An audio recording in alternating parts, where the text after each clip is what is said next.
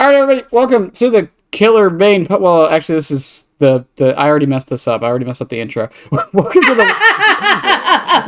welcome to the Whispers in the Fog podcast, where we don't talk about just killers. We talk about the game as a whole and all the topics related to that.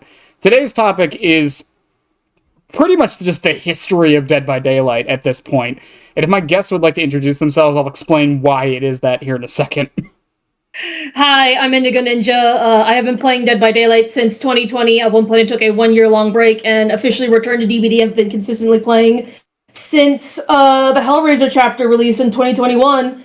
And I've been playing DBD for a long, long time. I just got to 5,300 hours in the game, and I'm a killer main. And I'm probably one of the only, civically respectful killer mains when it comes to hearing about crazy opinions on either side of the game. Well, so the way this... Also, all of Indy's stuff will be linked below. Indy's been on here before. We talked about entitlement last time. Yeah! So this started off as we were going to go over every, impactful patch in Dead by Daylight's history.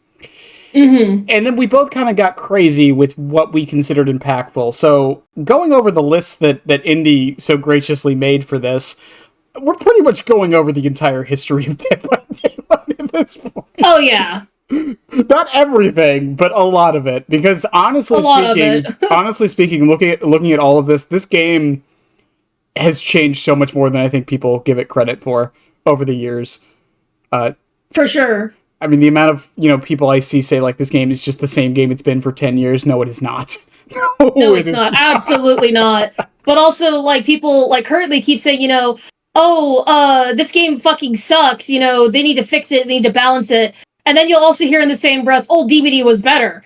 And a lot of the time, it's, old DBD head survivor mains that were, always in juke montages, bullying fresh install killers and things like that, when old DBD fucking sucked for both sides and for their own reasons. Yeah, we'll get into that for the 2016 to 2017 era, which is... Oh my god. So the way this was divided out, we are going to go in order. I'm sure we'll jump around on topics a bit, but the way this started out is we're going to go year by year by year, with some of the stuff probably being a little out of order because it's very hard to get exact dates for certain things. For sure. No one keeps archives except the wiki, and the wiki isn't always right, so... And even with the new .gg wiki that I've come across, because that's the only one that's still being updated, it was really hard to find a specific point in time that I realized. I just couldn't find any information about when Nurse was kill switched for a month.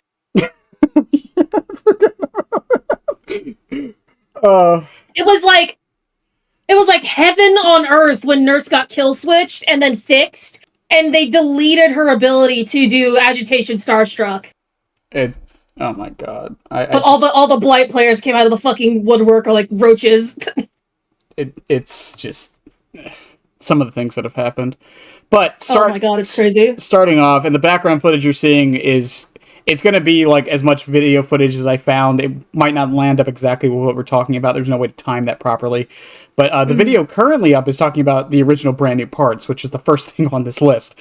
For those who don't know, original brand new parts instantly finished a gen. Oh, but it only had one downside. It ate your it used to also eat your toolbox. So there's clips out there from 1.0 or release DBD, where the one I'm thinking of specifically is a clip where this 4-man Swift pops together. They all find separate generators, and they all finish the 4 generators in a single, in literally 2 seconds, and the killer instantly DC'd. It was crazy. Yeah, it's like the situation now where every now and again you'll see those clips of the first chase, and you hear 3 gens pop, right? Yep. But back then, that could happen at the end of the game. You just heard 3 gens pop instantly because the survivors would save their toolbox for after the first 2 gens got done. Mm-hmm. And then just pop the brand new... And Franklin's didn't exist at the time. So you couldn't Franklin's didn't exist either, yeah. Couldn't even use Franklin's to counter it. I mean... Because Franklin's didn't freaking exist yet. And when were they officially adjusted? Do you know? The patch says 2.1. So it would have been 2.1 had its first rework where rather instantly completing a generator, I believe 25%. It only gave you 25% of the generator. If you completed like a skill check. Yeah, it was 15% over. I was reading it right there. It's 15% over 5 seconds to a max of 25%. Yep. Which is still really good. Don't get me wrong. Also, it's the killer can't get rid of the progress. Oh yeah, at one point, killers couldn't kick generators for a long time. That was also another thing. They couldn't kick jets. That was up until, like, year 2, killers could not kick generators.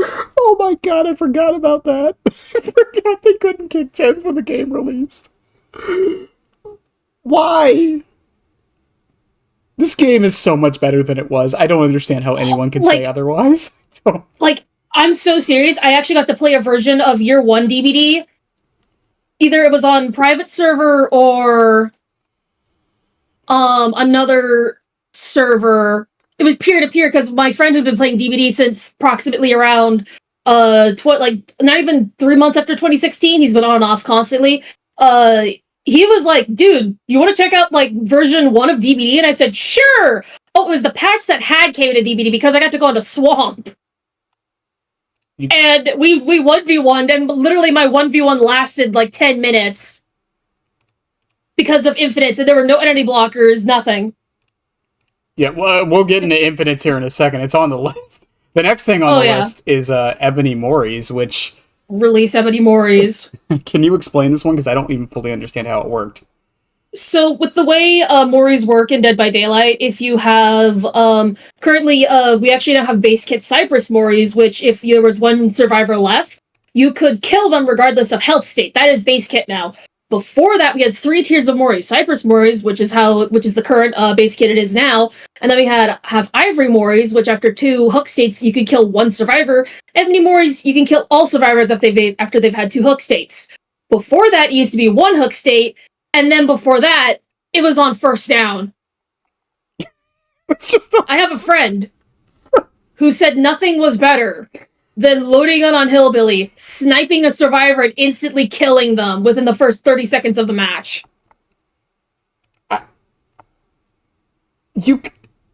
What? Who thought that was a good idea? You know, here's the thing with a lot of these, especially when the game released. Because, like, Behavior has said that they didn't expect the game to get as big as it did. So, yeah, balance wasn't really a question back then. But even like other ASIM games that have come out that aren't competitive, even TCM had like counters to this stuff. Because they knew it would have been a bad idea to just load in as the survivor or teen or what are they called in TCM? Victims. Victims, yeah, or the victims, and just you could just instantly die. Oh yeah. Like oh my god. And I think the closest thing to like TCM in comparison is like when it was possible to find bone shards and like chain stun the fuck out of the family. And it wasn't adjusted for like a year, right? Yep. Yeah, right when the game started getting big, because and we'll get into a reason why the game started getting big. And something we noticed, at least I know you brought it to my attention with Stranger Things, and we'll get to that much later. But there's a couple points in this game where we're kind of in the same situation we are now with Springtrap that I found very interesting that no one really talks about. But we'll get into that a little bit later. Next up was Infinites, which the current video in the background is showing. So for those who don't know, there wasn't entity blockers on Windows for... Actually, that one didn't come until like year 3. No, it didn't. Yeah. So survivors could just infinitely... And killers vaulted really, really slow back then. It was like half the speed. Extremely slow, yeah. So if the survivors had a good setup on something like Cowtree, which virtually hasn't changed since release, except they made one of the windows a pallet. Back then, there was just 2 windows on a long wall. The killer couldn't do anything. The survivor would just go to the Cowtree and just be able to run it forever. Bamboozle and medium vaults were the same as fast vaults, too. Yeah, there was no differentiation. Bamboozle didn't exist. entity blockers in general didn't exist, so there was no there was no limit on how many times you could vault something. It was ridiculous, and no, the only killer who could deal with it was Trapper, ironically. Trapper, because he could literally just trap windows and pallets and a few other things, but then we had original Saboteur. Yeah, I think that's you have that on the list for the 2016-2017 era. We can bring that up too. Yeah, so Saboteur used to work on Trapper's traps, and it wasn't they were gone forever if they were disabled. And it wasn't just it disables the traps. No, gone, just deleted forever. Deleted, reduced to atoms. Couldn't pick them back up. They didn't respawn, and he had to go get them or anything, which would still have been bad, but at least he still had his power. No, if someone wanted to, every time Trapper put a trap down, they could follow behind him, sabotage the trap, and if they did that to all of his traps, he now has no power. Yep, he had no power. He just became a pure M1. Say goodbye to all the add-ons you saved up your blood points for, because fuck you. And this also worked on hooks too back then. So the way hooks would work is the sabotaging would take much longer than it does now. It was there were skill checks. Yeah, it was 40 seconds, I think. Yeah, it was so long they had to put skill checks on the hooks. Mm-hmm. And the progress would stay. But once they were sabotaged, the hooks were gone forever. They did not respawn. Yep. Nothing caused them to respawn, which we'll actually get into a little later with Hangman with Pig's release, because Hangman's trick is a really funny story because of that. But what survivors would do back in the day is they would 99 hooks, wait for the killer to start running over, and then insta-sabotage it, and now there's just the hooks gone again forever. But they could do this to multiple hooks. Yep. So if you think sabotaging is bad now, it is frustrating, don't get me wrong. Oh, yeah. But at least the hook comes back. At least it comes back. Absolutely. But it's also the reason why back then Basement Trapper was the meta and is still super strong today, because the basement hooks could never be destroyed. Yeah. It's just, again, it's one of those things where I think that was just a remnant of it being a game that Behavior thought people would play for a little bit and then just drop. Oh, yeah, for sure. And it was just, not really thought about. On top of that, for Behavior's catalog before Dead by Daylight... Oh, my God. Everyone knows about Naughty Bear, but... oh, yeah. Do you know what else they've worked on? What have they worked on? Actually, I don't know this. The Zack and Cody game, the Drake and Josh game for Nintendo DS... What? I'm kidding. That's so random. Go to their wiki. They did a lot of licensed games for TV shows. That's actually kind of awesome. No wonder they know how to deal with licensing stuff. Yeah, and then of course Naughty Bear. Actually, that's a fair point. I didn't even think about that. Yeah, that might be why they're so good at getting licenses, because they used to do it. Yeah, because they're just used to the bureaucracy of all of that, I guess. And then, of course, Naughty Bear. And there was actually a sequel to Naughty Bear, not a lot of people know about. It was Naughty Bear Trapped in Paradise. Really? Yes. It was only available on Xbox Arcade. That's why not a lot of people know about it. So it was just never... CDs were just never produced for it. That's actually crazy. I don't know if it didn't ever get a physical release, but when it came out, it didn't.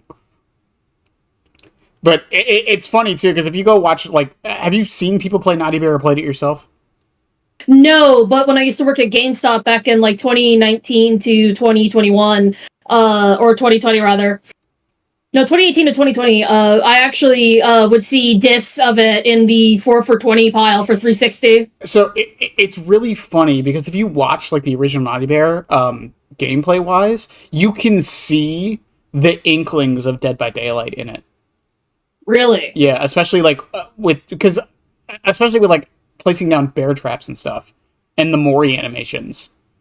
It's there. The skeleton is there.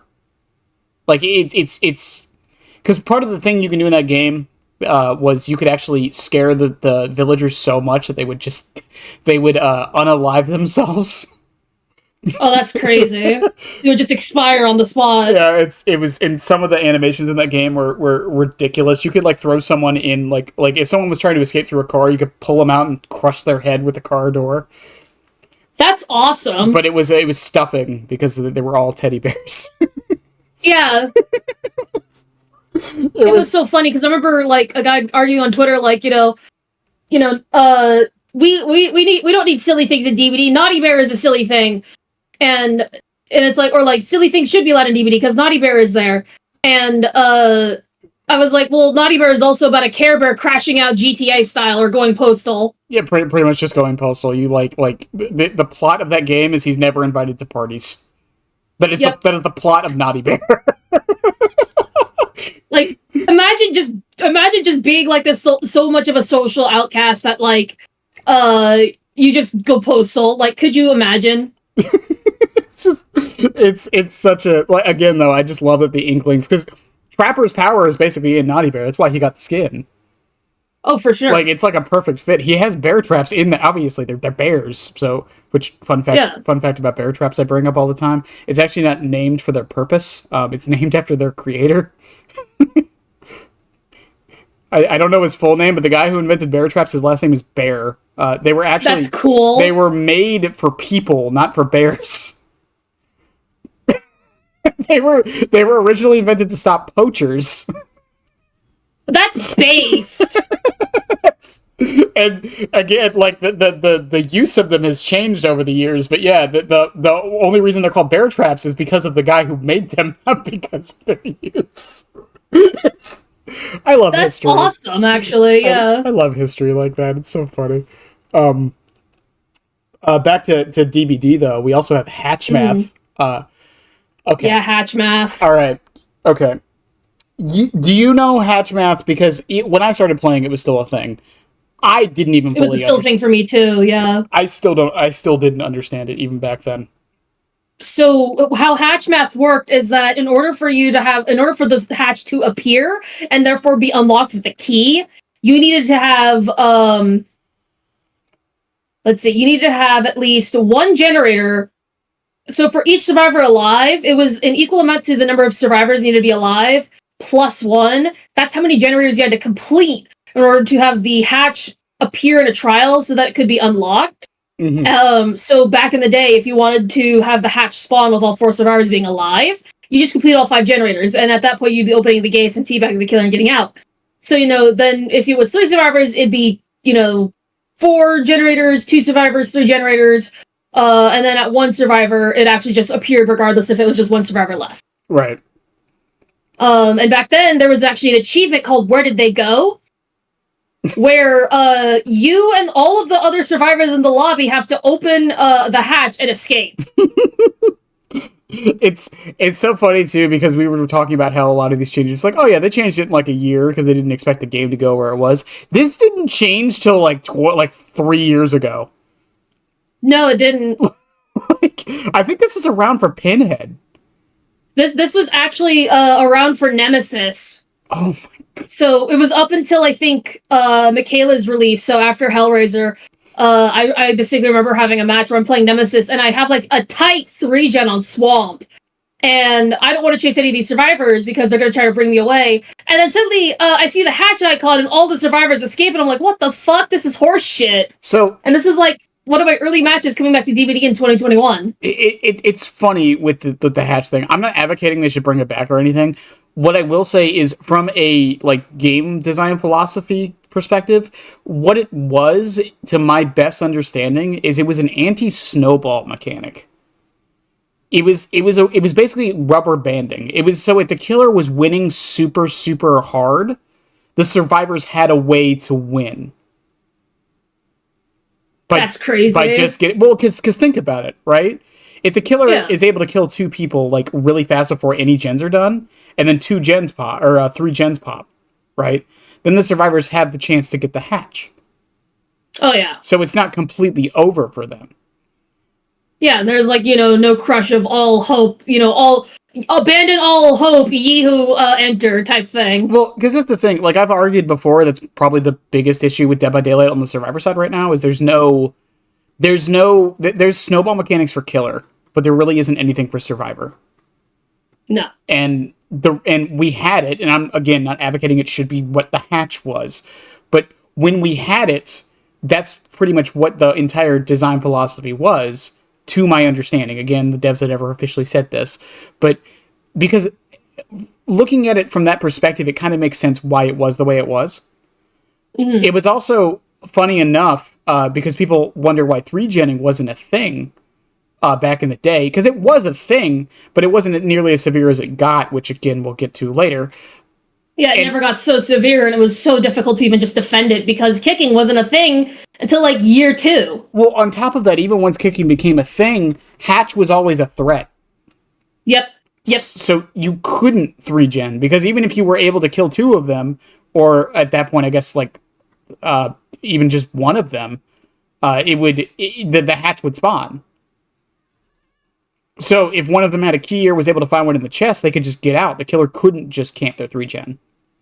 Mm-hmm. So it's an interesting philosophy in that case, and I don't know if that was necessarily intentional, but that's really like the one upside that mechanic had, is it gave the survivors a chance even when they were in like very dire straits. The problem a mechanic like that has, though, is that it's very frustrating from the killer's perspective, because it's like, okay, so I get punished for doing well, pretty much. Yeah. Dude, there were memes with old ranking system that was like some shit like me getting max hook states, max, all these categories, doing extremely well in the game, and you still D-pip and therefore D-rank as killer. Mm-hmm. Meanwhile, if a survivor dropped in to the game, does one generator, pops open hatch, they were able to like double pip. Now, and like basically memes like that on Reddit back in the day. That's how frustrating it was for killer players. Now, one thing that was changed way before that, well, not way, but slightly before removing hatch the way it used to be, was hatch standoff. Oh my god, yep. I've heard of those. I have only heard legends of these things. It's crazy. Legends. So the way hatch standoffs worked were basically if the survivor was in the jumping animation for getting into hatch, the killer could still grab them out of the air. So what would happen is, because of this, it was basically just a game of who gets bored first if both the killer and the survivor were right on top of hatch. So the killer would literally be dead-eye locking the survivor, just waiting for them to do the jump animation to grab them. Because if they didn't do that, because if they hit them, then they would just get into the hatch and leave. If they closed, and I don't think, and they could close the hatch, but, no, they couldn't close the hatch back then. I'm sorry. No, killers couldn't close the hatch, and because back in the day, DBD was peer-to-peer, there was no server timeout. Yeah. Because there were no servers to time them out. I tried to look up the longest hatch standoff recorded, and from my understanding, I'm sure I will be corrected on this. I don't know if it's true, but as far as I could tell from Reddit and the forums, the longest hatch standoff was 6.5 hours. And the longest one I was told was 16 hours, supposedly. 16? Oh, I did not see that one. Yeah, the one I saw was 6 hours.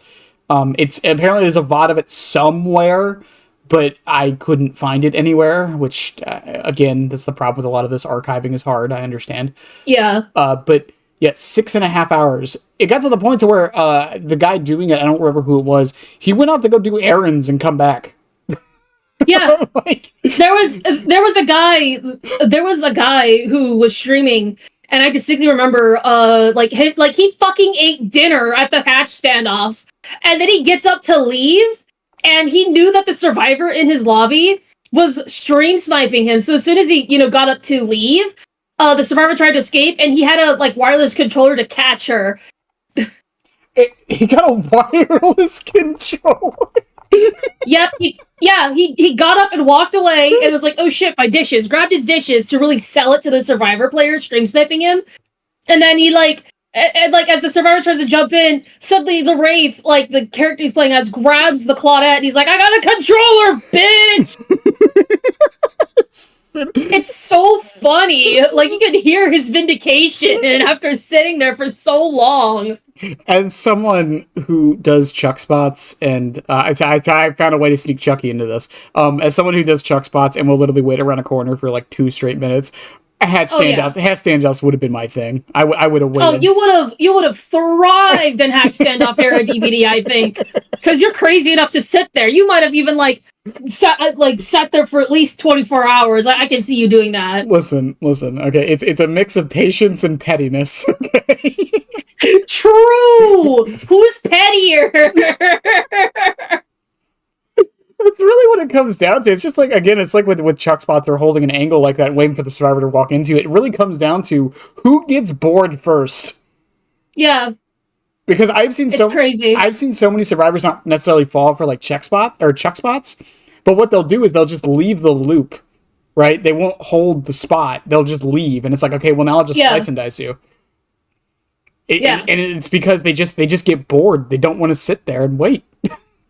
Dude, survivors, today's DBD survivors would not have lasted like a single match of old DBD. I'm so serious. Old DBD was better. Okay, and what about it? Speaking of survivors and old DBD, original self-care. Holy shit. So, like, original self-care on release used to let you heal yourself at the regular speed. You could heal yourself you could heal yourself at the regular speed. However, when stacked on top of Will Make It, of which those who don't know, Will Make It is when you unhook a survivor, you heal them 100% faster, only affects when you heal others. It used to also affect your self-heals, and you could stack it up to 3 times. Oh my god, it's stacked? It used to stack up to 3 times. You used to have a 300% healing speed bonus, and it also worked with other perks such as resilience and spine chill. So there's clips, and there was actually on an earlier like Arditha video, there's clips where you could just heal yourself in like 2 seconds. Like faster than the killer like hit cooldown. Oh, it's like Circle of Healing when it was meta. Oh my god, it's more like fucking like fuckle up. Oh my god. Or syringes right now, but like worse somehow. Exactly. Also, I didn't even think about this. The botany change, this video will be out after the change goes live. Does that mean botany affects or doesn't like change how syringes work? Nope. So there was actually a point in time right after I think the last Halloween update, I kept running around with syringes and serums with botany. So anytime I got hit, I would just hit myself with the syringe, and it would like heal me in like 15 seconds rather than 24. Oh god, the botany change can't go through. It's the only one I'm mad about. I know people are mad about the other ones. It's the only change I'm mad about is the botany one. Well, honestly, just it only really worked for self heal because it made it so that you couldn't heal yourself with a med kit with like a full med kit charge. Yeah. It's just old self-care. I've seen clips of it. I mean, it's to a point with old self-care that people still hold on to it. Yeah. Like, self-care, don't get me wrong, I don't think self-care is as bad as some people make it out to be. It's just, you have to use it correctly. Don't just go off into a corner and heal. It's just like, if someone wasn't able to finish a heal on you, then self-care is really good. Or like, you're next to a gen, then go ahead and use self-care. Or like things like that. Or like you're using a med kit and suddenly it runs out, and then you don't have to go like find a teammate to finish your heal. Right. Or like again, like progressively healing yourself. Like you're not doing anything, the killer's nearby, just heal yourself a little while you're waiting, and then you know, and then go on, carry on with the chase, and if a teammate happens to find you, then they can finish the heal. Like self-care has its uses now. It's just it's one of those cases where it's an inkling of what it used to be, so everyone just thinks it's bad. Oh yeah, dude, you should see like how popular self-care is in the East Asia servers. Like there's even been rumors that self-care getting nerfed down from 50 to 35% was specifically because of how often it was used in East Asia servers with survivors. Well, yeah, that probably like it is insane like how anti-altruistic they are and like how like self-sufficient they are like in East Asia servers. Yeah, that's why if you look at a killer tier list, a lot of their killer tier list is ironically they focus more on the macro side of the killer, not the 1v1s. Mm-hmm. That's why Xenomorph is considered like the worst killer over there. They have Xeno under Trapper, by the way. Didn't they at one point have Chucky at the bottom? Yeah, Chucky and Xeno are right beside each other at the bottom. That's crazy. Yeah, and this is before Chucky's recent changes, Chucky's last batch of changes. This is like right after Scamper, and they lowered the cooldown, and he was still good. Like they still had him like way down there. Because a killer that's only focused on 1v1 for that server is just kind of bad. Mm-hmm. And that's it's and again, it's just so crazy, like the difference between the mindset of like East Asia server survivors and like EU and NA and even South America server survivors. Like it's like night and day difference. Well, it's also like because you'll see this in other games too, like League of Legends. I found a way to sneak that in here. League of Legends. Oh boy. League of Legends, like the difference between East servers and like Korean servers is insane, because in Korea they surrender a lot. And it's not because they're bad at the game, it's just because they can understand, not even necessarily they can understand. So Eastern philosophy, or not Eastern, Western philosophy, I said East, whoops. Especially America, we're a very underdog kind of country, culturally speaking. We are very, David and Goliath is like our motto, right? We always root for the underdog. That's just how our culture works. And in a lot of, in like Korea, that's not really a thing. For multiple reasons. You can look into the history as to why, but especially considering America was basically founded on the idea of being the underdog versus the British at the time. But so it's kind of ingrained into our culture. So like this idea of like surrendering and giving up no matter how bad it looks is not really a common sentiment in like America. There's a reason why, like, in Western American culture, there's this whole, like, never surrender, never give in. Like, that's a whole thing out here for us. Yeah. And this translates... Hold the line, all that stuff, you know? Defend the Alamo, even though we lost. That was rude to the people at the Alamo. Anyways, we can see that philosophy in a lot of games. Even in Dead by Daylight, again, they're very self-sufficient, which you would think would be a thing more so in American servers, and it kind of is. We have the mindset, we just don't have the... How do I want to phrase this? We have the mindset of being, like, very self-sufficient, because you can see this with, like, any time people talk about solo queue, right? Oh, yeah. And I even, made a video about it, which will be probably linked down below, but, like, your mindset in solo queue. Because we're currently undergoing, like, the go next epidemic. Right. Which more often than not happens, when a survivor is in solo queue. Yeah, and the thing with it is, like, solo queue, the way a lot of people like to play it is, like, I'm the hero, right? I'm the lone wolf. No one else cares about me but me. I'm the hero, I'm the main character, I'm so misunderstood, all that...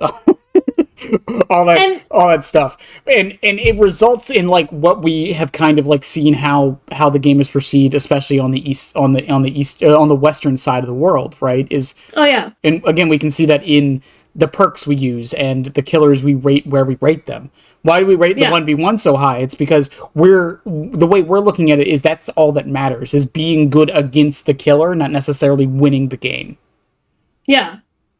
Or like, in my ramblings about, your mindset in solo queue, it's not about escaping and it's not about dying. It's about how long you can endure the bullshit and trying to help your teammates also endure just a little longer. Exactly. Yeah. Because it doesn't matter if you live or die. If you're on death hook, however, and one of your teammates is on the final generator and you know where that generator is, like if I was on death hook, I would always be just fucking off to the opposite side of the map, so that my teammate can complete the generator undisturbed, and perhaps, they would have a little extra time to open the exit gates because the killer's on the opposite side of the map. Yeah, I mean, the way, again, I've talked about this for a while, where I feel the game does not reward you enough for being a team player outside of, like, what's the word I'm looking for? Outside of kills and escapes. Yeah, well, not even just that, it's just, like, again, if you're able to run the killer for so long, and then you die anyways, but your whole team gets out, you still feel like you lost. Unless you have a certain mindset, because the game doesn't really reward you for that, and I feel like it doesn't. And I feel like it's a massive problem with the game. And again, unless your mindset is in a way where that's the case, it's just there's nothing the devs can really do unless they add some kind of incentive. It's the same thing. It's the same thing with like going for like late game hooks. It's like the door's open, someone's on hook, the killer's camping. There is no reason to go for that person. Oh yeah, especially, it depends on, the killer. Like, for example, Bubba and Hillbilly, bye, we're not coming to rescue you. Yeah, and even then, even if it's like a killer who can't camp that well, but like let's say clown without pinky finger, it's like, yeah, sure, you could go for them and it'd be, like cool and sick and really nice of you, but there's no reason to do it. Absolutely not, yeah. Or even like say against Huntress and like Haneke, because they're now two of like the best like long range campers in DBD. Because like, good fucking luck if you get down in a corner of the map and a Kaneki just decides to camp the whole corner of the map and Springtrap with his power. And Springtrap, don't forget Springtrap. Oh yeah, and Springtrap to a degree from what I've seen. All right, it's gonna be good. That's so cursed just saying, yeah, and Springtrap. Like, what? Who invited this loser to the party? I was talking to somebody. It's so funny that we can ask like the question, who's stronger, Springtrap or Myers, and it's actually a legitimate question now. And it's literally Springtrap. The only thing Myers has over him is our two add-ons that can instantly kill survivors. It's so good. God. So, moving on from that, though, we do also have the old bloodweb you put in here, which... So, I tried... The original bloodweb... in modern DBD, so there's the level 50 bloodweb, and if you're P100, you only get level 50 bloodwebs. Mm-hmm. Now imagine trying to P100 with only those level 50 bloodwebs. So, I tried... And the rarity of the items were random. So it wouldn't be like, cheaper items in the middle, more expensive items on the outside. You would sometimes just be stuck with a bunch of eerie items in the center. And if you didn't have enough blood points to buy them and complete the blood web, tough luck, go play some more games of DBD. So I tried to find footage of the old blood web. It is harder to find than you think it would be. Oh, yeah. And it has been improved over the years. But, I was explaining... even the blood web before its most recent changes, and I don't mean the bulk spending. I mean the prestige at 100 changes. Yeah. Before that change, I was trying to explain this to a friend, and they did not believe me. That's how bad it sounded.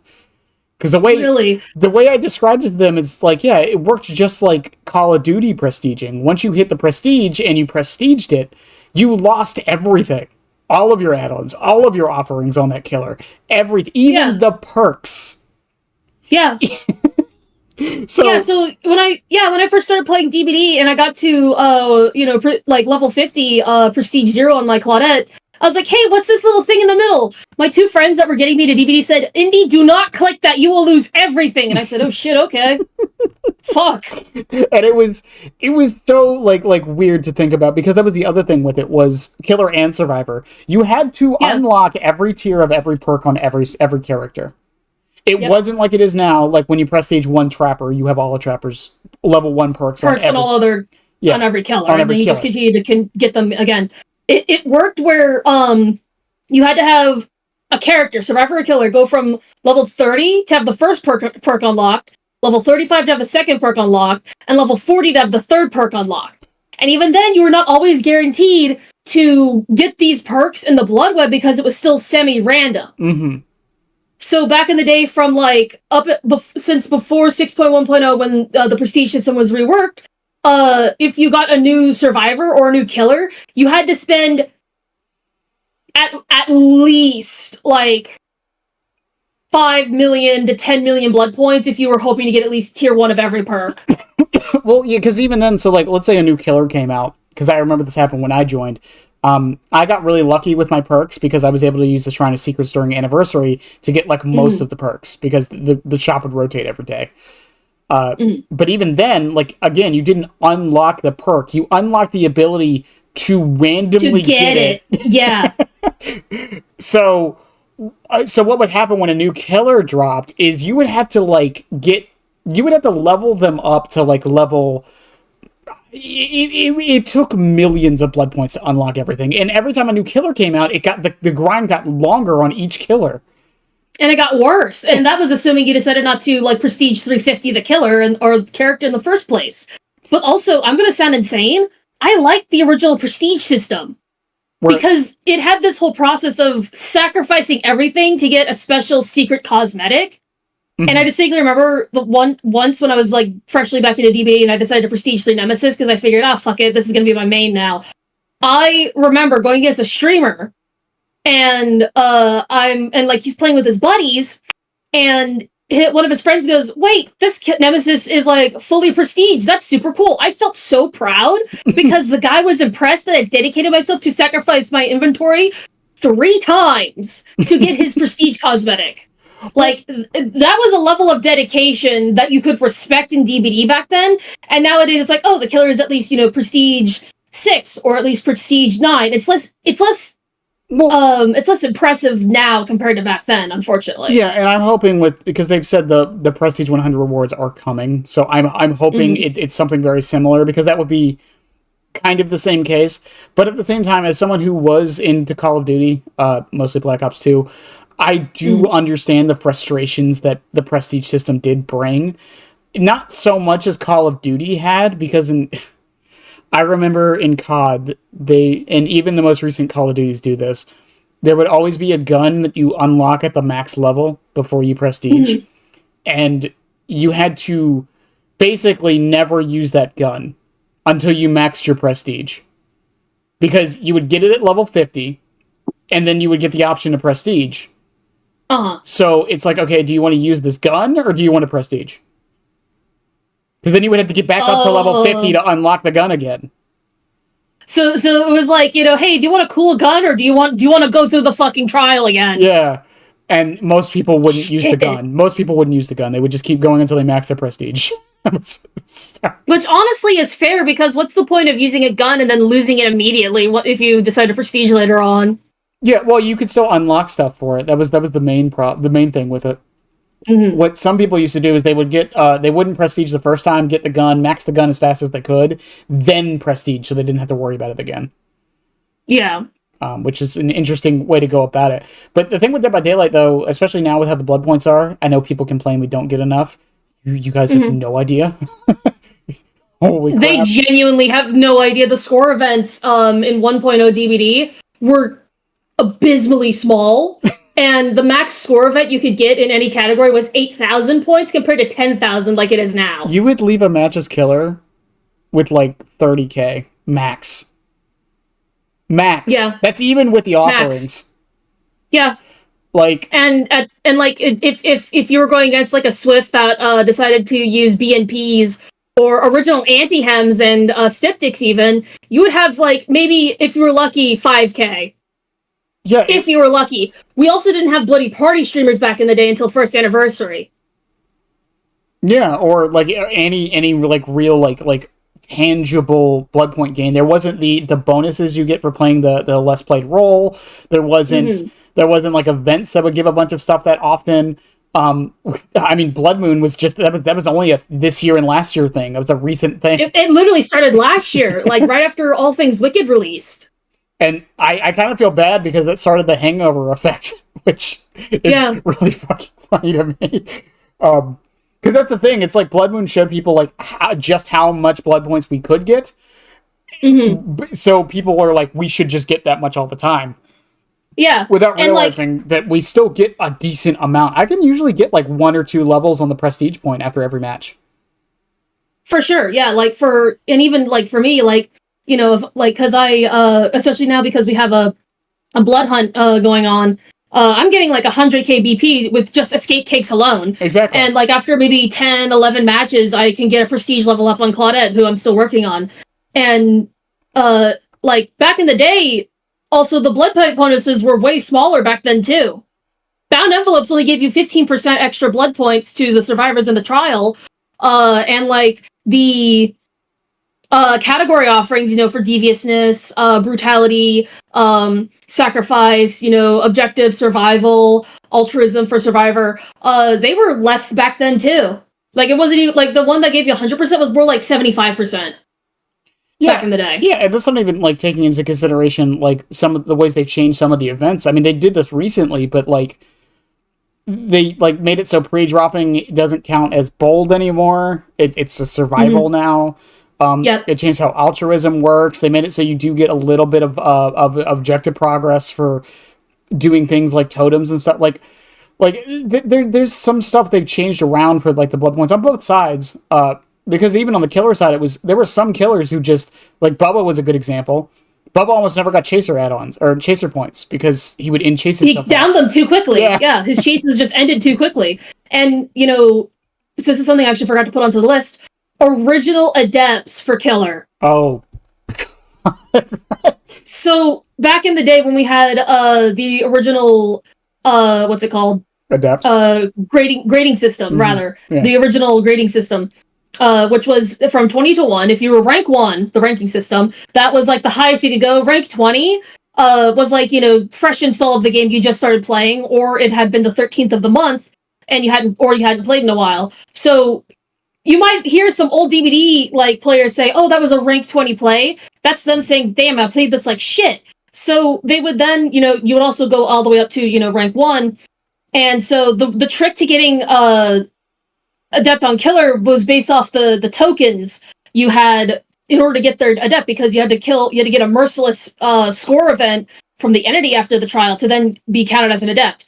It was easier to get merciless killer at rank 20 than it was at rank 1. Right. I mean, even now, even now it is, but it doesn't matter. Currently, you just need to kill all 4 survivors to be considered merciless killer. But back in the day, there was instances where if you just got a 3K and you were counted for merciless killer, it's still counted for your adept. I think I got a couple of killer adepts getting merciless killer with the old rank system before it got changed to grades when I first came back. So it's funny too, because remember how I talked about the hatch system was kind of like an anti-snowball thing for the killer? Mm-hmm. The old grade system was kind of a very similar case because that was their MMR system, right? Back in the day. Because it punished you on both sides for doing things too fast. Mm. Because if you ended the game too quickly, you wouldn't rank up because of the gatekeeper and chaser, the chaser emblems, because those were tied to doing basically keeping the game going for a decently long time, and and now that that's gone, and again, not saying it should return necessarily. I think some method of it should, and it kind of is, but no one cares anymore. Which is a mentality issue, which is something behavior can't change. But it's a weird conundrum where, because back in the day, it's like, again, if you were trying to go for adept on Bubba, you would purposely go out of your way to make chases last a little longer. So you would just become an M1 Bubba or an M1 Hillbilly. Yeah. And some could say that's bad design, and it was to a degree, but at the same time, it did encourage the games not to just turn into, like, again, a snowball fest, where the killer would just down everyone, 4 on the floor slug, and just leave. Yeah. And it would also encourage the survivors not to just be on gens the whole time and just pop all 5 and leave, like, in 2 minutes. Because, again, they wouldn't get as many points either. But now... And that was how the Survivor rulebook kind of came to be, because there were just so many, like, balancing issues for both sides, If there was a situation where, like, at one point in the rule book, I tried to find the original, but, like, I only know, like, hearsay from the rules. Like, if all 4 survivors got downed, the killer had to come and pick them up, let them wiggle off, and let them all reset, like, so that, like, the game could still keep going. Because at the time, there wasn't Unbreakable. There was no, like, self-reset if you were on the floor. And, BNPs were not allowed, Ebony Moris were not allowed for either side. Just so that it was more fair for both sides, and it was easier to manage back then, because, the player base was, like, maybe in the hundreds, if only the thousands. Yeah, and it's a weird conundrum, because it's like, again, a lot of it is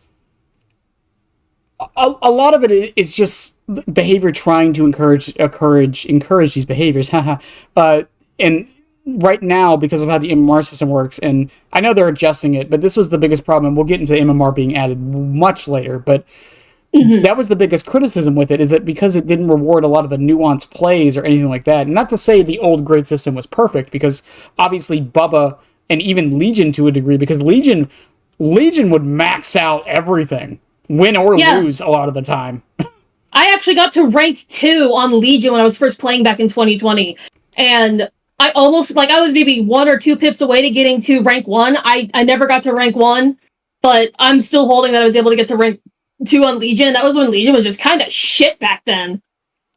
Yeah, it's... Like, before, like, the 5th chain hit down to Survivor, regardless of being deep wounded or healthy or injured. Yeah, and it's just the similar thing happened with Freddy, was because Freddy would get devious points anytime he M1'd. Mm-hmm. So because it automatically put a survivor to sleep. Yeah. But on his release, he couldn't hit a survivor at all, and that's a little later in the 2017 era of DBD. Holy shit. Yeah, and then again, going back to the bloodweb situation with this, it's also like some killers would just not get that many blood points in general. Like the old strategy back in the day is like, okay, you want to farm a bunch of blood points, put on barbecue and chili and play Legion. That was the secret. Pretty much. That was the secret to getting as many blood points as you possibly could on either side. Yeah, unlock.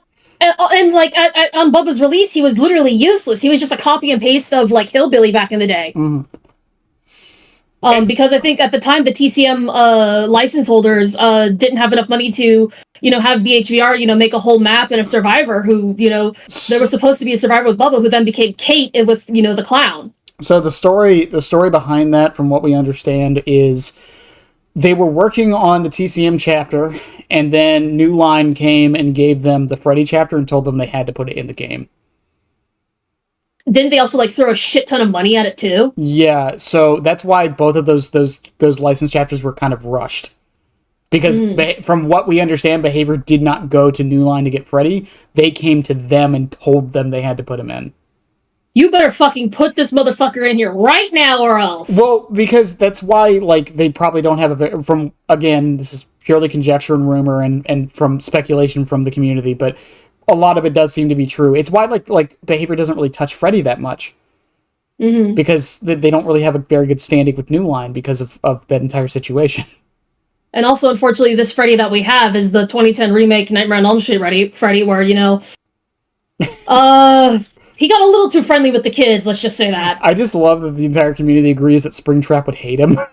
It's so funny. It's not that Springtrap was like, yeah, kill, I also kill kids, but I'm not that freak over there. Yeah, it's also similar to, it's in a similar, vein of thinking, I think, to, Joker being like, I may be crazy and evil, but, this is the fucking IRS, man. I ain't stealing from the IRS. What the fuck? I just love that the community has, kind of come together on that, where it's like, yeah, no one likes Freddy.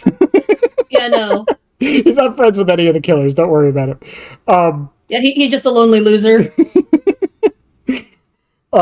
Moving on a bit, and again, the video already played for it, but pallet vacuums were another thing, which, again, is still a thing in the game. And not as horrible as it used to be, and I actually got to see that with an old version of DBD. I'll pull the video back up, but yeah, let's just say it was not nearly as bad as it used to be. Let's see, where is it? Okay, fast vaults. I think it's here. Yeah, look at this shit. It's abysmal dog shit. Oh my god. She was on the other side of the pallet. Yeah, and it used to be a thing, because killers kicked pallets so fucking slowly that, they didn't even bother kicking pallets, and they didn't have Bloodlust back in the day either. Mm-hmm. So, I don't think they had Bloodlust, I think, until, Huntress came out. And so, Brutal Strength was the meta, because it just made kicking less, horrible. But if you didn't have Brutal Strength unlocked with Trapper, you were just kind of screwed. Also, to those listening, we're not even done with the 2016 to 2017 era, and some of you haven't even gotten to the Halloween chapter yet. And to some of you who've been around in this game for a little bit, we haven't even gotten to some of the worst stuff. This isn't even the worst stuff. This is just this existed, but I'm glad it's gone now. No. Some of the worst shit, you and I have lived through, it was horrible. I loved it. Holy shit. I loved it. And then we cannot forget, there was an era of DBD, I think after 6 to 7 months after release, a little after Nurse was released. Mm-hmm. People realized how broken flashlights were. Yeah, Original flashlights and their add-ons were extremely strong. And actually, I can pull up a video real quick. This is related to it. I have the Matthew Cote match playing in the match. That's the exact one I'm thinking about, actually. Mr. Cote, I met you in person at PAX. Let me just say, you're cool. I love you. But This is just documented. I'm gonna fucking judge you for that pocket Twizzler, though. This is just forever in the Dead by Daylight community, just so you know, all right? And if this is the reason flashlights got nerfed, because they got nerfed like a week later. Yeah, although they're gonna deny this was not the direct reason. So, but also notice how, like, he only has, like, what, one perk? Unrelenting. He only has yellow unrelenting. So this was a custom match he was in. All perks were not unlocked in custom lobbies.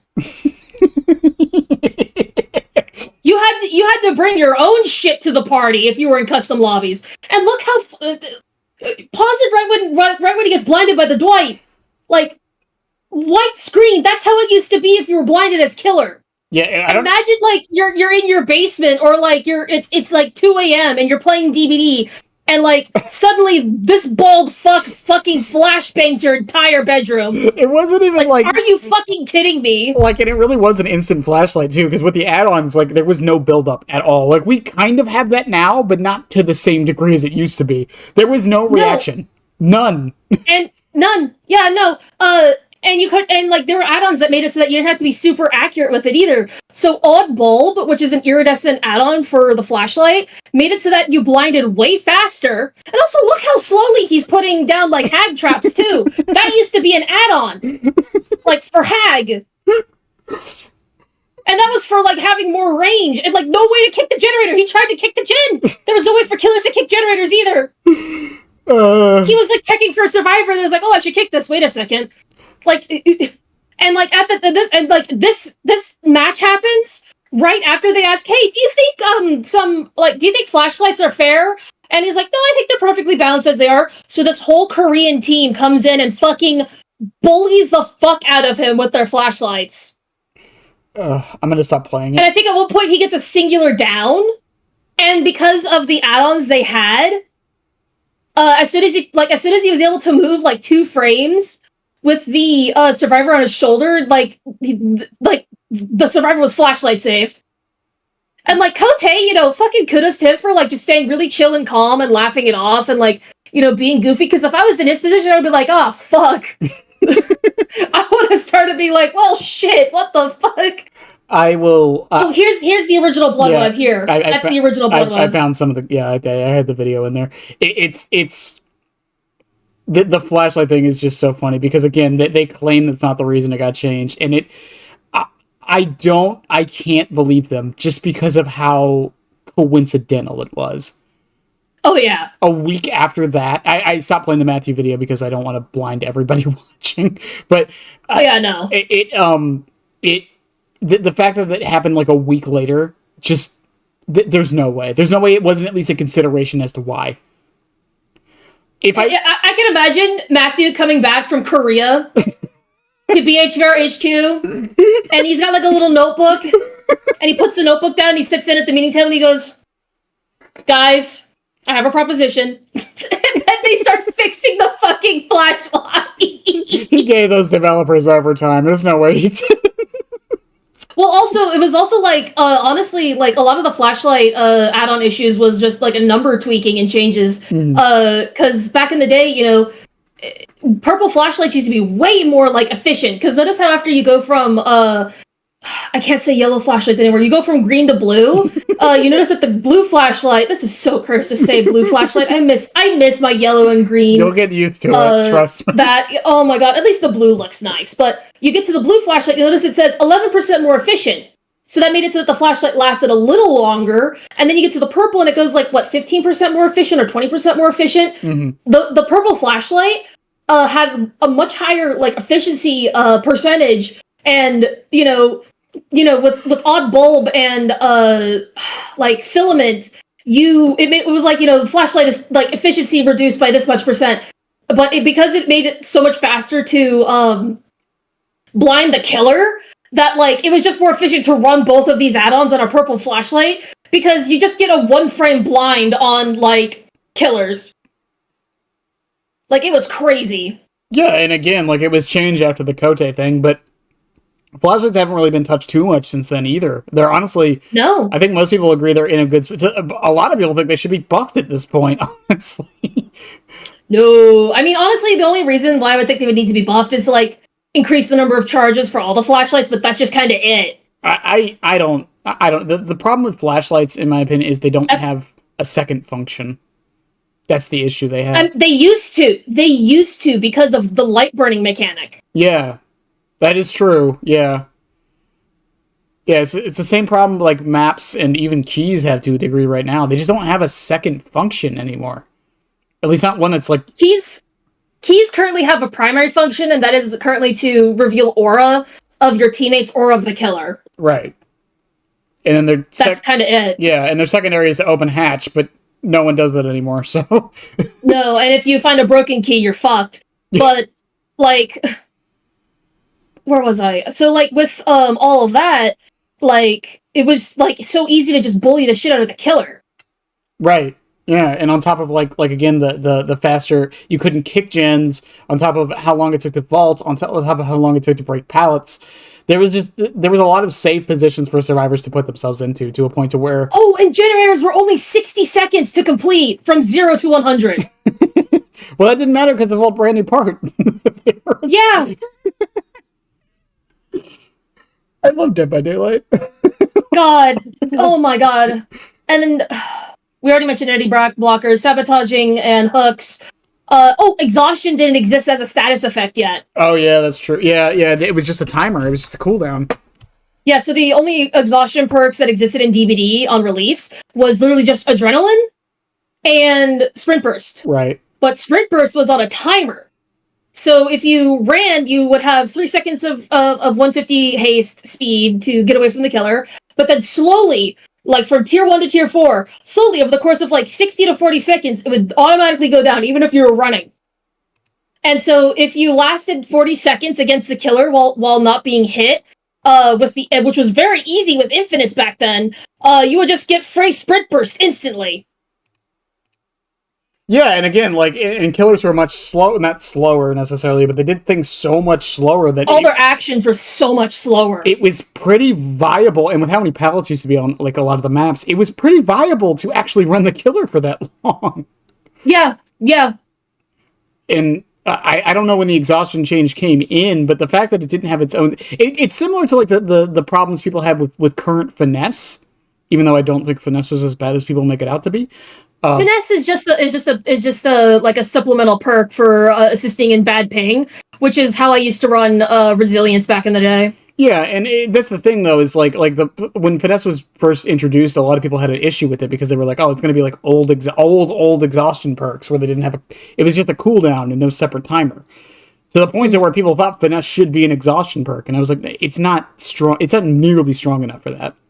It's only strong if it's paired with live, and by that point, it's just obnoxious as fuck. Well, although it's funny whenever survivors try to like finesse in my face, I'm like, nice finesse, nerd, as I hit them. Still. Well, at that point, it's not even a finesse problem. Then it's a life problem, and then exhaustion perks probably still need another adjustment. I feel, but overall, like it was a good change that they got rid of them just being cooldown based. I cannot. Yeah. The amount of chases I've had, like, on a bad map that have lasted, like, a minute, like, I could not deal with them. Sprint bursting at the start, already getting a head start, and then just running me for, like, I don't know, maybe, like, 40 more seconds, because it takes me 20 seconds to catch up. I'm pretty sure if I had started playing DBD, like, in its release year, I would have been, like, an A-run survivor main. I'm so serious. Had I not gotten into DBD in 2020 and, like, 2021, I would have been a survivor, like, a hardcore survivor main. Speaking of Survivor Main, we are moving on to the Halloween release, which... So the Halloween chapter is a canon event to Dead by Daylight, I think. This is the chapter that I want to say saved... I don't want to say saved the game, because it wasn't... The game... Put it on the map! Yeah, that's what I want to say, because the game wasn't in a position to where it wasn't dying or anything, it was just a very small niche game. And then Halloween did just... It put it on the map. This was the chapter where people were like, this game is going places. And I mentioned it a little bit earlier, and we'll get way more into this with Stranger Things. The funny thing with this chapter release is that I think this is when Behavior started doing what they're doing now with Springtrap, where they were working on ways to make the game better for, like, the player experience. This is when they started nerfing a bunch of stuff. This is when they started... trying to like balance the game out a little bit more so it was more fair for the killer side. Now, did they succeed? We'll get to that here in a second with a couple of perks, but what I am going to say before we get into this, because I feel like we've been pretty even-sided on a lot of the issues Dead by Daylight had at the beginning. However, a lot of the changes that we're going to start talking about, especially after the Halloween release, are probably going to make it sound like we're just like bitter killer mains. Or like we're making some shit up. No, these existed, and these existed for either multiple months or a handful of years. We asked Survivor and Killer players.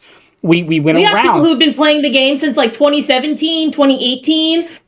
It's unbelievable, genuinely. And there's archived videos from Otstarva where I'm like, how did we get past this point in DBD with all this shit surrounding it? And again, what my point here is that a lot of this is going to make us sound like we're just killer mains, because a lot of these problems were on the Survivor main side. That is just convenient. Okay, that is just... It's convenient, but it's also like, fuck, it's like, come on. Like, people keep saying, like, it was unbalanced back then because both sides were bad. Well, no, you could master DBD pretty quickly. Like, I've come across, like, Survivor players who had, like, maybe, who were, like, genuinely looping me back in the day for, like, maybe, like, 3 or 4 or 5 gens even, and they had less than 100 hours. Which, could have been, like, a Smurf account, but again, you can master DBD pretty easily as a Survivor.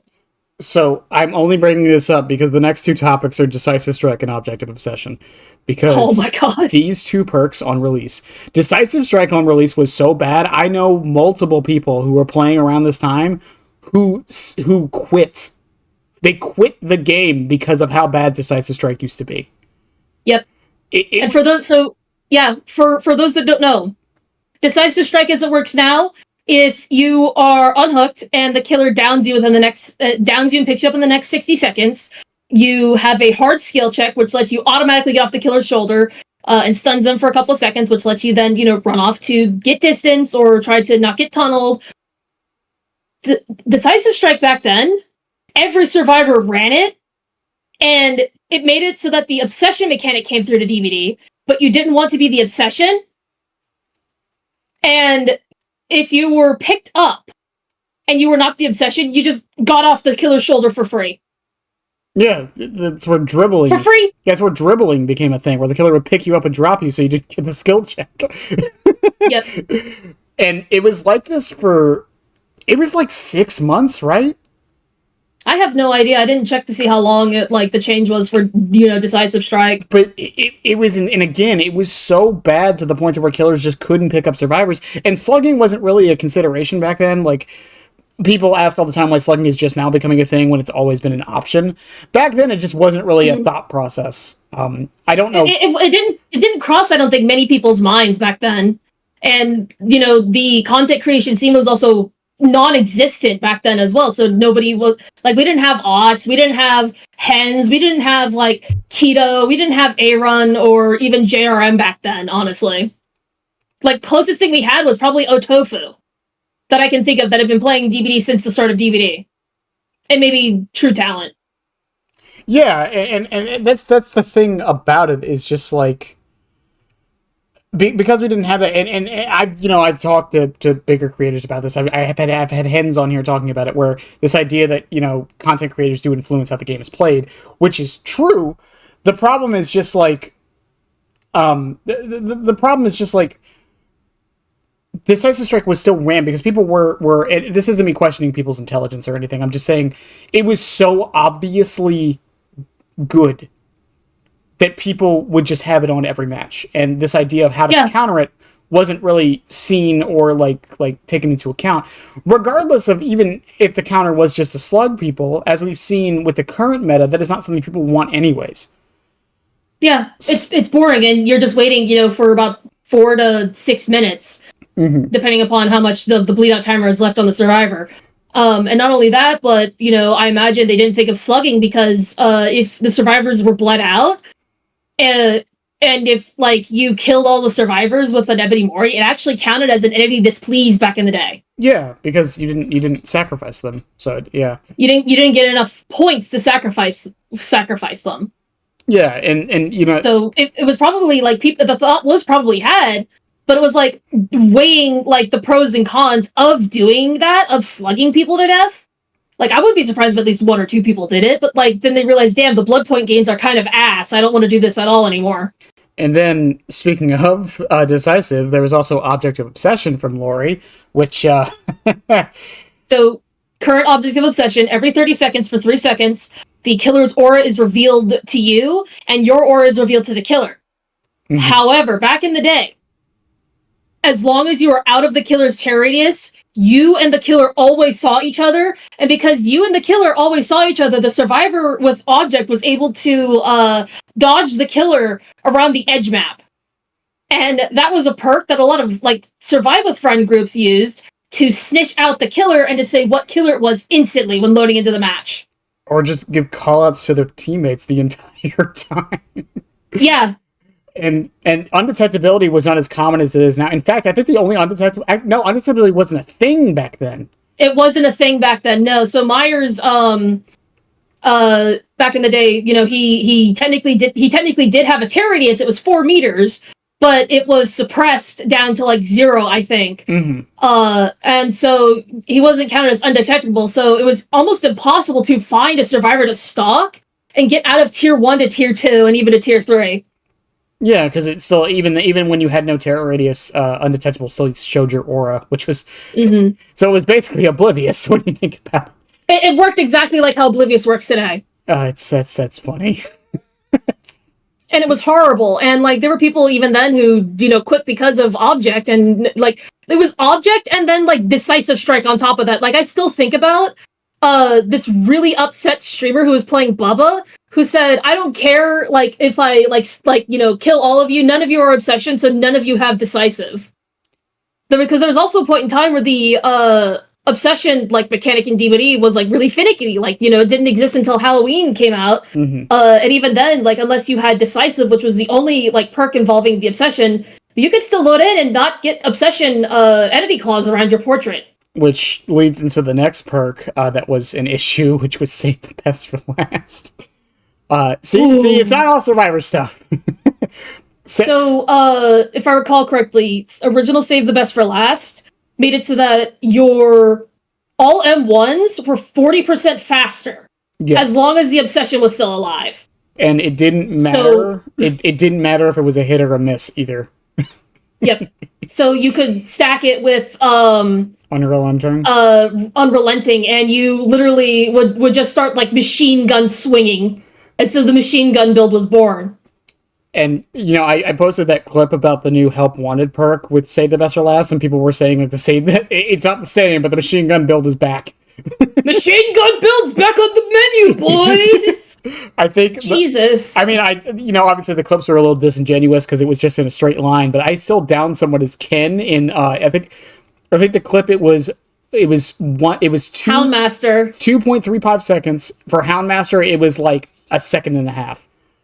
Yeah. It's ridiculous. But again, it's balanced by the fact that you have to compromise a gen and build up your stacks. Back then it was not. And there's like a timer for how long you can have the buff last for you. Yeah. Now, the thing with all of these perks, and this is when Dead by Daylight, again, it was its first licensed chapter, and as people know, licensed chapters cannot be bought with cells. You have to pay real money to get them. So this is you mean your shards. Shards. You can still buy them with cells. I'm sorry. Yeah, you could only buy them with cells. You could not buy them with shards. So you had to spend real money on them. This is when the allegations of Dead by Daylight being very pay to win started to come into play, because it didn't matter how much you grinded, you could not get the licensed chapters unless you paid for them. There was nothing you could do about it, or get lucky that the Shrine of Secrets, which wasn't a thing at the time, had the perks in it for you, which was, again, a problem, because it meant that basically, while I don't think the allegations for Dead by Daylight being pay to win are necessarily true, I do think it is definitely pay for advantage, which is a different category and a whole different conversation. Pay to grind less, or wait less, so to speak. So the thing with that, though, is it definitely brought, because the perks were nerfed eventually, all of them. And the thing with this is... And reworked, even. Yeah, and the thing with this, and we'll get to this with another set of perks that was much worse than these somehow, it brought into the idea that was behavior making these perks busted on purpose to sell the chapter, and then nerf them immediately later, just to make it so those people's money wasn't worth it. And I don't think that's what they did or were doing. I genuinely think they just, especially at the time, thought these perks would be fine even through internal playtesting. Yep. Because as with most game developers... we didn't have PTV back in the day. There was no public way to try out new chapters before they released and to give, general public player feedback to the devs. Right. Like we do now. Exactly. And, things like the original Say the Best for Last and Object of Obsession, it's like they genuinely thought that it was going to be fine, because as with most game developers will tell you, they do not expect their players to optimize as much as they end up doing, and there's no way to expect them to. Things get oversight. There's oversights everywhere, and a lot of issues like this do eventually pop up, and there's nothing they can really do about it except for nerf it down the line and just hope it wasn't like too impactful for the game, which, again, somehow this does get worse and behavior didn't learn their lesson. I do think they're getting much better about it, but back in the day they did not. Because the other thing with this is there's a design philosophy a lot of game designers will tell you, that it is much better to release something that is really, really strong and nerf it down than the opposite. And that's the design philosophy for Apex, still. Well, this is not design philosophy for a lot of games, because the results do show that if you release something that's not very good and then buff it up to a point to where it is good, the perception of it not being good stays. It doesn't matter what you do. And when you release something that's very strong and then nerf it down, while some people will stick to the old hat ways, similar to like what happened to self-care. But the perception from a lot of people will still stick with it, right? They'll still be like, okay, well, maybe it's not that bad of a change. Maybe I can still use it. It's not as good as it was, but it's still decent. And that's what game developers have learned over the years, is that and that's what I think has happened with behavior a little bit. If anything, I think they've been playing it a little too safe with some of the changes they've been doing. But again, we'll get into that much, much later. But the Halloween chapter, putting the game on the map was a massive, massive boon for this game. And honestly, if it didn't happen, I don't think the game would be... I do think the game would be dead by now. Without the Halloween chapter, like everything after, I think, Huntress's chapter coming out wouldn't have happened. Yeah. After Nurse's chapter. Yeah, I 100% agree. As much as people are feeling license fatigue at the moment, including me, we do have to admit licenses are what grow the game. The OG chapters, for the most part, don't grow the game. They keep the game going. Because the licenses are what brings in new players to the game, and the original stuff is what keeps the players invested and interested in continuing to stick around. Right, and again, I do think we are hitting a bit of license fatigue, but back in the day, especially like Myers... who was after Myers? Was it Bubba? After Myers, for licensing, it was Bubba, then Freddy, then Pig, Ghostface, Demogorgon, Pyramid Head, Nemesis, so on and so forth. Yeah, and again, like, it's just that got eyes on the game, more people playing it, the game stays alive. And unfortunately, that's just how the business model has to work, because ask most veterans who play this game, including myself, how much money you don't have to give specifics, but do you spend that much money on Dead by Daylight? Do you want to know? Because I have spent, I'm pretty sure, at least $100 on unknown cosmetics alone. Right. But like, other than that.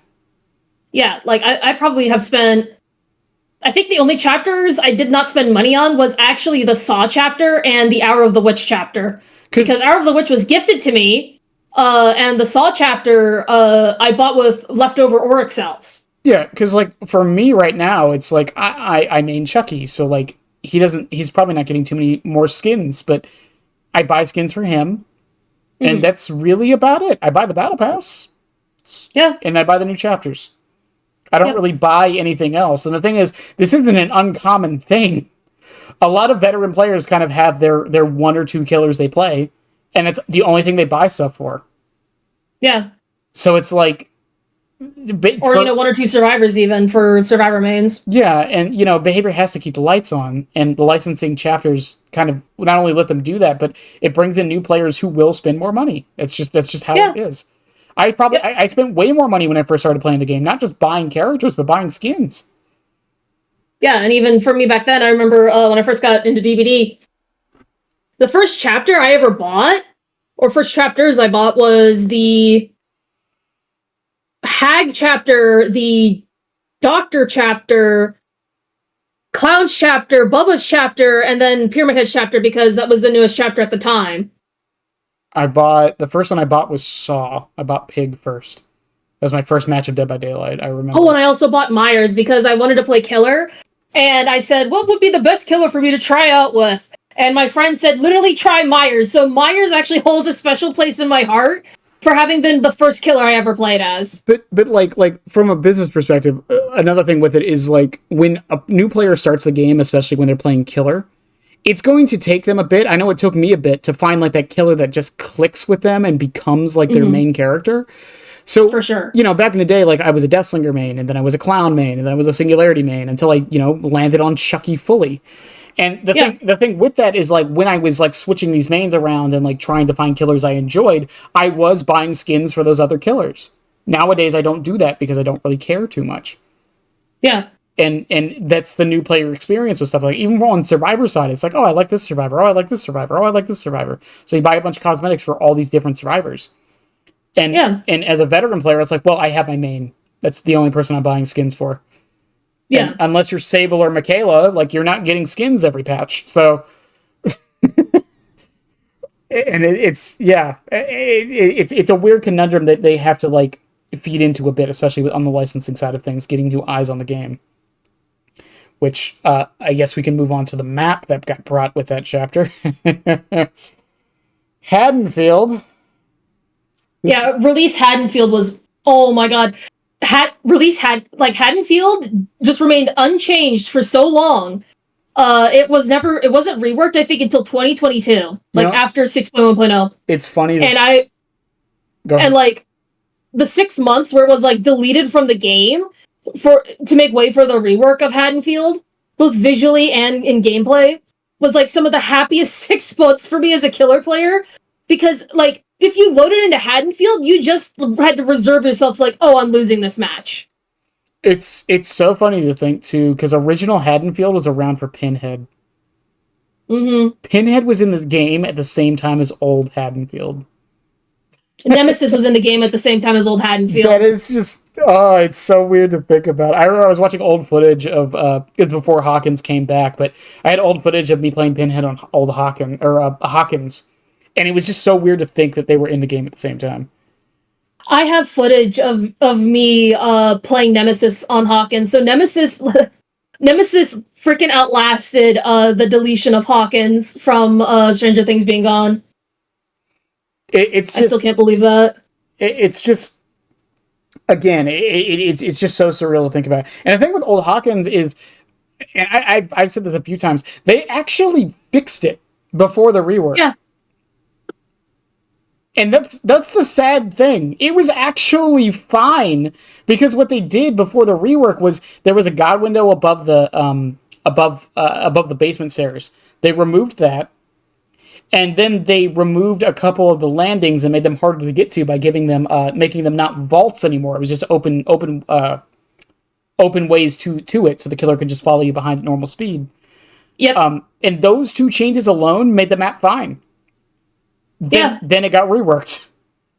And then and now it's like considered to be like an extremely killer-sided map because the only loops are literally the main house, House of Pain, and like the two-story houses that are there. Like and then you just have, and then you get out onto the street and you get away from the houses. It's just dead zone central. Well, that wasn't even originally when the rework came out. It was Survivor-sided. Remember? Oh my god, I remember, actually. Because of the double windows that could spawn in every house, and there was like... Oh my god. There was like 7 pallets on the street, and and then they reworked it again, it became killer-sided somehow. Haddonfield is so cursed. It's such a cursed map. They can never get it right. It's because Myers doesn't want you to use it. That's his fucking neighborhood, motherfucker. It's really funny too because he's not even that good on the map in general, anyways. No, he's never been good on his own map. Like it's I haven't feel his head quite the glow up and change over the years. Oh, for sure. You put on your perk stacking exploit? I don't know what you're talking about with that. So, at one point it was possible to stack multiples of the same perks onto killer or survivor. So you could perk stack stuff like save the best for last and unrelenting, so that machine gun killer could happen. That was true machine gun killer back in the day.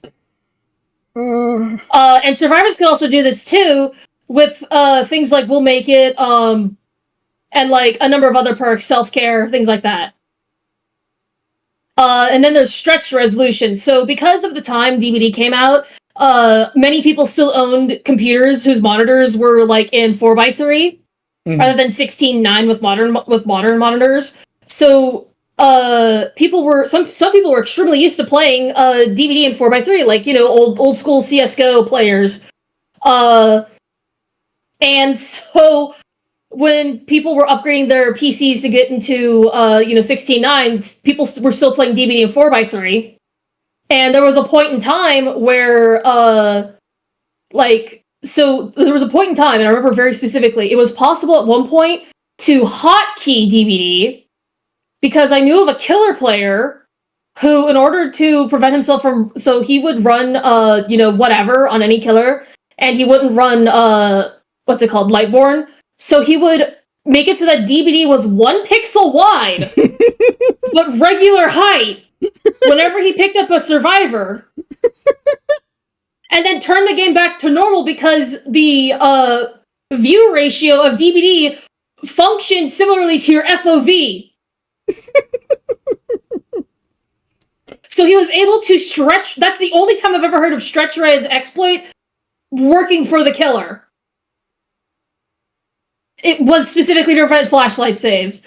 And then you would see a stretch resolution most often on survivors. Like there's like it looks so fucking ugly, honestly, with stretch res. But stretch res didn't get patched until like a year ago.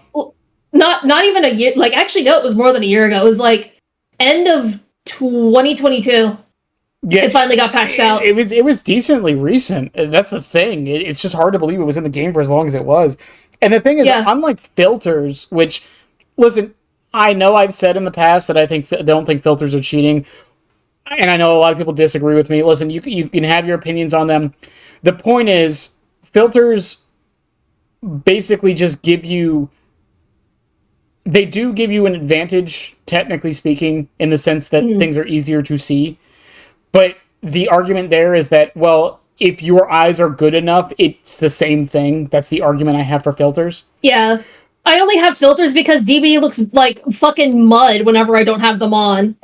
But stretch res was different because that actually had a tangible gameplay advantage. And the advantage was survivors could see over loops, which made it easier for survivors to loop killers. And at one point, because of the way stretch resolution works, there's actually a clip from Otz's channel showcasing stretch resolution being an exploit and an advantage for survivors, where because of the way it changed where the center of the screen was, it was possible to break Ghostface out of cloak while he was behind a wall. Technically, it's still possible, to be fair. But it was much easier. It was much easier back then.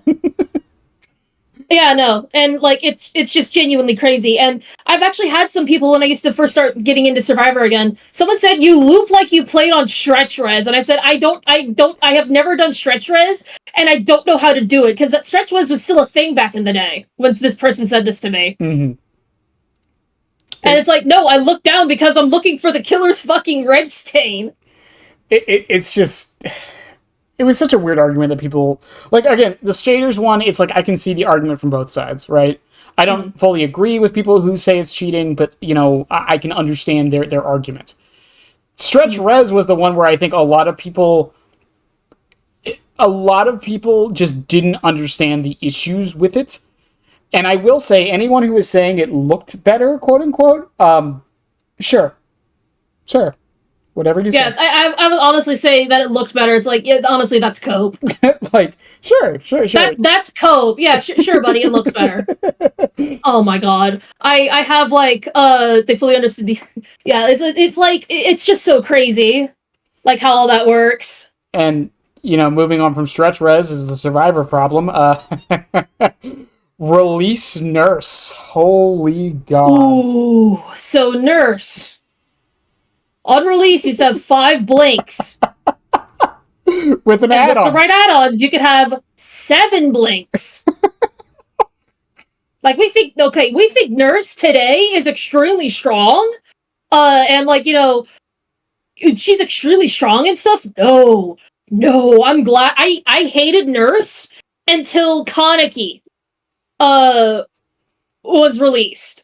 And I found Kaneki's jank so horrible, I actually prefer to loop nurses now because Kaneki's jank is worse than nurses. Like, that's how much I used to hate nurse. But no, could you imagine having to play against 8-blink nurse according to Pally? It was 8 blinks for the first month. 8-blink nurse was abysmal. And we didn't have dead hard, we only had sprint burst. Well, again, it's like, we talk nowadays that behavior releases things as band-aid fixes. Nurse was literally a band-aid fix for infinite loops. Yep. Her whole power was like the band-aid fix for infinites. Which is ridiculous to think about, because nowadays most band-aid fixes, while we all do complain about them, including myself, are perks. Which is still not a good design, but it's better than an entire killer being the band-aid. An entire power, an entire set of add-ons. Because, I mean, you could make the argument right now that Springtrap and Kaneki are, like, band-aid fixes for, like, syringes, kind of. And like, in endurance because of how their powers work. But that's just kind of part of their power. Their entire power wasn't designed with the intention of being the counter to these things. Yeah. And that's what Nurse was. That's why back in the day, even as OP as she was, she still wasn't, like... How do I want to word this? She was still, like, really overpowered back then, but she was overpowered in context to what the game was. Not on her own in a vacuum, if that makes any sense. No. Yeah. No, she was overpowered, like, if Release Nurse came to DBD today, I think she would actually kill today's DBD. Oh, so Kaneki, okay. Yeah.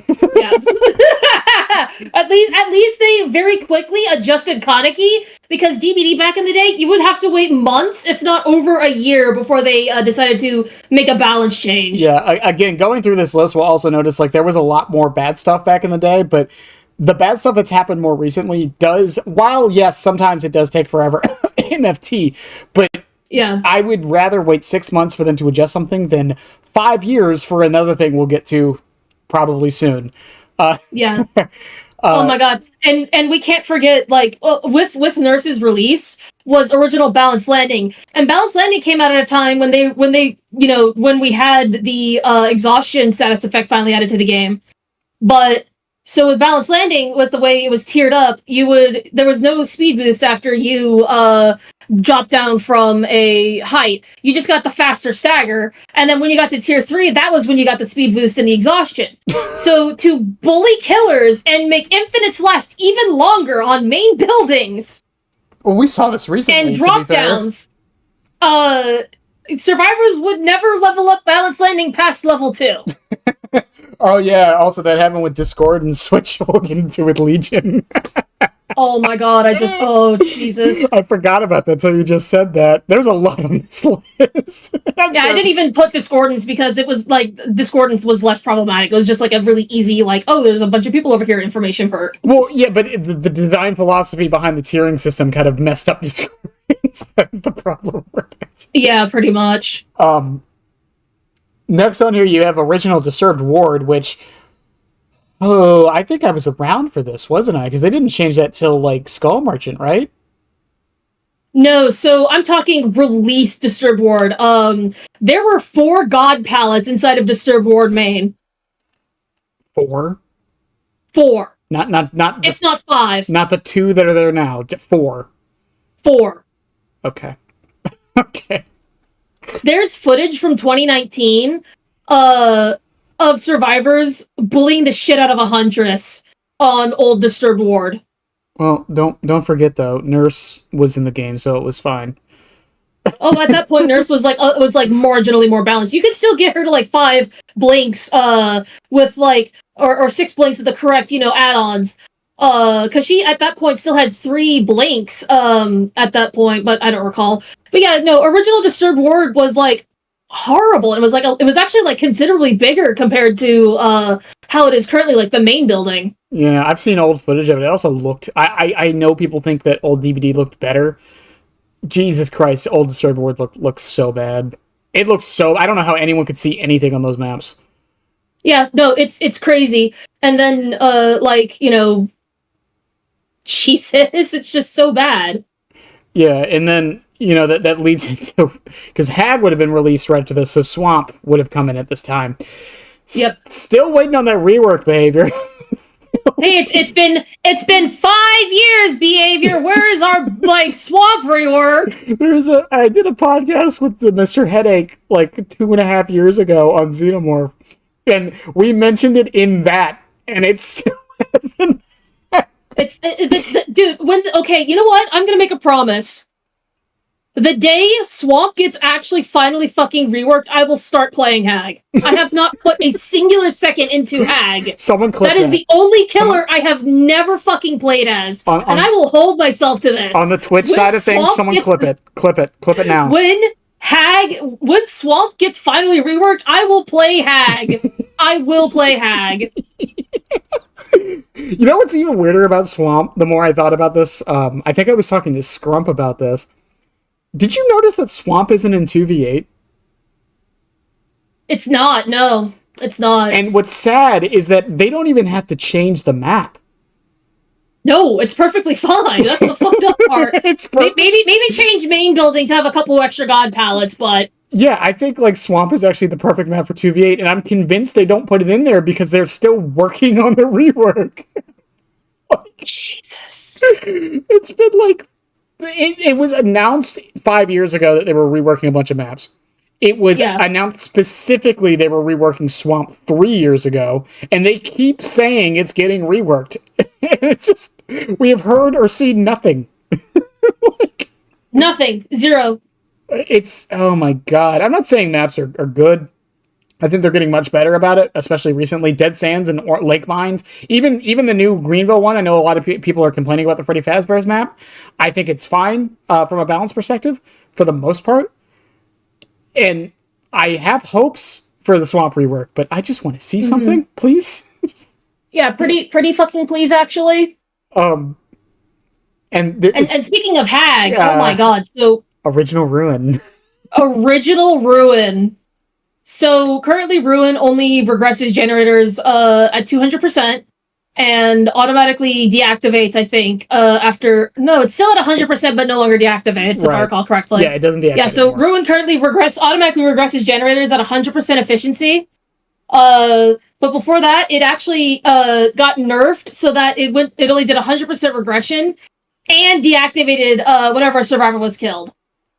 And before that, it used to have 200% regression. So it was an extremely strong perk for S-tier killers such as Blight and Nurse and Hillbilly. But before that, if you didn't hit a great skill check, your generator would automatically regress. Yeah, and that's why it's same thing with the Decisive Strike thing. That's where people would dribble gens. They would just tap it, let go. Tap, let go, tap, let go. I like to call that the Gen Tickle era. And because I came to DBD right after they reworked Ruin to be just a passive regression perk.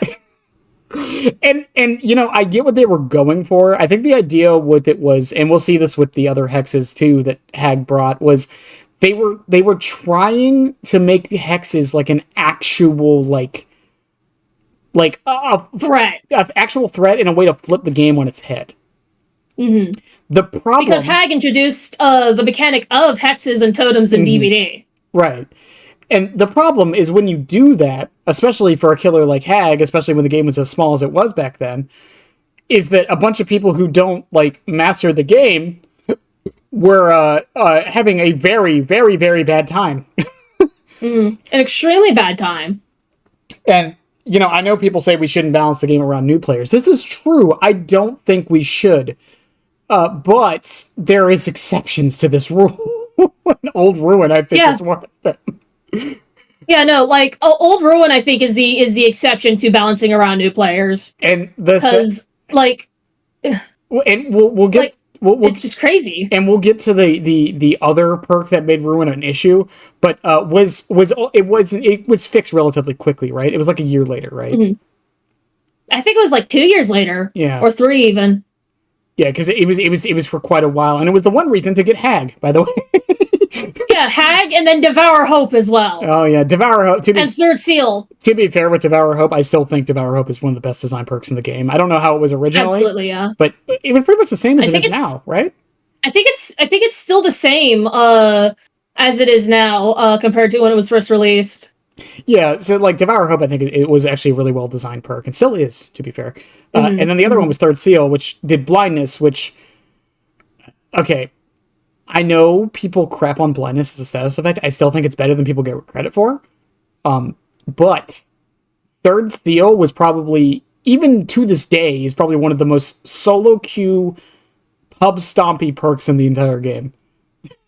We say that when I have been in full Swifts and we accidentally let our friends go to second state because of Third Seal. Yeah, it's like Huntress Lullaby. I call that perk the anti-streamer perk. Yeah, that's a good one. Because that's who it affects the most, is streamers who are looking at chat when they're on gens. Yeah, exactly.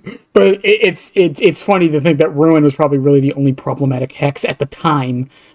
We will see some other ones pop up, I'm sure. But yeah, no. But at the same time, again, not to make this killer or survivor sided, but we're moving on to the original the original syringes and Styptics, which so anti-hems are automatic, are like auto heals, and Styptics give you like a few seconds of endurance. Styptics could give 1 health state instantly, and anti-hems could turn a survivor regardless of health state healthy. So you could pick up a survivor from the ground and have them be instantly healthy. And a known survivor main, Twisted Visuals, I heard from Rev, there was a tech you could do with anti-hems where if you timed it correctly, as you got down by the killer, you could instantly pick yourself back up and be fully healthy again. You know, it's and Vinny had that shit down to a science, according to Rev. It's funny because I don't have the footage of this in the background. Right now we're watching 3-Gen Skull Merchant, which we'll get into much later. But the thing with this is that some of this stuff sounds so ridiculous. Like, ridiculously ridiculous. Like there's no way this was allowed. But this was just the game. That was just how the game was. Genuinely. And the sad thing is, the next thing we're going to talk about is probably the thing people remember the most from Old Dead by Daylight. That was in the game for 5 years before it even got adjusted. And Dead Hard. And it's still not dead, by the way. Dead Hard has never been dead. Holy shit, it has never been dead. But okay, so I'll rip the Band-Aid off now for Dead Hard. Dead Hard, original Dead Hard. For those who don't know, and I envy you if you don't, I still have PTSD from this perk.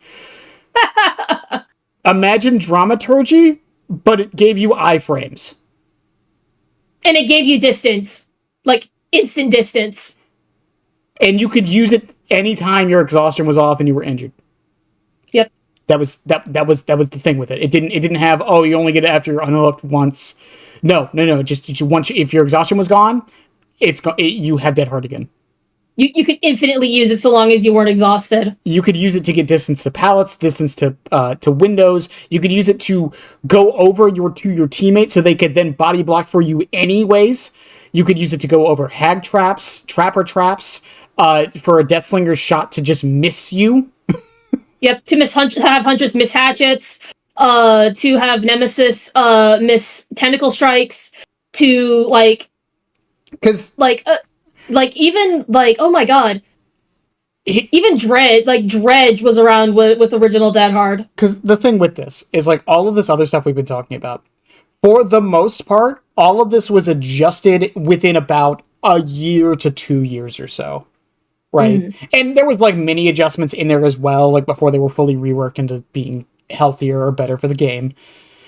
Dead Hard, for whatever reason, was not touched for 5 years. And the one change it got was that they actually made it better. It got buffed because they made it so it wasn't latency based anymore. Yeah, because you could be exhausted on the ground. So they also nerfed it where you couldn't dead hard in midair anymore.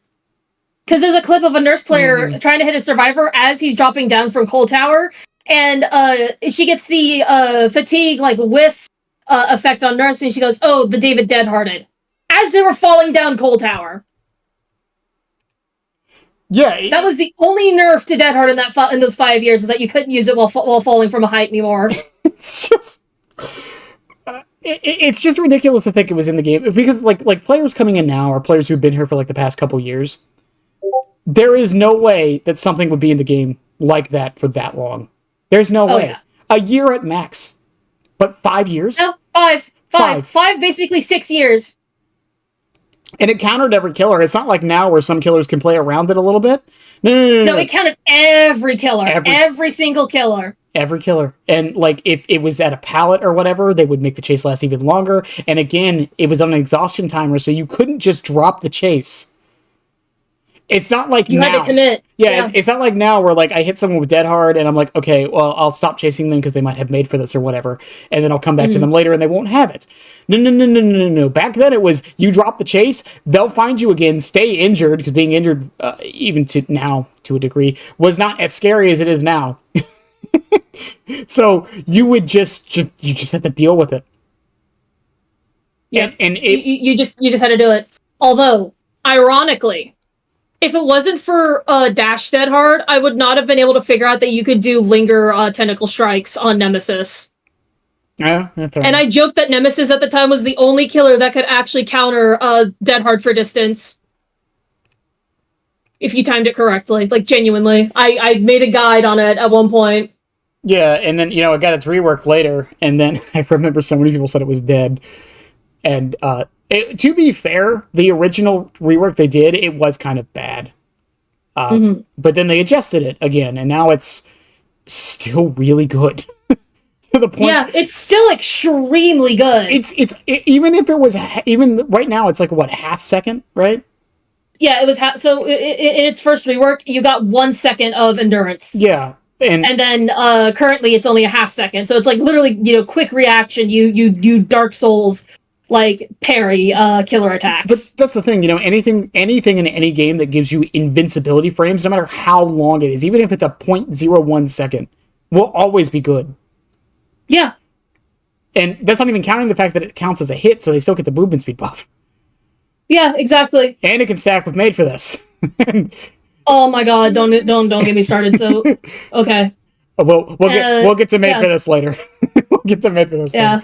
Now, moving on from Dead Hard, because next is something, this is a release to the game that I don't see people talking about nearly enough as one of, if not the most impactful releases for the entire game, for more than one reason. And that was Mr. William Overbeck. With the chapter Left Behind, because he brought in 3 perks, 2 of which are still used extremely today. And that is Borrowed Time and Unbreakable. Well, and not only that, to the point to where one of them, especially back in the day, was required. Yep. Okay, I'm being hyperbolic, but trust me, if you wanted to see people crash out back in the day, if you didn't bring Borrowed Time on Survivor, you would see people throwing. You would see people crash out. You were throwing if you didn't bring Borrowed Time before 6.1.0. Because in the current iteration of DBD, we say, they have base kit Borrowed Time, where if you unhook a Survivor, they have 10 seconds of endurance and a little bit of haste. Before then, there was no such thing as that. Like, if you didn't bring Borrowed Time, you had to hope that the killer wasn't going to immediately tunnel your teammate. And, original Borrowed Time did have its issues. It was based on the terror radius, so if you're playing Undetectable Killer or Freddy, it didn't matter. But still, it was still a very powerful effect that changed how the game played. And with borrowed time, with borrowed time it only works on the survivor getting unhooked. It used to also work for the person unhooking the survivor. Mm-hmm. So if both of you were injured, the killer was just kind of in a catch-22 situation where he was fucked. Yeah, and that's the other thing with it, because a lot of these other things we talked about, like with the even like original Dead Hard or like original Ruin, or some of the like brand new parts, these didn't really fundamentally change how the game was played, right? Mm-hmm. Like Ruin, you still had to do the gen, right? You still maybe it changed it because you had to find a totem. Like, okay, sure, and you had to dribble, okay, whatever. But like the game was still genuinely played the same way. The killer could still do the same things they were doing. The survivors could still do the same things they were doing. Yeah, the core gameplay loop wasn't radically changed for the killer at the time. But Borrowed Time and Unbreakable, we'll get to that one in a second, but Borrowed Time fundamentally changed the game. Now you had to take into account, because there was no tell, you just had to assume everyone had it. Yep. And you would have to count to 12. Yeah, 12. If you wanted to tunnel. 12. Oh my god, that was such a random, number of seconds. And again, like the other perks he brought, like, I'll talk about Left Behind, because that one's a bit bad, but it was thematically appropriate. But Unbreakable also, much like Borrowed Time, is a perk that even myself have asked should be base kit in the game in some way, shape, or form. Before anyone gets mad at me, I do not think just throwing... There was a PTB where it was made base kit. Right. Before anyone gets mad at me, I do not think Unbreakable as is should just be given base kit. I think there should be conditions and like a way to do it. But regardless, the discussion has been had that it should be base kit in some way, right? That's how fundamentally changing this perk was. Both of these perks. Not only that, Bill was free. Completely free. Like, Valve said, do not make money off of this. So you just had him automatically added to your account. So, like, unlike the Lery situation where people had to pay for the chapter, you couldn't even make an argument this was pay to win. This was a fundamental change to the game, to the point where you could consider his perks general perks. Yeah. And again, Valve said, we don't want you to make money off of this. Just make sure all players get this chapter for free, no questions asked. Right.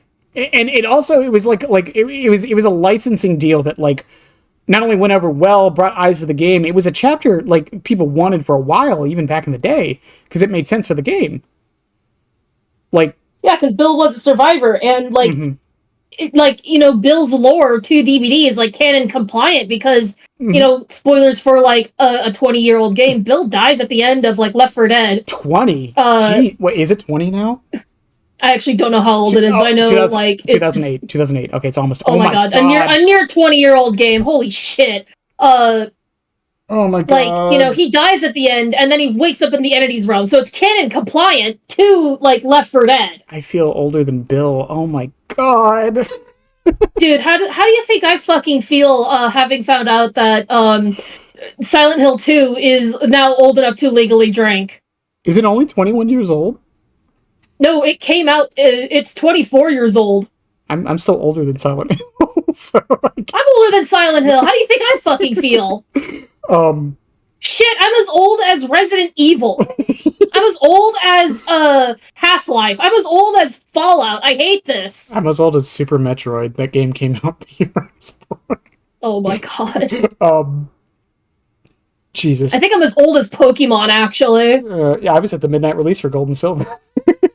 Holy shit! How old? You're fucking geek and a what's it called? A nerd. Yeah, I forgot how old would I have been. I was like a chillin'. I don't know. I don't remember how old I was. A chitlin', yeah.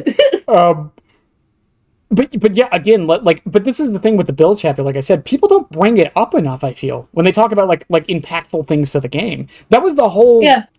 When you asked me to do this, Bill was the first thing that came to my mind on like things I wanted to talk about. Because again, I don't feel it gets enough attention for what it did and what it was. Yeah.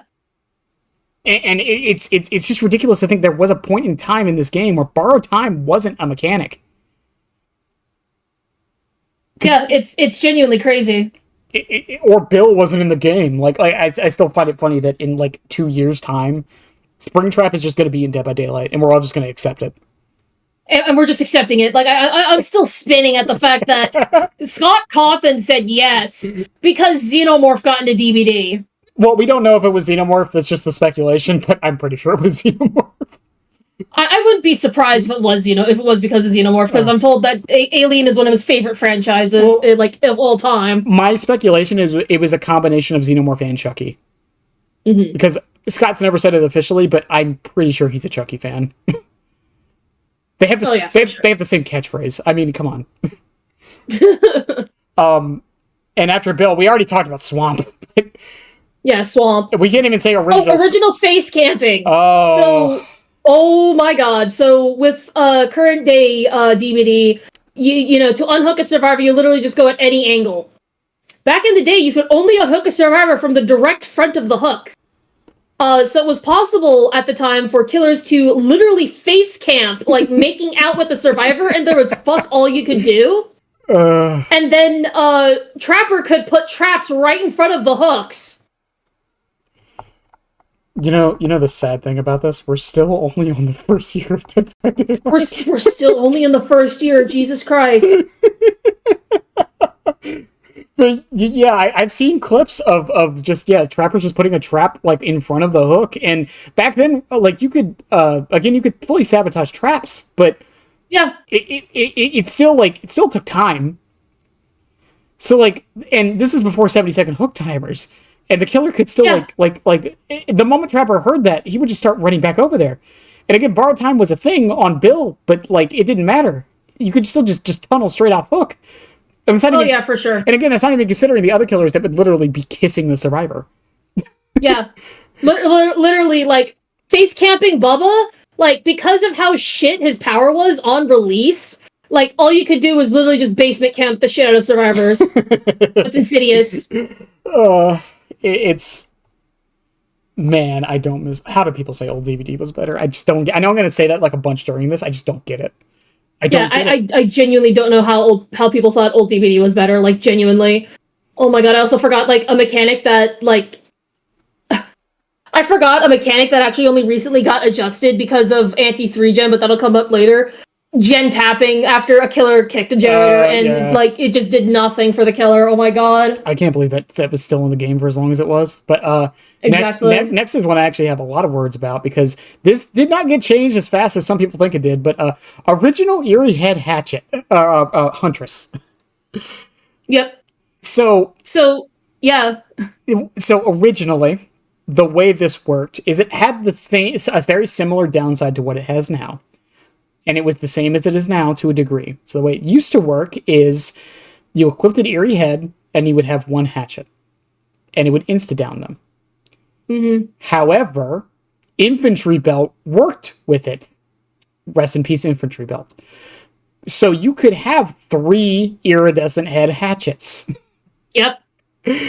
Which meant that if you were good enough, and Lethal Pursuer wasn't a thing back then, thank God, because if it was, this would have been way worse.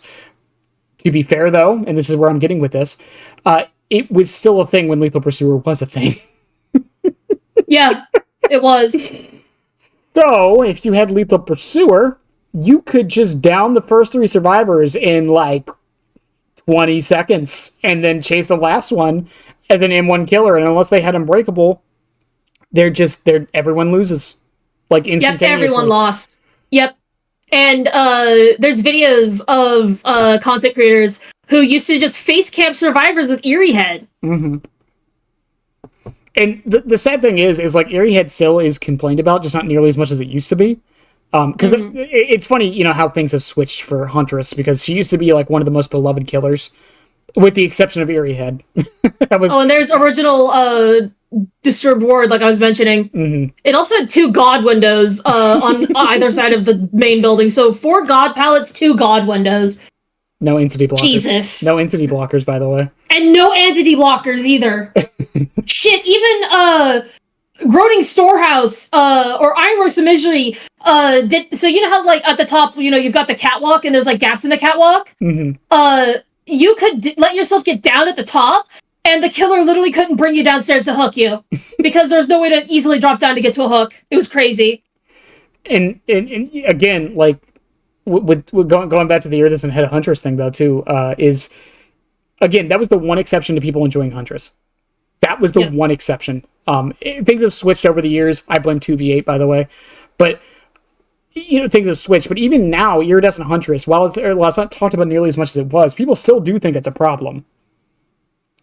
Most add-ons of that type people think are a problem. But the thing with it is that it has been adjusted nowadays. One, infantry belt doesn't even exist. But, well, it does, but not the way it used to. It's just there. It's there. Does it exist? Sure. But now it just straight up lowers and caps the hatchets at 1, so you have to reload after every miss, which is definitely healthier. But the argument can be made, is still made, that it doesn't really matter because she can still just down you with 1 hatchet, no matter the situation. Yep. Camping, pulling someone off a hook, from across the map with Lethal Pursuer, doing an orbital, etc., etc. The one change I would make to this, by the way, is just make it so it has to be at least a certain range to do it, but that's just me.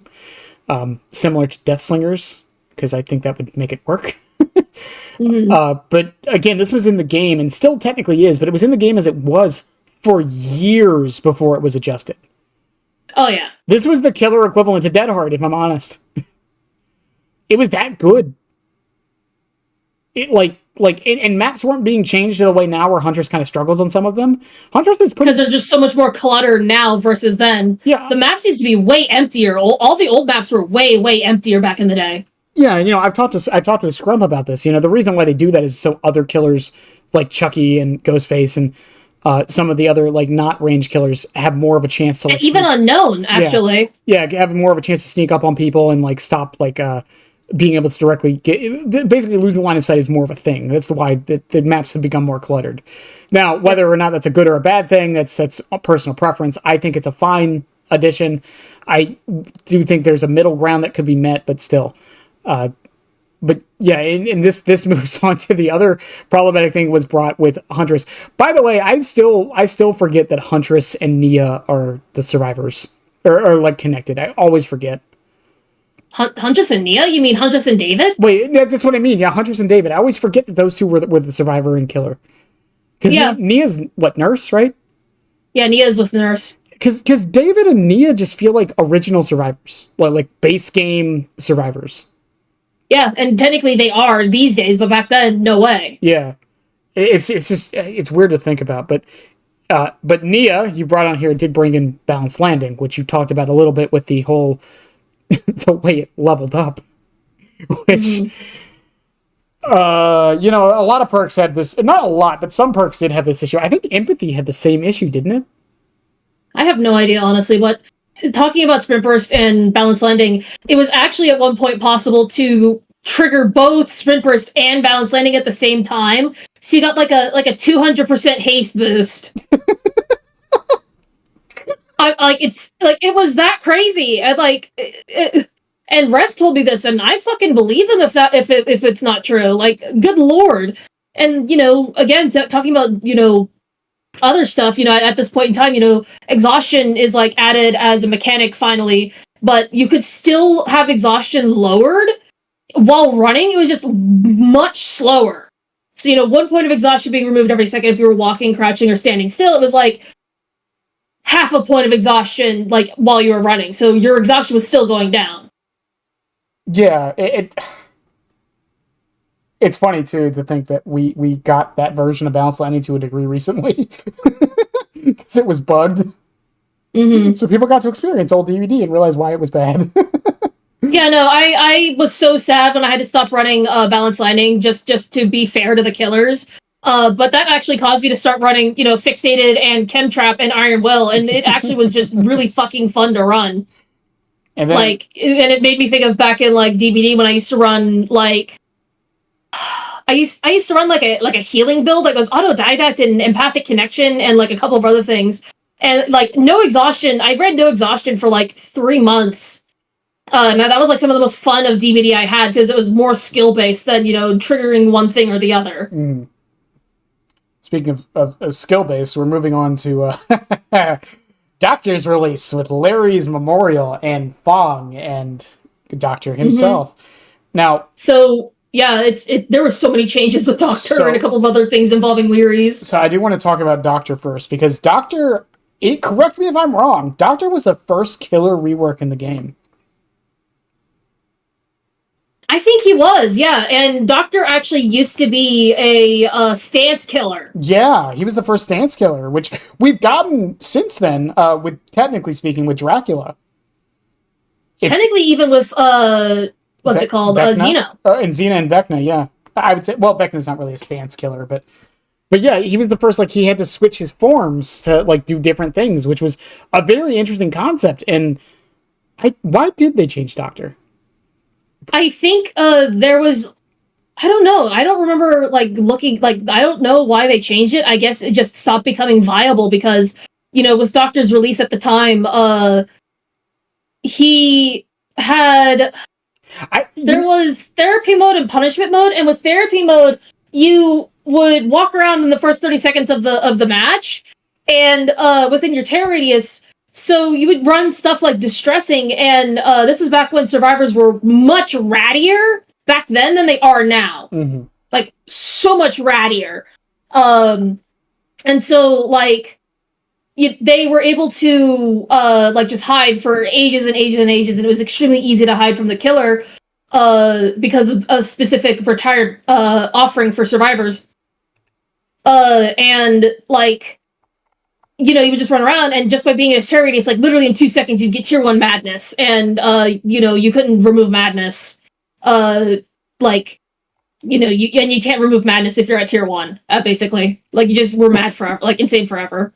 It's just weird to think about because, like, again, like, I'm not saying that the current version of Doctor is bad or anything. It's I can't really think of any problematic things with the old version too much. Yeah, no, like, I never experienced old Doctor, but I was there with his old like insanity skill checks. Mm-hmm. But or not as in, like, his old like insanity like UI, like where he would like have the face jump scare on your screen. And, you know, speaking of speaking of ratting, Doctor also brought us Lery's Institute Memorial, or Memorial Institute, however you want to say it. Which and it's a significant map because it was the very first indoor map in all of DBD. Yes, and one of the very few, because we don't get them much anymore. No, we don't, unfortunately. Well, there's reasons, and as much as I don't agree with the reasons, there are reasons. Most of the indoor maps we've gotten, especially over the past couple years, have been, it's partly indoor. Okay. Yeah, which I think is honestly okay, because it makes it interesting and has a bit more of a balance effect. The problem it has is, especially, I'm sure you've noticed, people complain about this with Forgotten Ruins, though. Because Forgotten Ruins is a very good example of a map that is literally split in half between indoor and outdoor. And the problem is that no one wants to go into the indoor part. And also the thing is, when people, like, you know, killers don't want to go into the indoor part because it's so much easier to, like, patrol the, you know, outer, like, upper level of it. Mm-hmm. And on top of that, like, the way the loops are in the bottom is, like, until you get rid of the pallets, it's pretty safe down there. And then once you lose all the pallets, you just go up and just loop the infinite for the portal. Quote unquote infinite. But and on release of, like, Forgotten Ruins, you couldn't yoink survivors out of the portal. Yeah, I really do hope that they change how the portals work. That the tech is there with Springtrap, with the access panel. Just make powers go through them, please. Yes, please. Oh my lord. It'd be the funniest shit. Seeing a hatchet go from the top level to the bottom level and hit someone on a generator, that would be so... Or just, like, fucking catch fucking survivors catching strays in general. Just have Snug go through it. Oh, it would be so good. But Lery's was, again, it was the first indoor map, but it was also, like, it was a map that very much solidified the rat playstyle back then. Yes. Because that was a huge part of Dead by Daylight back in the day.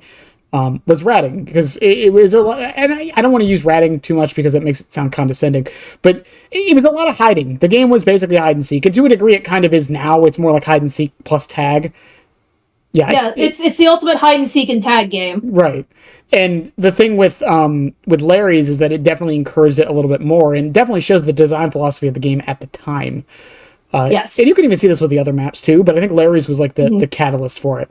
And Lery's really hasn't changed too much over the years. The only real changes for it was that they made a number, like, there used to be a lot more, like, insane god windows in Lery's, because it was made to be the map that gave you the most value out of live. And it was the same for Disturbed Ward. Which is also which brings into Fong, who I'm going to say the most derogatory thing. I'm probably going to say this through this entire podcast. Fong was the original Sable and Michaela. She was Nia and Fong were the original Sable and Michaela, actually. And it was a combination of their perks and also just because people liked playing them, and also because they got cosmetics like every other patch. Oh my god. Yeah, and they were new. Yeah. Because at the time, like up until Spark of Madness, which I still can't believe came out before Huntress. Jesus. So at that point in time, we had The Last Breath for Nurse, a Halloween chapter for Myers. Then we had Doctor, and then after that was no, I think I got that wrong. That era. Yeah, it was Doctor and then Hag, because Hag was the seventh killer, and I think Ace was also the seventh killer, and seventh survivor in DBD. Yeah, it's funny. Which is why all their stuff involves luck. Yeah, don't feel too bad about it, by the way, because a lot of people get that era of DBD confused on what came out when. Because it's just a mix. Because I don't think even the devs remember. I always mess it up because I always think Huntress came out before Nurse. And again, I mix up Nia and David all the time because I always feel like David is actually Nurse's survivor for some reason. Yeah, no, like, it's crazy. But with Lery's, we also have to consider release live. So it used to. So currently it works with fast vaults only. Fast vaults, so medium or fast vaults.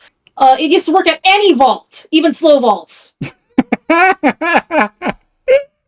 So you could slow vault a window, the killer wouldn't know, and you'd just be gone?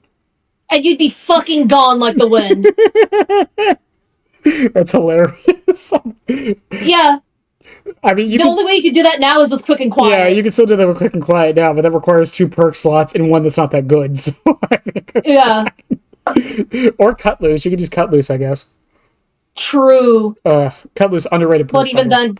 But even then, like, you have to fast vault twice. Yeah. Cut Loose, underrated perk, by the way. You would be surprised how many mind games you could do with Cut Loose. Oh, seriously? On like a TL wall? Oh my god. If you want to see a killer get, like, super confused, run Cut Loose and Quick and Quiet. Quick and Quiet, the first vault, Cut Loose back, and then Cut Loose onto the other vault and run away. I guarantee you they will have no idea where you went. That's honestly hilarious. And, Fong did bring in some other perks, but one perk that Doctor brought in that, in my opinion, is, I don't want to say slept on necessarily, but it's definitely a perk that has influenced the game more than I think people realize, and that's Monitor and Abuse. Yeah. The terror changing the terror radius was a thing with Agitation, but this was the first one that lowered it. Like, yeah, Monitor and Abuse was actually, like, almost meta. Like, I remember my friend telling me to get Doctor for Overcharge and Monitor. Yeah, and it's funny to think of it because, again, like Monitor has gone on, even now, like, Springtrap players are saying Monitor is going to be very good on him. Because he has a 24 meter terror radius. Yeah. I mean, I run it on Chucky sometimes. Deathslinger used to run it for the 0 terror radius build. And even at the time, so the other funny thing, thinking back to, so it was also the only other perk that let you change your FOV. Yeah, that too. No. At the time, there was Shadowborn, and with the perk stacking exploit, people were able to perk stack Shadowborn so that they had like 190 FOV. Like, it was so stupid. Like, it was possible to do that, and then they updated it, I think, by Monitor Abuse when it finally came out, so that it could not be stacked with other FOV changing perks. Well, yeah, and I'm sure there's a multitude of reasons for that, not just balance, but Because I think the last thing you want is someone to accidentally equip those, and then their FOV is like ridiculous, and they'd be like, "Oh, so this is just the game." Yeah, no. Her other perks, and even Doctor's other perks, really didn't change too much. Like Overcharge at the time was decent, and then we'll talk about 6.1 much later. But it definitely fell off as time went on. But what is Doctor's other perk? I don't even know. Overwhelming presence. Basically, if you use an item in its tear radius, it had an 80% consumption efficiency. Yeah, consumption rate. Yeah, and it was back then. It was actually pretty decent. But then the next chapter made it irrelevant. Or not the next chapter, but the next thing we're going to talk about made it irrelevant, and that was Leatherface. So Leatherface's chapter had a bunch of problems. The biggest being he was pretty much, I'm sure someone will debate me on this, but he was just a Billy knockoff. Okay, technically Billy. He was a copy, so his add-ons were literally a copy-paste of Hillbilly, but he couldn't dash. Yeah. It was so sad. He was also much slower on his charge up. He was like, and again, like the reason face camping Bubba became a thing wasn't even necessarily because he was good at it. It's because it was the thing he was good at. It was the only thing he was good at. Yeah, like that's the thing I think people forget. It's like, oh, well, Bubba like got the face camping thing because he's very good at face camping. No. He got the face camping thing because that was the only thing he could really do well. And people were only buying his chapter literally for barbecue and chili. Barbecue and chili. Yep. Yeah, and up until that point, the only way you could get more blood points at that time was if you played David with We're Gonna Live Forever. Right. And it was also called We're Gonna Farm Forever because you'd get farmed off the fucking hook more often than not if you had a David with Wigglyff in your lobby. So, original barbecue and chili, for those who don't know, it works almost exactly the same way it does now. You hook a survivor, anyone within a certain range, or outside of a certain range, so 40 meters, I believe it is, yep. Their aura will be revealed. For 4 seconds. However, back in the day, and this is something people want back, and I disagree, I don't think it should come back, but back in the day, you got a token for every survivor you hooked that would give you 25... Every unique survivor you hooked. Yeah, every unique survivor you hooked, you would get 25% bonus blood points. So if you ended the match with, let's say, 10k blood points, you would end the match with 20k, because it would double it. And this is an effect that was lost in 6.1, which we'll get to later. But basically, what this meant is that Bubba, a licensed chapter you had to buy, by the way, was basically a requirement for any new player to the video game.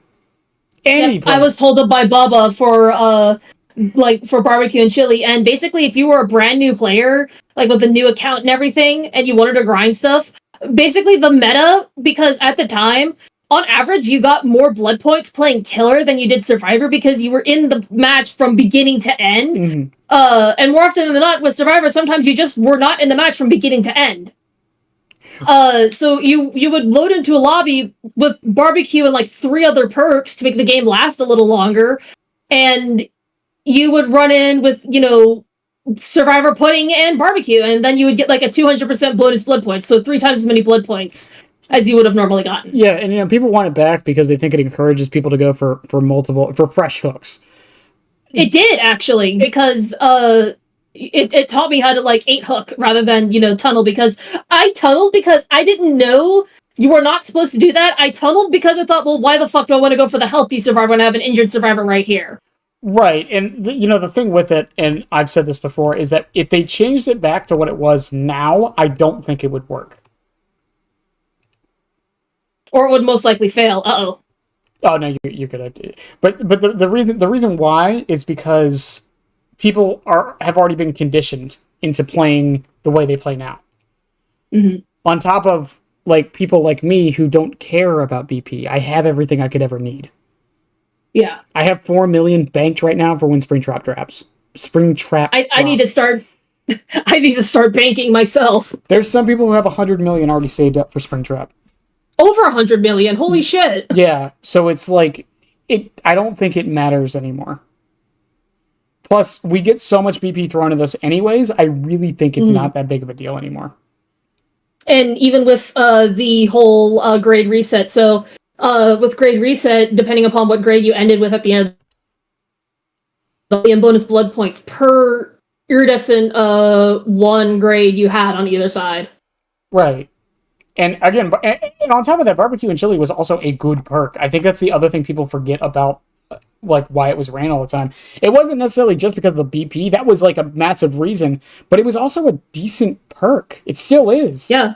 It still is to this day. Yeah, it's not bad. It's really good. Yeah, getting information the moment you hook somebody lets you know where to go and keeps the game going. And the one counter to it was hiding in lockers or distortion, which I'm sure we'll get to later. But yeah, and it was just good for that. And then Bubba also brought in. We'll get to the other one in a second, but I do want to mention Franklin's because we have been talking about item stuff. So, like I said, this kind of completely power crept overwhelming presence because just you knocked an item out of a survivor's hand and it didn't decay. It still decayed like it did now, but it would completely go away once it decayed.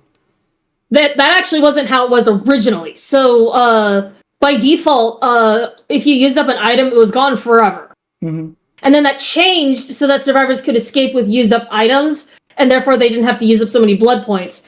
And so Franklin's was then changed to, after a time, the items were gone forever, and that was the direct counterplay for keys. Yep.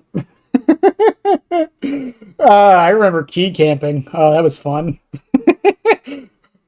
Yeah, for those who don't know, if a survivor had a key, you tunneled them. It didn't matter. Yep. Didn't matter what else you tunneled that person. They were dead. And then once they died on a hook, you would stay on the key. Yep. Good times. Yeah, no, when I was first starting playing DBD in 2020, I got all these different items, and I said, oh, should I run a toolbox? Should I run a brand new part? Literally, my friends in the call said, Indy, no, that's actually extremely bad. Don't do that. And then I got a key, and they said, Indy, do you want to get tunneled? And I said, what? And they said, don't fucking bring a key unless you want to be tunneled. I said, oh, shit, okay. These friends that introduced me to DBD are DBD old heads. Like, they played DBD when it released. It's still so... So they still have the Survivor rulebook ingrained in their brains, like, even today. I just can't believe it was like that at one point. So much as I kind of miss it a little bit, it's just, ugh. But that brings us into the other one, and this was a perk that wasn't really changed until recently. Knockout. Yep. Dear God, Knockout, which was a perk that I think everyone agreed was the most unhealthy perk in the game. Yep, one of the singular most unhealthy perks in the game. And, you know, it got its rework recently, but it is funny to think that it did get buffed at one point before that. Yep. I don't know why it got buffed. But this, just like, this perk, and I wasn't around at the time, so I don't know how popular it was back then.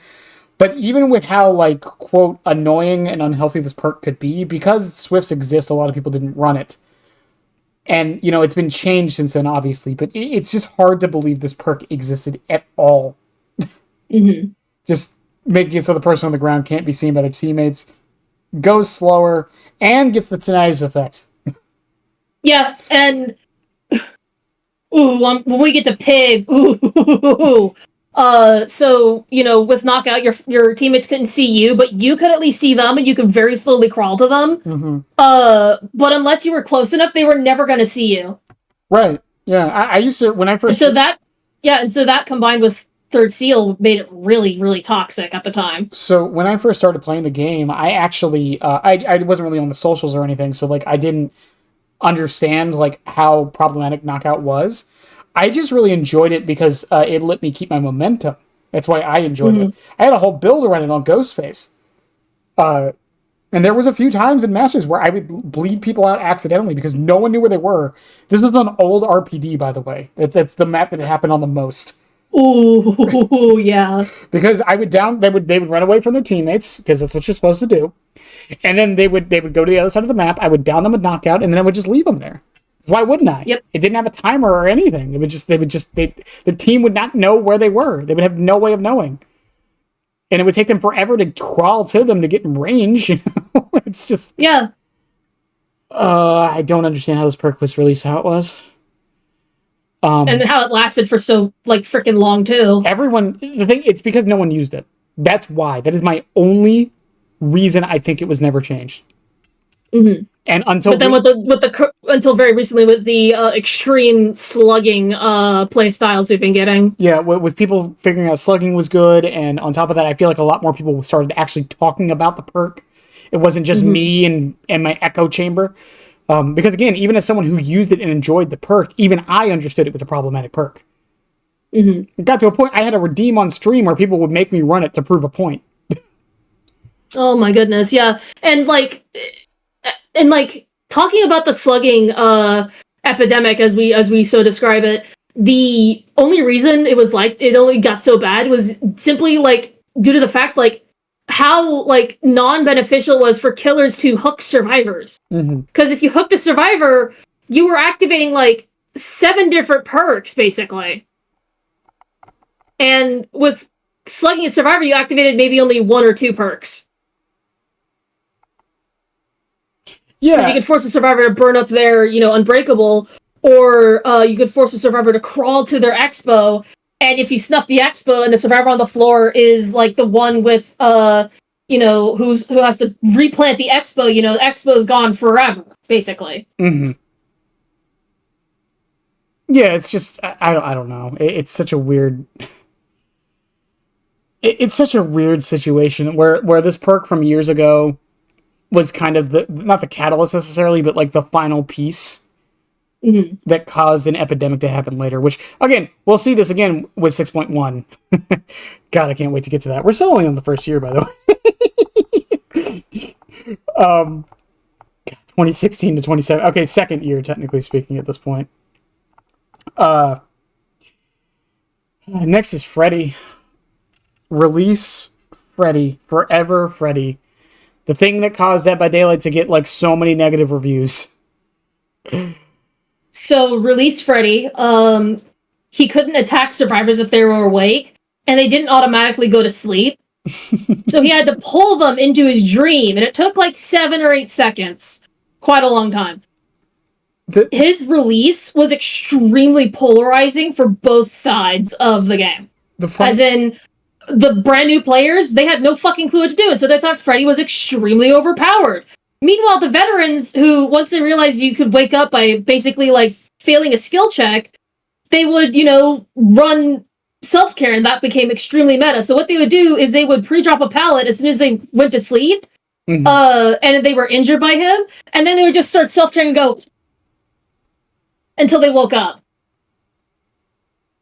Yeah, like, and again, it was such a weird, because the thing with old Freddy too is I've kind of praised it a little bit based on his thematics. His thematics were perfect.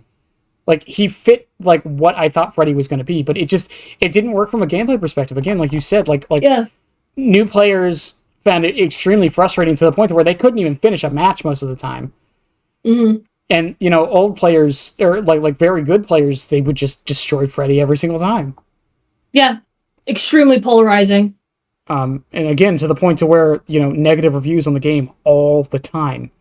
It was just...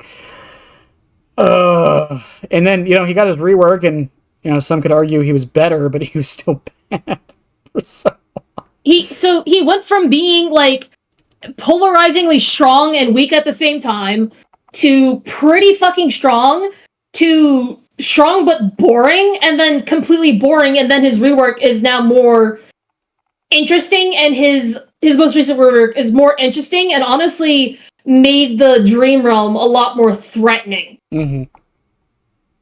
It's just so weird. Freddy's been through a roller coaster. I think he's in a perfect spot now, but definitely it still doesn't feel like Freddy. That's my only criticism.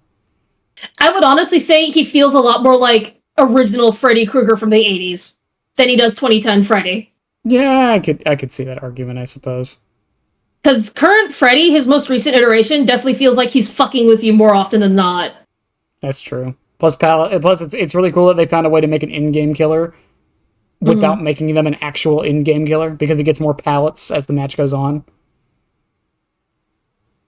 It's again, that's something that I feel that's what I thought Springtrap was going to do. I thought he was going to be like an in-game killer because of the lasting through the night thing. Yeah. Freddy also brought Quentin, which didn't bring adrenaline. I laugh at that every time because it would have been the perfect perk for him.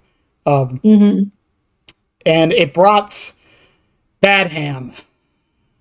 Oh yeah, Badham. Oh, Badham. We didn't get one map with Springwood.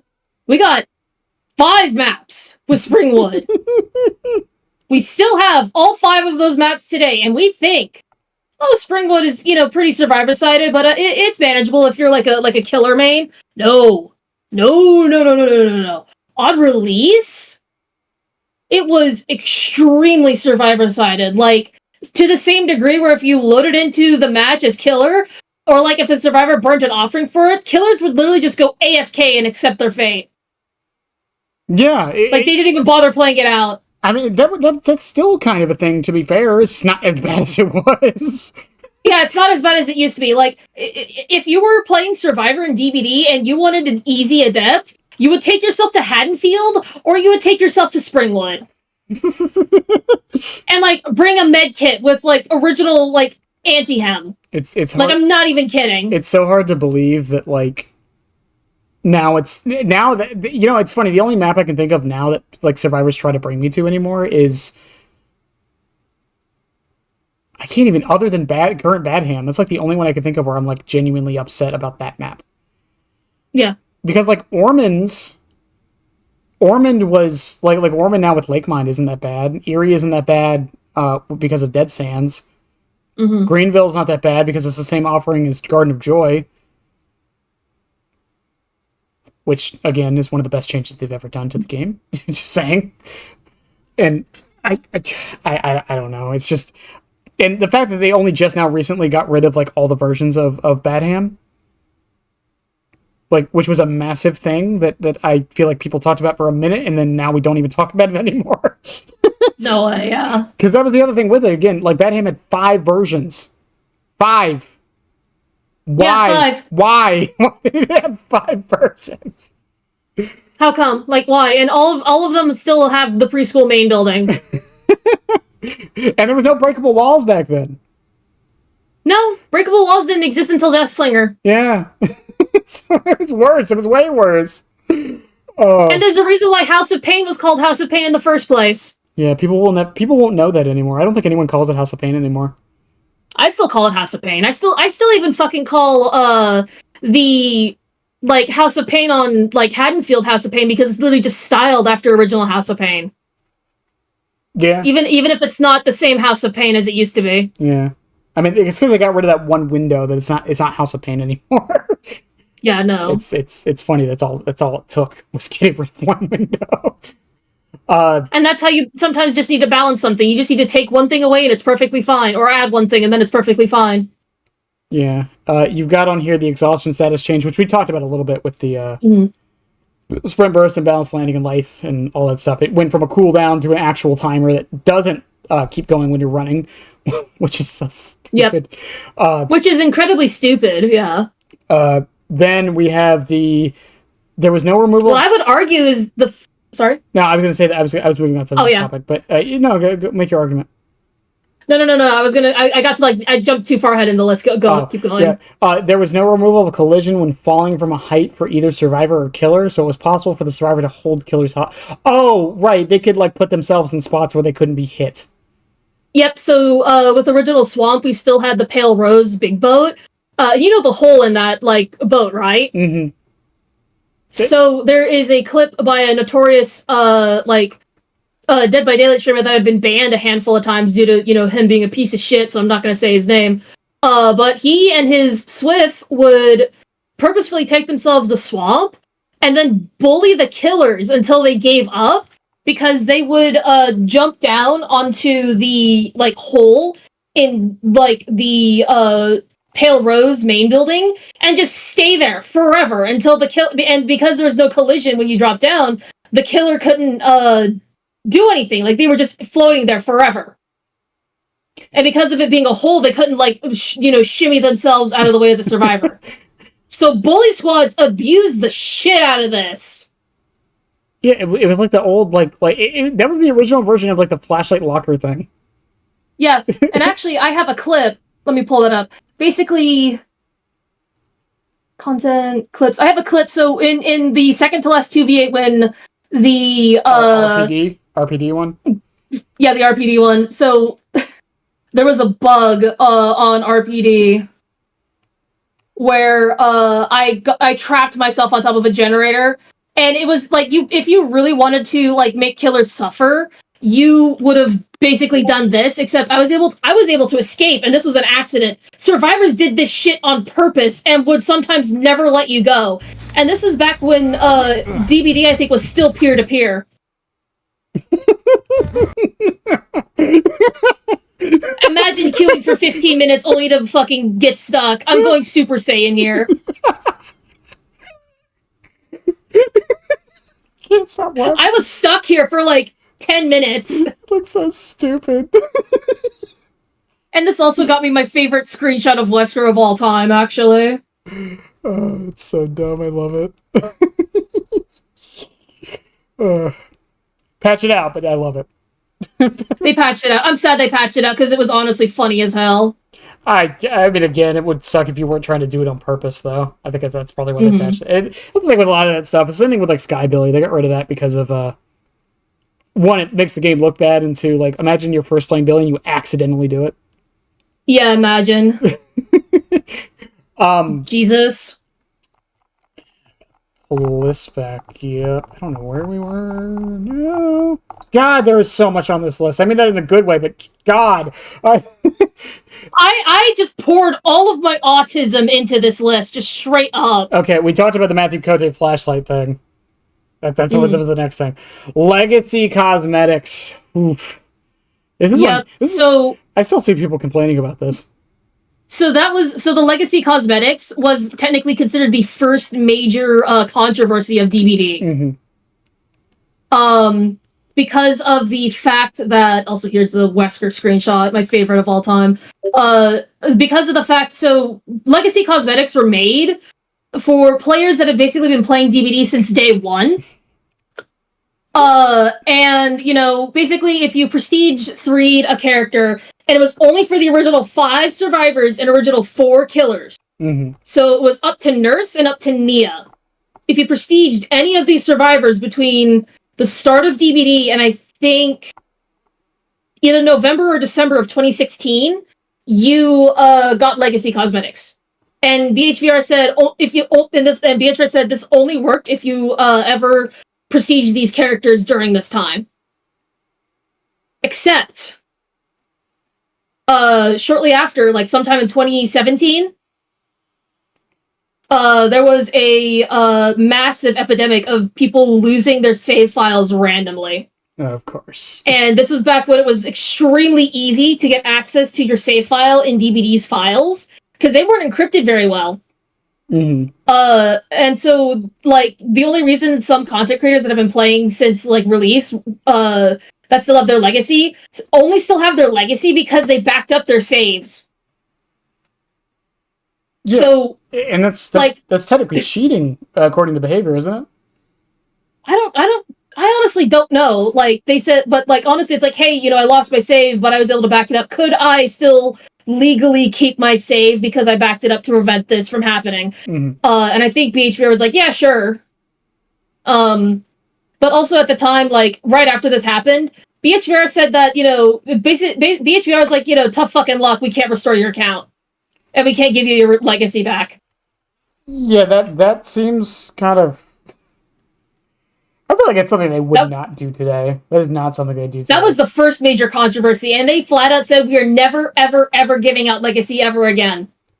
Well, okay, so... And they've stuck by their word for that. So the thing with not giving legacy again, the people that did earn it and, like, things got messed up and they should have gotten it, I feel for them, and I feel like behavior should have given it to them. The thing about, like, not giving it to anyone else after that time period, though, I might be a weirdo for this. I actually kind of stand by them on that. And it's similar. You play Warframe, don't you? Yes. Yeah, it's similar to the argument against like Excalibur Prime, right? Yeah, and like honestly, with Excalibur Prime, like Excalibur Prime was literally a part of the Founders Pack back in 2013. Exactly. So you had to spend money for it. Mm-hmm. And I wasn't able to spend money for it. Shit, I wasn't even aware of it because I think Warframe came out of its like beta phase when I first joined back in 2013. Actually, I made my account in 2013, if you can believe it. And like, I'm not even kidding. Like, according to like my companion app, it's like, yeah, you made your account 3 days after your birthday in 2013. So, my account is over a decade old. But with all that, with Excalibur Prime, you know, I think Excalibur Prime sucks less than it does for Legacy and DBD. Because with Excalibur Prime, he doesn't count towards Mastery XP, which is a part of leveling up your account in Warframe. Right, but the Legacy cosmetics don't count towards anything. It's just a cosmetic. But they're cool as fuck, honestly. Yeah, but it's supposed to be like a gift for the people who supported the game at the beginning. And who stuck through and dealt with, you know, the horrible bullshit. Right. That's what I feel like it's supposed. That's why I don't necessarily have an issue with it. Mm-hmm. And you know, go ahead. Sorry, go ahead. I was going to say, League had the same thing with, like, the Earth Warwick skin, and the way they got around that is, because you could only buy it during, I think it was one Halloween, and that was it. Mm-hmm. And then it was gone forever. And then they brought it back in the Blue Essence shop, which is, like, the free currency, for, like, 1 million Blue Essence. It was, like, a ridiculous amount. And the way they got around it was if you bought it with the Blue Essence, it didn't have its backing animation. Oh, okay. So you could still get the skin, but you would never get like the full skin unless you bought it when it was around the first time. Yeah, and honestly, with all that involving, like, I honestly would not be upset if they decided to like actually do re-release Legacy, but it was tied to the creator program. That could be interesting. That could be a way to do it. Like that would be fine, or like it was tied in a way similar to Shirt My Survivor, with like, you know, because since Twitch charms and the shirts are tied to the creator program, which, you know, shows your dedication, I guess, to having it, you know, popular. There's controversy involving that. I also think it would be more interesting if like they did re-release it, but it wasn't like actual like original Legacy. It was just a recolor of it, which is why with the first Haunted by Daylight, like everyone was so frustrated that we couldn't have like that blue crackle effect on like any of our killers or survivors because it just looked so cool. Mm-hmm. Like it genuinely looked cool, and I was actually really sad that effect when you go to the void was gone like last year. I wanted to see Unknown with the blue legacy effect. What the fuck? Well, it's just like the Frosty Eyes. Like the Frosty Eyes, like every killer was starting to get it, and then like now we have to wait. Mm-hmm. Like it was weird that we have to wait now for it. I don't know why we have to do that. But even then, like it's a seasonal thing. Yeah. And even now, like a lot of, you know, people get those for free, and some people are kind of mad that people get them for free. Same with the anniversary crowns. Remember the controversy that happened when they just gave them out? Yeah, honestly, I was really happy that they gave out the like the 5th anniversary crowns, and even the 4th anniversary like cosmetics for David and Wraith and Claudette, and even Slinger. Because I didn't actually complete Claudette's 4th anniversary outfit when I first started playing DBD. I only had her hat and pants. I didn't have her shirt. I don't. It's a weird like line to like because there's no perfect solution to this. Because I do enjoy the idea of like things being limited time, especially when it's not paid for. Like Oni's Blood Moon skin from last year. Like I think that's like the easiest way to get around it, right? Is make it so you can earn it the first year, and then you can buy it the next if you really, really want it. Yeah, like make it free first year, and then, you know, you purchase it, you know, the next year when that season comes back, which is completely and utterly fair. Yeah, I think that's fine. I think the other solution would be just, again, make it so the cosmetics are different if you were around for it versus when you weren't. So like for Oni, you could just make it so the new version of it that comes out the year after is like a recolor. Mm-hmm. So the people who were around for the event feel like they were rewarded and got a special thing for it, but also the new people don't feel completely left out of it. Screwed. Yeah. Yeah. And it's also the same with, you know, recently Deep Rift. Mm-hmm. We didn't have Deep Rift. Like, there were times where like, if you got a cosmetic in the Rift, sometimes we just never saw the cosmetic ever again. Like, for example, with Charms in the Rifts, up until recently with charm bundles, people who were there for the very first rift, you would know that they've been there since at least like 2017 or like 2018, because the first rift like had the had the blight serum vial, Right. which was the tier 70 reward. Right. And now that it's still a little annoying with charms because they're in bundles, but weekly bundles, by the way. Yeah. I still want the can of worms charm. I'm never gonna get it. Oh, you will one day. One day. It's just the perfect charm for me. Mm-hmm. But again, there's solutions, but there's never going to be a perfect solution for this. And I think behavior, for the most part, with a couple exceptions, has done a very good job of working out ways to make it so everyone is at least generally happy. I think the deep rift, while we all complain about how it's the same color every time, is a good way around that as well. Because again, it rewards the dedication for being around the rift at that time. Yeah, and the original recolor of the Rift outfits will come to the shop again in a year or two, but we will never get the recolors of the original coloring of the Rift outfit. Right, and again, I think it's a nice middle ground for it. Mm-hmm. Moving on, because we're finally at 2018. Oh yeah, holy shit! So the Saw chapter release. Mm-hmm. That was the first major thing of 2018. Yes, the Saw chapter. So there was Amanda's or the pig's release power. So reverse bear traps used to kill survivors if they tried to escape through an exit gate, regardless if the trap was active or not. So they had to spend, if they wanted to escape, they had to spend time searching the boxes, or if they had a key, they would escape through the hatch. So here's the thing with this. I actually think that was fine. I wasn't there for that, so I wouldn't know. So the reason I think that's fine is because the current version of Pig, once all the gens are done, if you for some reason do have a reverse bear trap, there's no reason to put it on a survivor. Mm-hmm. And I kind of don't like that. I like that the reverse bear trap at the end game feels like an inevitability. Like, you have to take it off. Yeah, for sure. And now that's kind of lost a little bit. It does kind of feel bad on the survivor side. I understand that, but at the same time, Pig is so in a place right now where she's pretty damn weak that I feel like she wouldn't be that bad with it, especially nowadays. Maybe back then she was a little better, which I've heard she wasn't. So I mean, there was camping in front of the Billy trap boxes at one point and forcing head pops. That was like a couple years later though. Mm-hmm. But again, I don't know. And then Pig was also the first killer that got adjusted and brought in the design philosophy of the terror radius that didn't. Eventually got changed back because they realized how kind of dumb it is. But because she was 24 meters and then she moved up to 32 meters, and the reasoning behind it was they wanted to make it so movement speed is tied to the terror radius at base. Mm. And then that went out the door when Sadako was released, and then Chucky and Wesker and and it's weird to think that at one point in time that was genuinely their philosophy, and it really does show that the dev team has changed over the years. I feel like that one change shows it a lot. For sure. And on top of that, the bear traps thing, that was the first killer interactable in the game as well. Was it not? Oh, yeah. No, it was actually the alarm clocks for Freddy. Oh, yeah, my bad. Yep, I forgot about that. Or no, it would have been Trapper, because you could disarm Trapper traps at one point. I don't think that one really counts, but yeah, fair enough. No, that's true, I guess. Yeah, never mind, I'm an idiot. Okay. Although I would say, rather than alarm clock, rather than saying that Pig was the first killer interactable power, it was the first killer side objective power. Yeah, okay, that's I think it's a more fair assessment, yeah. Because you have to, interactables, you just pause and, you tickle something and then you're fine.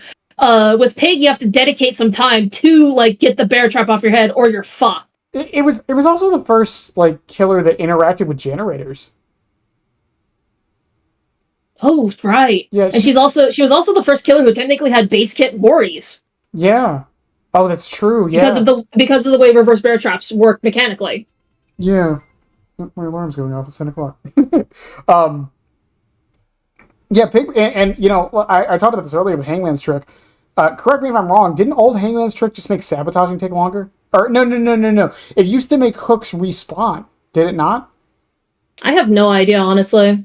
From what I remember, because that's why like Hangman's Trick has been in this state of like they don't know what to do with it, because it was designed as a band-aid fix for a mechanic that doesn't exist anymore. Which is weird to think about.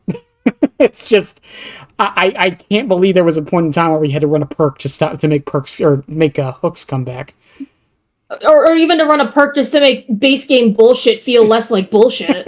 To be fair, we still have to do that, but yeah, to a small degree, but still. Yeah, it was way not to the degree that they used to back then. Yeah, and also blindness used to work on killer objects, so Pig could run third seal and make it so they couldn't find the bear traps. Yeah, because it was back in the day, I think. So currently, with how aura reading works, white auras could not be blocked by the blindness status effect. So basically was literally whitelisted from the blindness status effect. So with killers being able to receive the blindness statusing effect today, you know, you could still see your hallucinations as unknown, you could still see your bed traps as trapper, you could still see your zombies as nemesis, you know, so on and so forth. It's funny to think they brought that mechanic back with Springtrap. Yeah. Because his cameras, they don't get rid of his undetectable, but his aura can still be seen. His aura is white, too. Yeah. It's funny to think that they kind of went back and used that mechanic again. Mm-hmm. And on top of that, she also brought probably, I don't want to say it was the most problematic perk she brought, but Make Your Choice was definitely a perk. Because back in the day, Expose was not nearly as common as it is now. Oh, yeah, for sure. Like, because, like, survivors, because of how Dead Hard worked, when a survivor was healthy, they were pretty weak, but when they were, like, injured, like, some survivors just stayed injured for the whole entire game after that because of how Dead Hard worked. Yeah. Because they were literally invincible when they were injured. Well, that's not even counting Old Spine Chill, which isn't on this list, but Old Spine Chill. Old Spine Chill was, like, negligible, honestly, with resilience at that time. Was it annoying? Sure, but it wasn't, like, I would say a hardcore exploit. No, it wasn't anything like that. It was just, again, it was, like, what the meta was. There was, like, back then, there was really no variety in the meta. It was like this, like, we complain now, like, it's the same, like, 10 perks. Back then, it was, like, the same 5 perks. 5. Yeah, no, literally, the meta for at least 5 years was Dead Hard DS, Unbreakable, and Borrowed Time, and sometimes Resilience instead of Unbreakable. Mm-hmm. And then someone would have a key, and someone would have a med kit, and then it was the whole meta. And then killers, it was, we'll get to it later, but it was Ruin, Undying, Tinker, or Pop. Yep. Absolutely. And barbecue, actually. So it was the same 5 perks on either side. Yeah, pretty much. That was the case for like 5 years. And then Pig also brought, oh boy, people know Gideon Meat Plant, original Gideon Meat Plant. Holy shit! I cannot believe this map was worse. I cannot fathom this map being worse. It was worse. I think there were more god pallets. Because with Gideon, I think there's only maybe like 1 or 2 god pallets on the whole map. 3 or 4 actually, considering the bathroom and the 2 god pallets there in front of the basement. There, like, every pallet was a god pallet on Gideon, and all the rest of the pallets were like currently are more or less fillers. Like today, like 4 god pallets and mostly filler pallets today. It depends on the killer you're playing.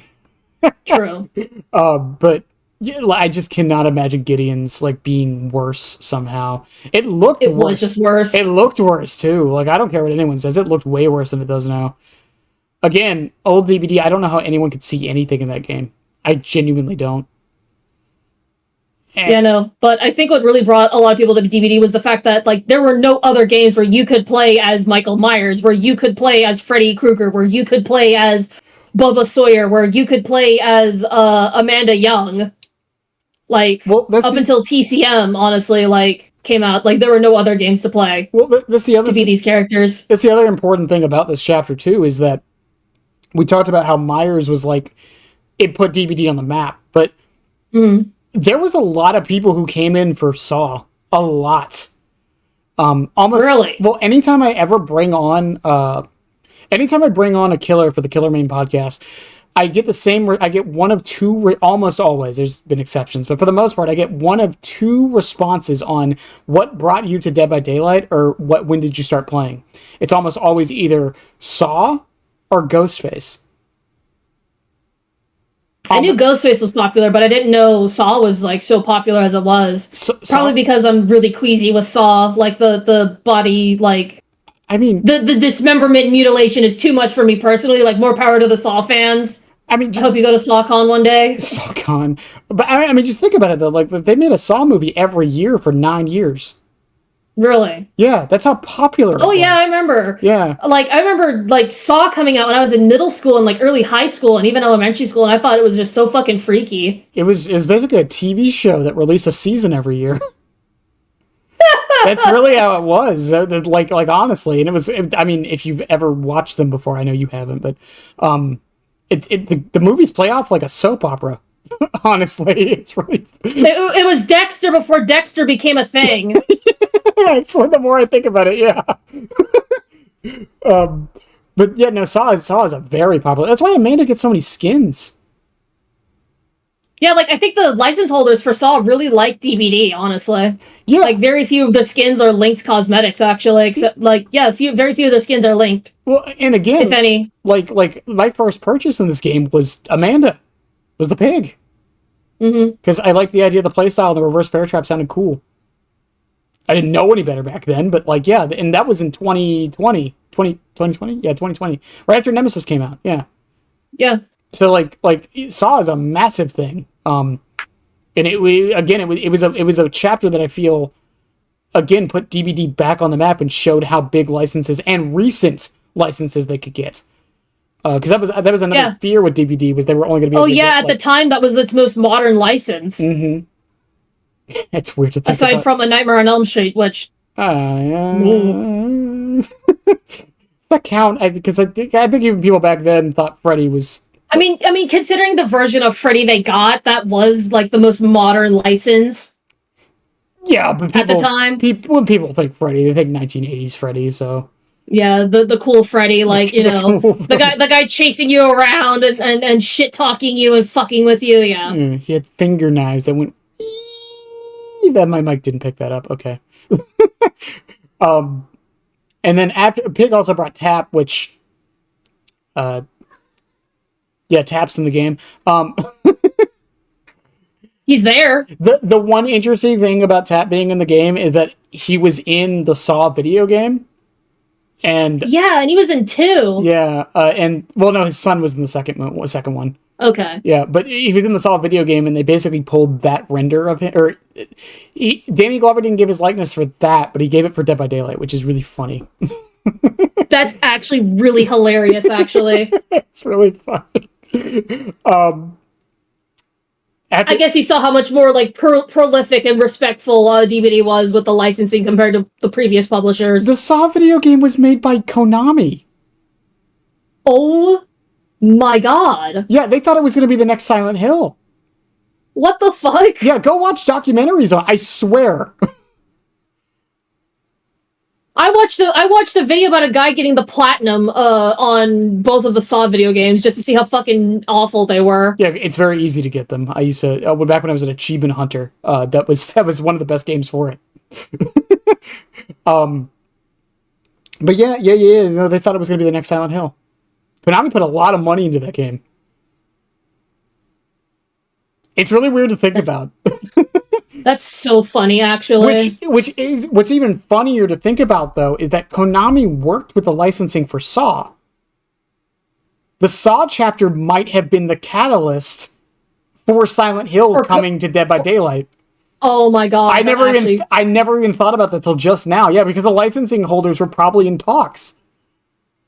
That's crazy, actually. Wow, I can't prove that, but it's a fun thing to think about. Which also would be Dracula too, wouldn't it? Oh yeah, well, I think Dracula was in response to the second Resident Evil chapter, actually. Oh yeah, I'm sorry, Capcom. My bad. I confuse Capcom and Konami sometimes. People will ream me for that, I'm sure. Flashlight timings were briefly removed. So it was possible, like shortly after Pig's release, to flashlight save survivors as they were being hooked. You could interrupt the hooking animation for Killer. Oh. And flashlight timings were worse than the buffer we have currently. Like, you could literally blind the Killer as they were, like, looking up to pick up the survivor, and it didn't matter. And it also didn't matter dropping pallets on killers, because even if you dropped a pallet as the killer would still pick up the survivor, it counted as a pallet stun and would queue up to save the survivor. Oh, okay. And people complain. And then that got removed fairly quickly. Yeah, and people complain about flashlights now. Yeah. There's still a bit of I still think the buffer is a bit too small. I really do think I mean, honestly, they need to make the buffer a little smaller. Like, I'm more impressed that people, like, mistiming it and doing it too early than they are getting it on time. I think my problem with flashlights now isn't even flashlights necessarily, or even the buffer. It's the combination with background player. Absolutely. My god, I actually forgot to put background player into the list because, Jesus Christ, that being buffed was evil. Buffed? It got reworked. Remember its original version? No, actually. Oh, you don't remember the original PTB version? No. Oh, the original PTB version, it gave you the exhaustion haste when the survivor was hooked. Or I'm sorry, when a survivor was unhooked. What the fuck? Yeah, so you would unhook a survivor and then you would get sprint bursts. Pretty much. And people complain about it. And people complain about it for obvious reasons, don't get me wrong, but yeah, people complain about it because it's like, okay, so you unhook a survivor and then you run away? You don't take aggro? You let the survivor get fucking unhooked? Okay, cool. And get tunneled? Okay, cool. Wow. And then it got reworked. Yeah. All of his perks have been reworked, actually. Well, no. I don't remember all of Hanada's perks, honestly. Just background player. Blood Rush. Oh, yeah, Blood Rush. Yeah, the perk everyone thought was going to be a problem, and I never see it. Yeah, no, there's too many conditionals to make it. There were too many conditionals on release to make it work properly. But even now, after the change, everyone said it was going to be a problem. And I still have yet to see it. Yeah. Yeah. Huntress Lullaby reworked? I didn't even know it got reworked. So Huntress Lullaby originally allowed it so that it made it you couldn't hear the skill checks to remove Dr. Madness. Oh my god. And when doing jigsaw boxes. Oh my god, I forgot. There is an infamous video of Almo playing DBD against a doctor, and he is literally unable to remove his tier 3 madness because the doctor got 5 stacks of Huntress Lullaby on Gideon. I forgot there was a point in time where skill check perks affected by killer items. Oh my god, old DBD was better. Old DBD was better. Yeah, old DBD was definitely better, guys, trust. And then after this, Almo, after this, I think maybe 2 or like a month later, it was reworked to no longer affect killer interactable skill checks. I wonder why. That's the thing. Yeah. You just gotta snipe the devs enough. And that's where the term devs don't even play their own fucking game came from. Speaking, I know I just said that under my breath. Do not snipe the devs. That was a joke. Don't do that, please. I'm not advocating to snipe the devs. Anyways, no. It's just, I don't even think Almo works for DBD anymore at this point. I don't think he does. It's pretty much, or if he does, he's no longer in the public eye of the community. It's pretty much a whole new dev team at this point. That's the thing with a lot of game companies. You know, that everyone changes places. Yeah, and honestly, with the new, well, from what I know, the new dev team is doing a really fantastic job right now. Yeah. Curtain Call, that would be Clown. Yep. This released the store. This introduced the store to Dead by Daylight, actually. Yep, actually, yep. Which was, again, a huge boon for the game. Let me reverse it, the cosmetic store for Dead by Daylight. Which was massive at the time. And still persists in the game now, and was I think the moment where the game was basically saying we're here to stay. Yeah, because before that, the only way you could get a new cosmetic was through purchasing you could only get 80s pack and head case pack through the Steam through the Steam store, or if you just happen to be there for events. Right. It's again, it's just weird to think about that there wasn't a store at one point, because that's like one of the, not selling points, but that's such a massive thing for the game now, is selling skins. Yep. 1 second though, I gotta turn on my fan. It's getting extremely humid in my room.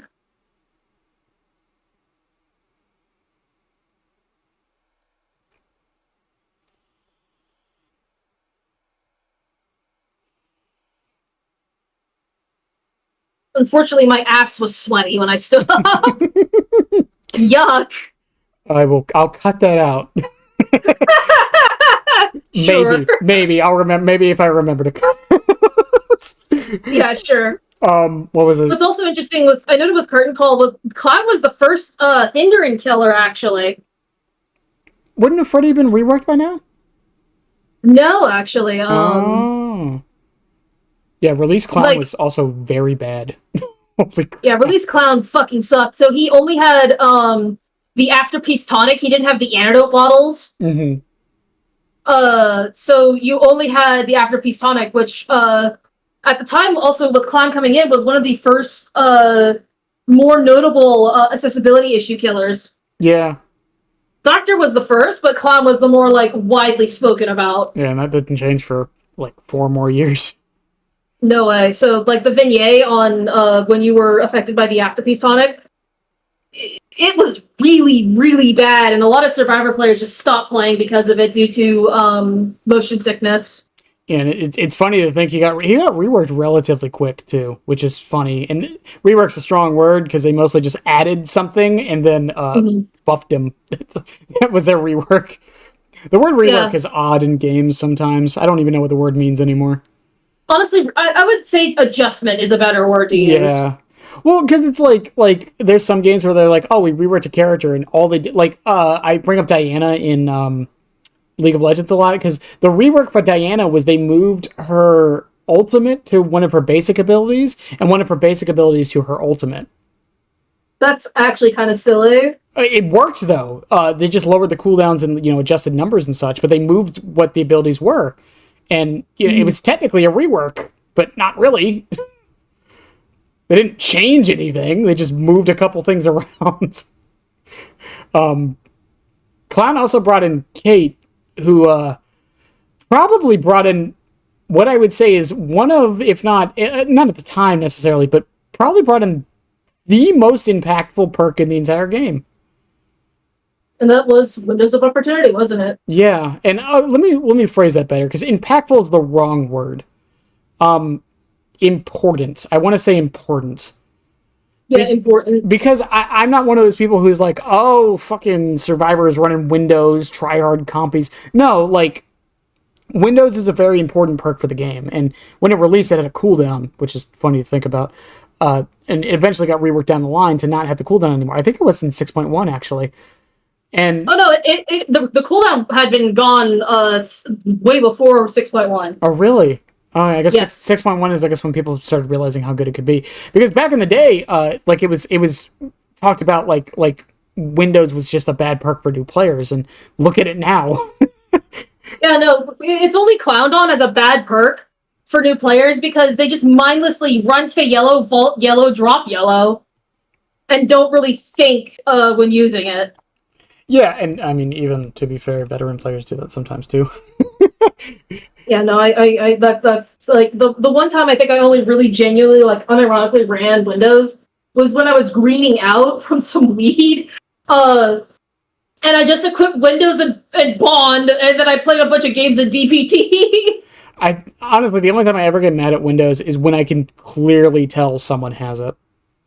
Yeah, like, it's just, you just run to a pallet and just hold W. Yeah, that's the only time I get mad about Windows, and that's more a problem with the game than the perk, to be fair. Perk just facilitates it a bit. Yeah, and just exacerbates, like, it creates bad habits and reinforces them sometimes. Clown also brought arguably again, impactful is the wrong word. Well, one of them was definitely impactful. The other one is just an important perk, I feel. But Bamboozle and Pop Goes the Weasel. Bamboozle came out, actually, when Entity Blocker still didn't exist, I think. Yeah, and it's funny to think about, too, because for a while there, the killers everyone would tell new players to buy was Clown and Bubba. Because of Barbecue and Chili and Pop Goes the Weasel. Yep. If you watch any video from back in that time period, people will tell you, run pop. Because it was that good. It is so funny to think how far it's fallen from grace. It was the cornerstone generator regression perk, because it just gave a flat 25% like removal of a generator. Right. Instead of it being like 25% currently of, or actually 20%, because with the way Gen Kick works, it removes 5% progress on a generator. Right. And then on top of that, 20% of the current progress of the generator now. Current progress. That's the key word. Current progress, yeah. That's why I say it originally did 25% flat. So, like, let's say, like with the old generators being 80 seconds, you know, you kick a generator, 20 seconds of progress is gone regardless of, you know, how complete the generator is done. Yeah, and again, it was a massive, not just a massive capstone and like a massive thing the game was kind of balanced around it existing for the longest time. And it's weird to think Clown's the one who brought it in, but you know, it's gone through its ups and downs. And then there's Bamboozle, again, a perk that honestly I think has gotten better with time. Yeah, it was also one of the cornerstone chase perks for Killer. It was a huge like favorite of Hillbilly and Bubba players. Yeah, even nowadays, again, like it's a perk that like every time they release a new vault perk. The argument is always like, well, it's not better than Bamboozle. Because Bamboozle literally blocks the window. Yeah, and you know, there's arguments for certain killers, obviously. Like, I think Dark Arrogance is better on Chucky than Bamboozle, but again, Clown introduced the store and 2 cornerstone perks, on top of the fact that Kate introduced a perk that again has just gotten better with time as the game has gone on. And I think that is something that does need to be like mentioned a few times, you know, whenever people talk about the history of DBD. Yeah. And you know, moving on, that brought us Crotus Pren, didn't it? Or was that was Nurse?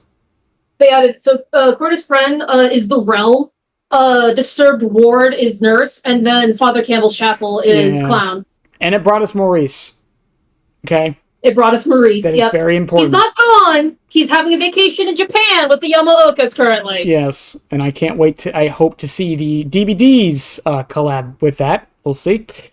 For sure, yeah. We'll probably just get a charm like For Honor. Speaking of For Honor, I'm very confused about Knight, the more I think about this. Is Knight technically a half-licensed killer? No, he's completely original. It's theorized with the release of Singularity into Knight into Skull Merchant, because all 3 of these killers have a very similar like line of thought for their power, which was, you know, monitoring, patrolling, and tracking and hunting. Mm-hmm. The 3 powers were once 1 power in a killer, and then they realized this is too complicated. Let's turn into 3 different killers. Yeah, I mean, I still hold that tinfoil hat for at least Scully and Lery, because honestly, you could combine their powers, and I think it would have been much better and healthier for the game, personally. But, no, I'm just saying that because, like, we had the For Honor collab. We didn't get anything. For Honor got a whole game mode, by the way. They got a whole game mode, and Trapper fucking got to go, like, leave the realm for a little bit. He went on vacation. He finally escaped for a few weeks. It is great. And then we got the charm. The charm. That was what we got. And I thought it was really fun. That's why I thought Knight was like a partial collab with them, just not officially licensed, you know? Yeah, no, I think it was more that he got heavily inspired by For Honor. Yeah, I'd be curious to hear how those talks went, because it seems way too convenient, you know? Yeah, the only way we'd be able to know is if we were literally able to talk to someone who was on the team when they were creating the Knight. Yeah. Moving on a bit to another accessibility killer, Spirit. So, actually, what's also interesting with Clown is that he also potentially gave issue to people with coulrophobia. Oh, actual. So he's actually the first phobia killer. I would say the first. How do I want to word this? The first notable, and this isn't to shit on people with not like common phobias, but I would say the first like notable phobia. Because Hag, from what I understand, there's a lot of people who, because of how she looks, she can trigger tryptophobia. Tryptophobia? Yeah, it's a tryptophobia. I always say it wrong. It's tryptophobia. I honestly thought you were going to say misophonia, and I was going to have to correct you, because I've heard people have issues because of the way Hag breathes, it triggers someone's misophonia for thinking that they're drowning. Yeah. Well, and I mean, again, like, and this isn't me shitting on people with phobia. I'm just saying there are phobias that are more common than others. It's just yeah, it's just how it is. But the point I'm making is that clown was probably the first like very notable case of it. For sure. Because chlorophobia is and literally he has a perk called chlorophobia, yeah. so it's a very, I think the devs kind of knew what they were doing. Yeah, it's a very, very common one. It's like I think it's like number 6 now. It's gone down over the years, but it's like number 6. I think it went down over the years specifically because we don't have like scary clown movies anymore, well, like Killer Clowns from Outer Space and It. Well, we got Art, but like he's not really a clown. He doesn't look like a clown. He's a fucking jester. But again, with like talking about chlorophobia, it's honestly extremely, extremely like common in the U.S. Mm-hmm. And I note this because when the Switch came out in 2017. And the game ARMS came out, people were scared of a particular ARMS character because she looked like a clown. And one of the devs who's from Japan said, I feel like I know a secret superpower and weakness. I feel like I now know the Americans' like secret weakness. Because chlorophobia just isn't a thing in Japan. They just think clowns are cute. Yeah, it's like dogs. Like fear of dogs is very common in the US. It's not very common in most of the other parts of the world. No, or like fear of spiders. Like it's kind of like the difference between like it's kind of like the difference between like meeting an arachnophobe and meeting someone who has like a pet spider. Like, this guy is so cute, and the other guy's like, please never let that thing fucking within 100 feet of me. Well, I mean, arachnophobia, that's an evolutionary thing for the most part. So is most phobias, honestly, the more from what we understand. Let me rephrase that. Most phobias that aren't sparked from a traumatic experience are genetics, the wrong word, but they're evolutionary. That's why a lot intrinsic. It's why a lot of people are scared of snakes. It's why a lot of people are scared of mushrooms. It's why a lot of people are scared of spiders, dogs, heights, water. It's just an evolutionary thing. Even the outdoors and being and having agoraphobia, being encased in a space, and claustrophobia, agoraphobia. I can't say my phobia correctly, so don't feel bad if I say yours wrong, by the way. I have what is it, trapstophobia, the fear of open water. Thalassophobia, there you go. Yeah, I can't play Subnautica. I cannot play Subnautica. Any video game with like open water sections I can't do. I was streaming Doom Eternal, or not Doom Eternal, Doom the Dark Ages. I was freaking out at the underwater sections. Yeah, I saw, like, I watched a playthrough of Doom Eternal, and I was like, oh no, this is actually kind of scary. Nothing can happen. It's just like and I know it's a video game, but like again, this is it just stresses you out. This is why phobia filters need to be a thing. But and again, like I said, moving on to the other side of the accessibility spectrum would be spirit. Mm-hmm. Oh boy, really spirit. Ooh, really spirit. So she had no indicator of whether or not she was phasing, and she also had original mother-daughter ring. Yeah. Check the shards. Look at the shards; they're glistening. That was definitely true. Yeah, no, like, oh my god, just, oh my Christ. You know what's funny? Like, I was thinking about this the other day. The new, like, Tomy skin that came out for Spirit, mm-hmm. That entire argument would go out the window, and that skin will be called Pay to Win, if that was still a thing. Like people thought. For sure. Yeah, no, with the Tomy skin, it actually, like, fixed a lot of the issues with Spirit, which is fucked up. It's just pay for accessibility. But, like, with Spirit, like, for the first 2 years, she had no indicator. And then when she finally did get an indicator, it was non-directional. Yeah. And so, like, we had released Mother-Daughter Ring, which made it so that when she was phasing, she was 40% faster. Currently, normal makes her 15% faster. And original Yaki Yoki amulet, which made it so that she had an 80% longer phasing duration. Also, not forget that the duration add-ons were bugged to give her cooldown. Because it was give her a much faster cooldown, yeah. Because it was based on the percentage of the total. So if you made it longer, it was like the percentage total made it so that you got more charges per second. You know something? And they fixed that. You know something you didn't have in this list? I just thought about because of that. What? Remember moderately, significantly, and slightly? Oh my god, I was there for that. That was a thing, I think, up until after Hour of the Witch. I didn't even remember that. Yeah, there was a time, for those who don't know, where the add-ons didn't tell you how much they adjusted things. And it would just say, it was all in vague statements. It would just say, slightly decreases your cooldown. It's like, what does that mean? And the funniest thing about this is there were some add-ons that literally either didn't adjust it, and a couple, one of them was on Ghostface, that actually, raised the cooldown. Because of how they were programmed. And you would only know this if you went to the wiki. Yep. So bad. And the wiki that isn't updated anymore actually had a lot of wrong information.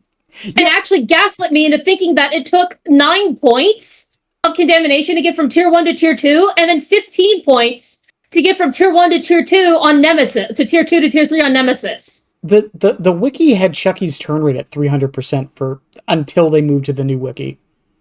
Jesus Christ. 300%.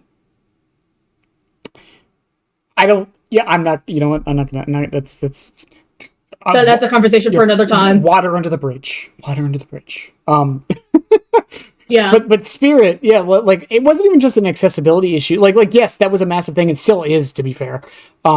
And those talks have been going on a lot more recently, actually, thank God. But the other problem Spirit had was just, she changed the game, similar to when Nurse released. Yeah. She was that impactful of a killer in how the game worked. She's not S tier like she used to be, but there was a point in time when it was Spirit and Nurse and S tier. Yep. And even at one point, Hillbilly. Yeah, well, even to be fair, he is now, depending on who you ask. I think he's definitely S tier, still today, due to the fact that he no longer overheats. Mm-hmm. But part of that was definitely her add-ons as well, because that was when they changed Spirit the first time. It was just add-on adjustments, and then they did the quote rework where they adjusted her a bit. And it's so, again, it's just so weird to think about that this was the thing back in the day where Spirit could literally just go across the entire map. You would have no idea, and she would just down you. Yeah, no, my friend, she would play Spirit and ran prayer beads. So anyone who was outside of the terror radius heard the phasing sound effect. Mm-hmm. So you could, and if you were in the terror radius, you couldn't hear the phasing sound effect. So she would basically use Yaki Yoki Amulet and just snipe survivors off of generators. Or grabs, because there wasn't a delay. Yeah, no, there was just no delay. Well, it was like a half-second delay. It was enough it was so fast that there was no reaction. There was just barely enough time to react from that. And, going over the accessibility thing, because this was also, I believe this was around the time when, I forget the dev who said it, who basically was crapping on people with colorblindness. That was Almo. Yeah. Almo. Yeah. Okay, to his credit, I'm not defending what he said. What I will say is that I do think people took the words a bit, I don't want to say out of context, because what he said was bad. I'm not saying it wasn't. For sure. But also, he was being constantly, pestered by, random people, and it's not he was literally just, the lead design dev. He wasn't a balancing dev. Well, it wasn't even that. It's just, what he said was not what people said he said. Because a lot of people, whenever I heard the story, people were telling me, yeah, he basically just, told colorblind people to go fuck themselves. And, I watched the video. That's not really what he said. He more so said, it was something along the lines of, we don't have plans for it, stop asking about it. That's what he said. Still bad. Don't get me wrong. It's still basically saying the same thing, but it's not. But, yeah, I'm not going to... I'm not going to keep dwelling on that, but DBD has come a long way with accessibility, and I really do hope we are getting more. We just got the gamma filter. 9 years later. Yeah. It's here now. It's all you can. It's better late than never, Pretty much, Jesus. Such a simple thing. Now fix dredge. Fucking fix night while we're at it too. Holy shit. And then that would, Adam didn't really bring any, Deliverance, never mind. Yep, he brought Deliverance to DBD. And Pebble. So he brought it good. He brought the funny, but he also brought one of the strongest perks in DBD. I don't think Deliverance has ever been touched. No, it's only actually like there was a bug with Deliverance actually, and it only got fixed in 6.1.0. And I found this out entirely on fucking accident. Because I was playing Killer and I was like hardcore tunneling or something. And I was playing Oni, I think. And what happened was a survivor DCs, and I never hooked them. And I'm playing on like Yamaoka, like Family Estate. And so like, endgame happens, I've got a survivor on the hook, and like the fucking bot survivor self-unhooks and launches into adrenaline. And I'm like, what the fuck? They just randomly 4%ed. And then I check, and it turned out that the bot had Deliverance. But it didn't give him broken? It did not give them broken. Oh, God. And we tested this in a custom match, and we found this out. Apparently that had been a bug since Deliverance's release. Of course it did. And it was only fixed because they made it so that adrenaline didn't give you the health state after you were unhooked. Right. After 6.1.0. That was the other thing. Adrenaline was also like extremely meta. Like it was not like the same 5 perks, it was the same 6 perks. Because adrenaline was just a free health state if you were hooked and endgame started. Yeah, unless you were playing against Legion. Oh yeah, true. There's the one good thing Legion had going. Well, we'll get to Legion. Yeah, we're gonna get to Legion. Boy, we'll get to Legion. Holy fuck, Legion. So you thought Legion was fucking annoying. Now. Well, Legion's coming up here in a second, so we'll get to it. I do want to shout out to Pebble though for being like the best perk in the game. We're finally at Legion. Yeah, holy. So Legion, I mean this in okay. I've heard horror stories about Legion. I did some research. People have told me that Legion's release almost, like, legitimately almost killed the game, and I thought people were just being hyperbolic. No, they were not. I did the research. No. Legion's release literally almost killed the game. Before all of this, I did a couple of polls. So I decided, hey, what was worse on release? The Legion in December of 2018 or the Nightmare or Freddy Krueger? Overwhelmingly was Legion. And then I said, what was worse on release, the Legion or Skull Merchant? Legion still won. People thought release Legion was worse than release Skull Merchant. And that is saying something. That's like genuinely. That's the sad truth of it. Because like I thought people were being hyperbolic until I started digging and looking at old videos and like old reviews and things like that. No. Have you seen the Cope video? Yes. Jesus. Again, it's just like people talk about the game dying all the time recently, and I don't think the game's at a point now where it will never like just die. It would slowly peter out. It's not like there's going to be a mass exodus and then nobody plays the game anymore. No. But Legion was that. Almost was that. Just based on the public reception, how the power worked, what the power was. A bunch of people complaining that was false advertising. That was another factor into it. And it's just... Because there was Forever Mend Legion, where basically how long was it, like 30 seconds of mending? So there's a video from Crush that I came across where he is self-mending almost for 3 minutes straight. Oh my. Because it's stacked. Oh yeah, it's stacked, that's why. Oh god.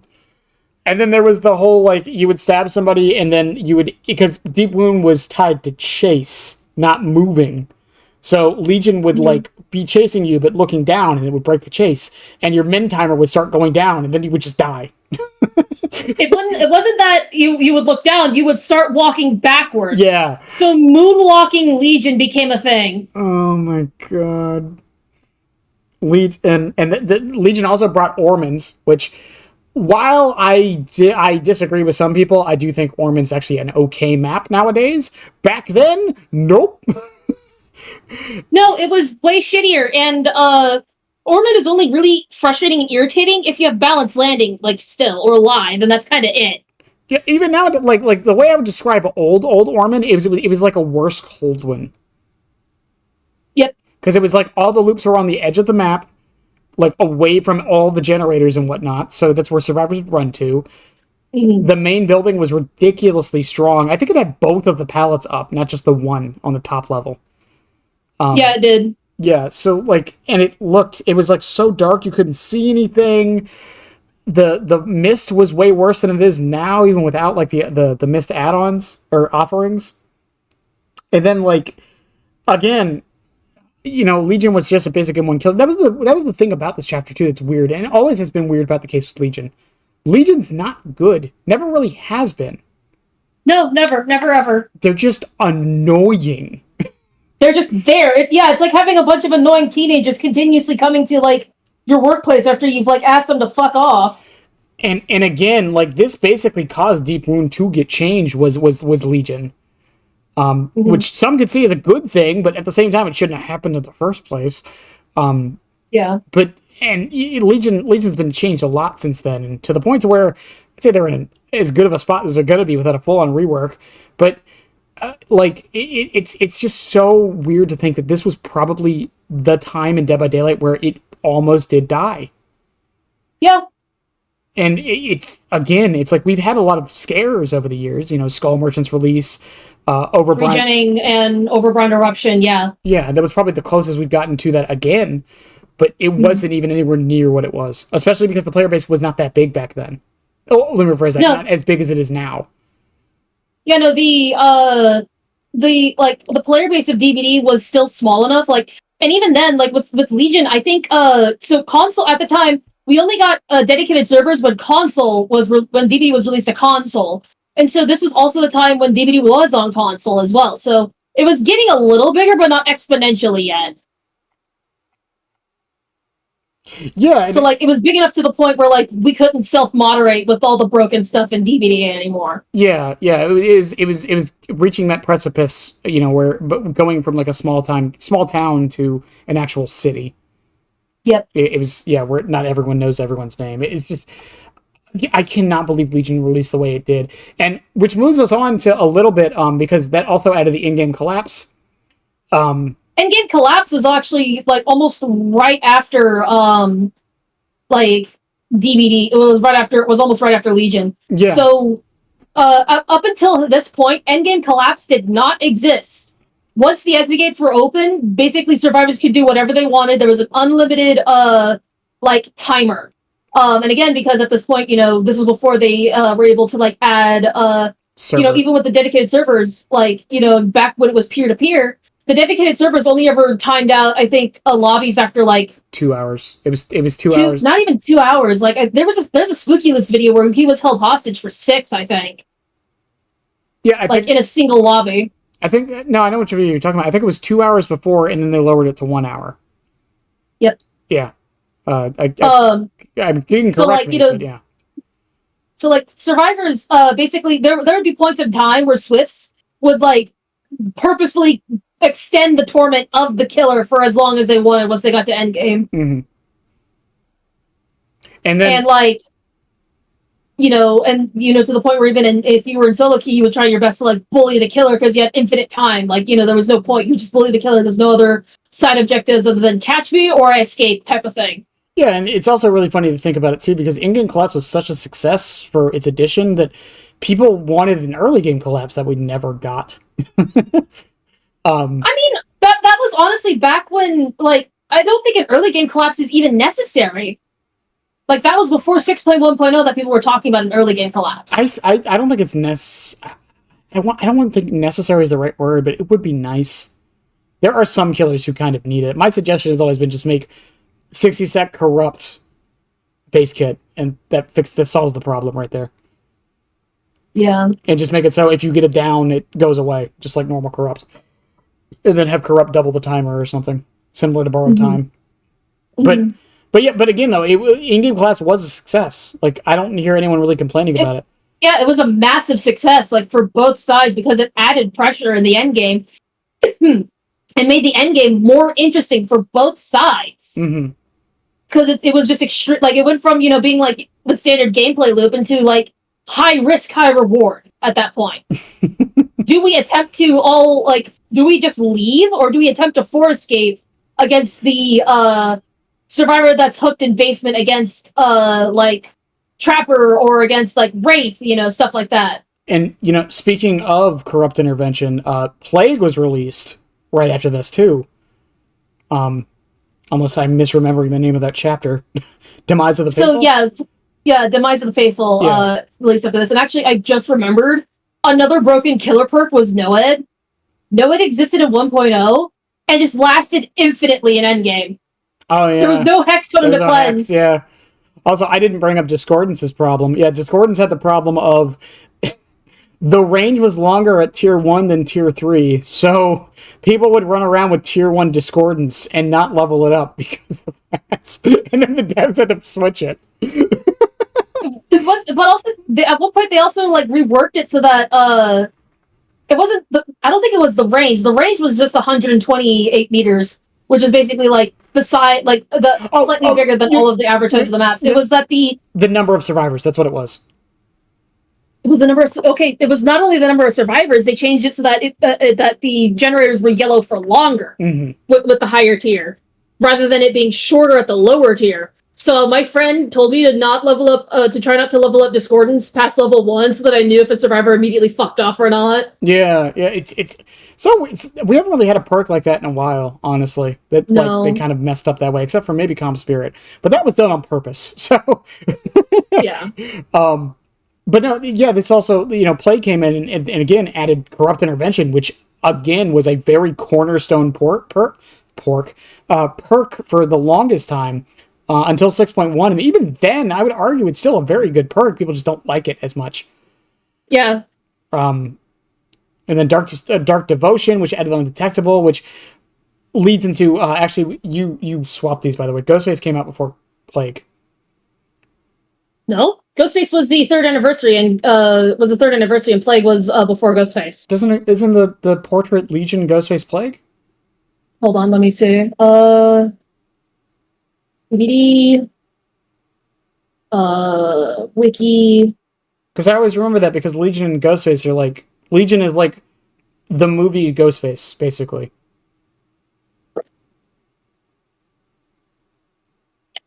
Chapters. I'm looking at the .gg wiki because that's the most updated one. But regardless, like Plague also introduced, a whole anti-healing mechanic. Broken became more of a thing because of her. Plague was before Ghostface. Oh, really? Wow, I wonder if the portraits are such. Yeah. That's weird. Yeah, it was Plague, then Ash vs. Evil Dead, then Ghostface. Ah. Huh.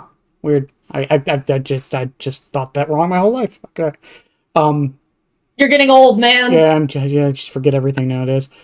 And she also like she was the first technical range killer since Huntress. Yep. And she also she brought in like a killer interactable, like built-in slowdown. She was a very interesting killer and probably one of the most unique killers we've had in the game for especially at that time, like ever. She's probably the more I think about it, she was probably the most unique killer at the time. We could also technically say she's a stance killer as well. Yeah. Or no, she was the first killer to upgrade her power from Survivor. Interaction. Yeah. She had 2 states you had to worry about, and the survivors were completely in charge of it. Again, like the anti-healing thing was a very interesting concept. The way her projectiles work and still do, even though she's bugged at the moment, but who isn't? Yeah, and again, Corrupt Intervention just being the cornerstone perk. Even Infectious Fright. Plague's perks are arguably perks I would recommend to a lot of new players. Yeah. Corrupt Intervention stops you from getting Gen Rush. Infectious Fright helps you like know where survivors are after a down. Like she's just a very, very good original chapter that came to the game. But she got overshadowed a bit by the next couple of releases. Yeah, but also we have to remember with Plague, there was a video that Ox made because it turned out Plague had a bug her entire lifespan in DBD at the time of 3 years, where every type of stun was supposed to take her out of power. This included head-on stuns, blast mine stuns, flashlight save stuns, decisive strike stuns, and pallet stuns. Yeah, well, no, apparently that was the thing with that too, is that that was told to us that it wasn't intentional, it was a bug, and that it was later made intentional. It's God. I hate it when they do that crap. Ots made a video saying, don't fucking change this because it's going to make Plague really fucking miserable to play as. And this is going to be the kind of meta you're going to encourage on her, and it's going to be really nasty and not good. But again, Plague then got overshadowed by Ash in the Darkness, the Army of Darkness chapter. It was a paragraph. This was the second paragraph, Bill. This was the second paragraph. So it was actually a reference to Ash vs. Evil Dead, the TV show. Yes. Now, I watched it. It's really fucking good. Bruce Campbell's in it. But we also have to remember original Medal of Man. Yes, that's what I was going to bring up. That's why I think this overshadowed Plague a bit. When I said earlier that, like, Laurie Strode was, like, pay to win, oh my God, original Medal of Man. They couldn't dodge the allegations again with original Medal of Man. Because it was nerfed quick. It was nerfed within the first 2 weeks. It was nerfed quick. Yeah, so instead of you having to take 3 protection hits to get your 3 stacks of Medal of Man, you just had to tank 3 M1s, and then you were, invincible after the 4th hit. It was, and that's not even that one, just that one. Like, Buckle Up and, what is his other perk? Is it the one no one cares about? Oh my God, Buckle Up was one they never cared about. What was the other one? I actually forgot. Let me It was a problem. Wiki. That's all I remember is it was a problem. Buckle Up was a problem. Buckle Up, Medal of Man, what the... Flip-Flop. Okay, Flip-Flop wasn't a problem. Flip-Flop, Flip-Flop just kind of was whatever. I forget Flip-Flop. I always forget Flip-Flop's an Ash perk. I always think it's an Elodie perk. That's because it's combined so frequently with Power Struggle. Yes. But yeah, no, Medal of Man, though, on its own was definitely a pay-to-win. Like, you cannot beat the allegations. And there's no way they knew it wasn't going to be a problem. That's one of those ones where I'm like, they did this on purpose because as popular as Army of Darkness is, it is still a pretty niche chapter. Like, it's still a pretty niche license. I'm convinced they did that just so people will buy it because Ash was also very loud as a survivor. Still to this day. And he was also kind of ugly too. Yeah. So, like, people, like, even to this day will say don't buy Ash. There's no reason until he Buckle Up became a problem. They, like, straight up, like, Bruce Campbell gave them his likeness, but they fucked it up a little. And then after that, another chapter overshadowed even that, and that was Ghostface. Ghostface, I think, was the first chapter that got completely leaked on accident. Yeah, he was also the first, and still the only, now that I think about it, semi-light... Well, no, actually, that's not true. Okay, it depends on how you look at it. He's a semi-licensed chapter, because they didn't license it from Craven. They licensed it from Fun World. Right, and who owns the rights to the Ghostface mask? Which is funny to think about, because if things are going the way we think they are right now, Behavior's probably about to own Fun World. Seriously? Yeah, because Fun World's going out of business, or not going out of business, but they're selling. That's the first I've heard of that, actually. What? Yeah, so technically speaking, Behavior, we don't know, but the way it's looking, Behavior might own Fun World. And in turn, they'll own Ghostface. That's actually kind of funny. But yeah, so for those who may or may not know, the Scream movies was partially based off of a real world event. Mm-hmm. And so the real killer did use a Ghostface Fun World mask.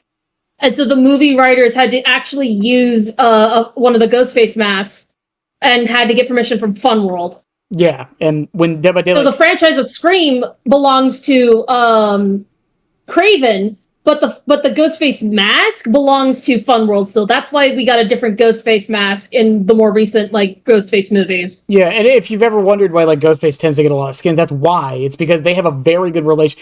It's funny, because, again, like I said, Behavior might own Fun World eventually, who knows?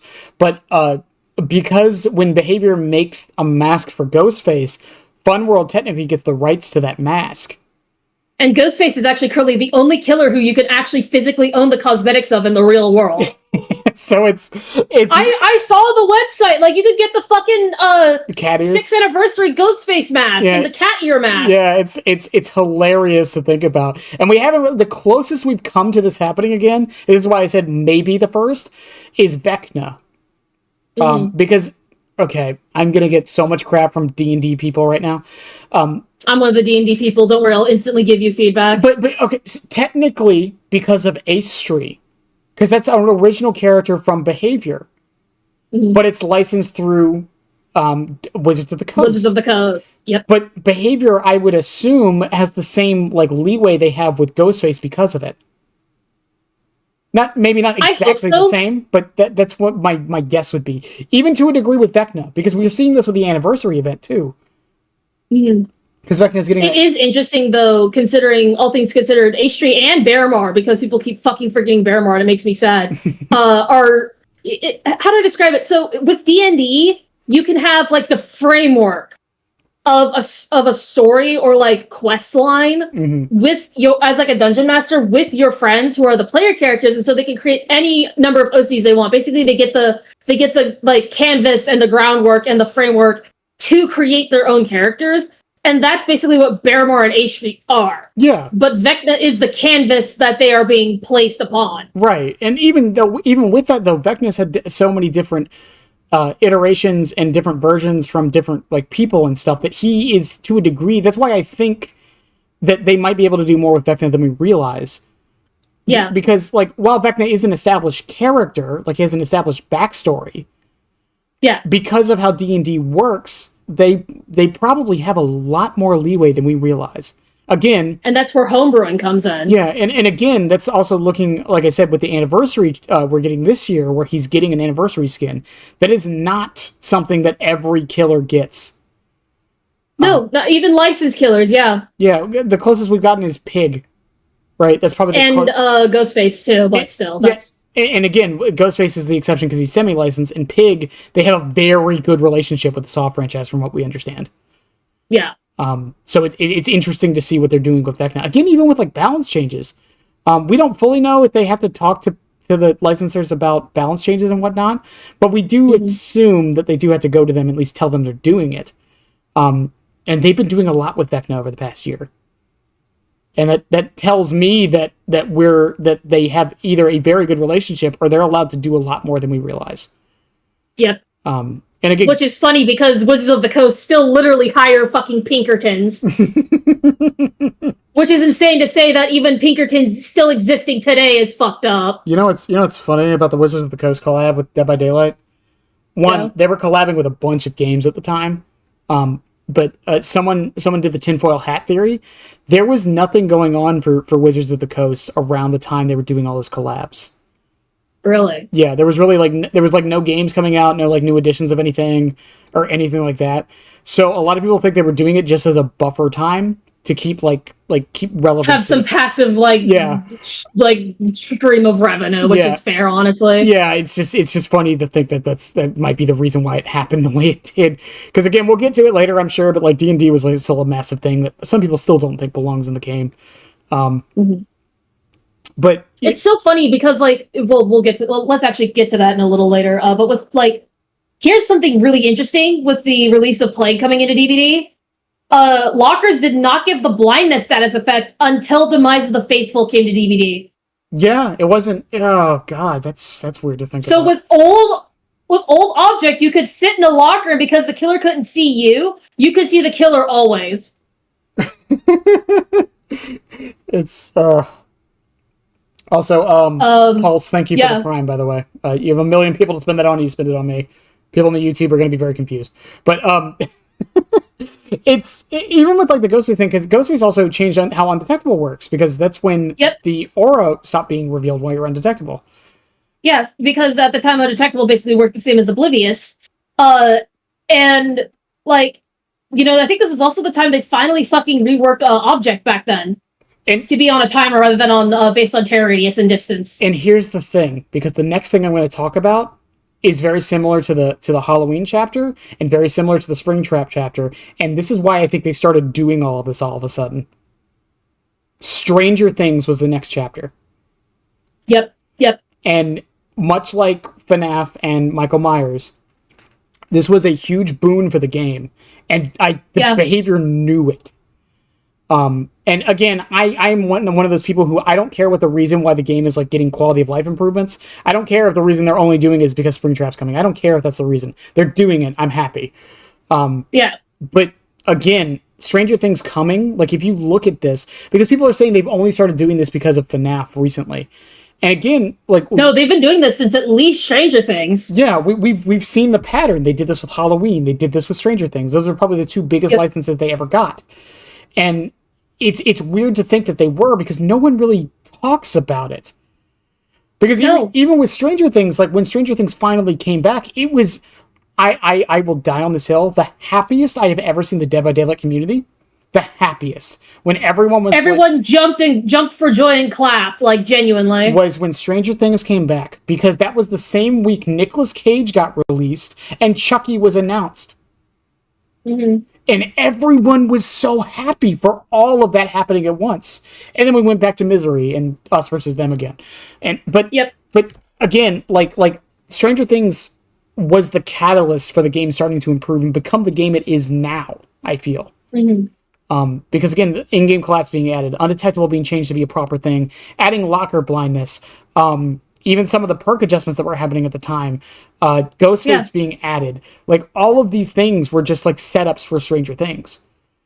Mm-hmm. Because arguably, other than Resident Evil, which we'll get to that one later, was the third biggest thing to happen to the game. Yep. Right behind Resident Evil. And interestingly, with Stranger Things coming to DBD, this is when Tomes, Archives, and the Rift actually was added to DBD. Right, yeah, to make it more like other games and to add other things of revenue and such too.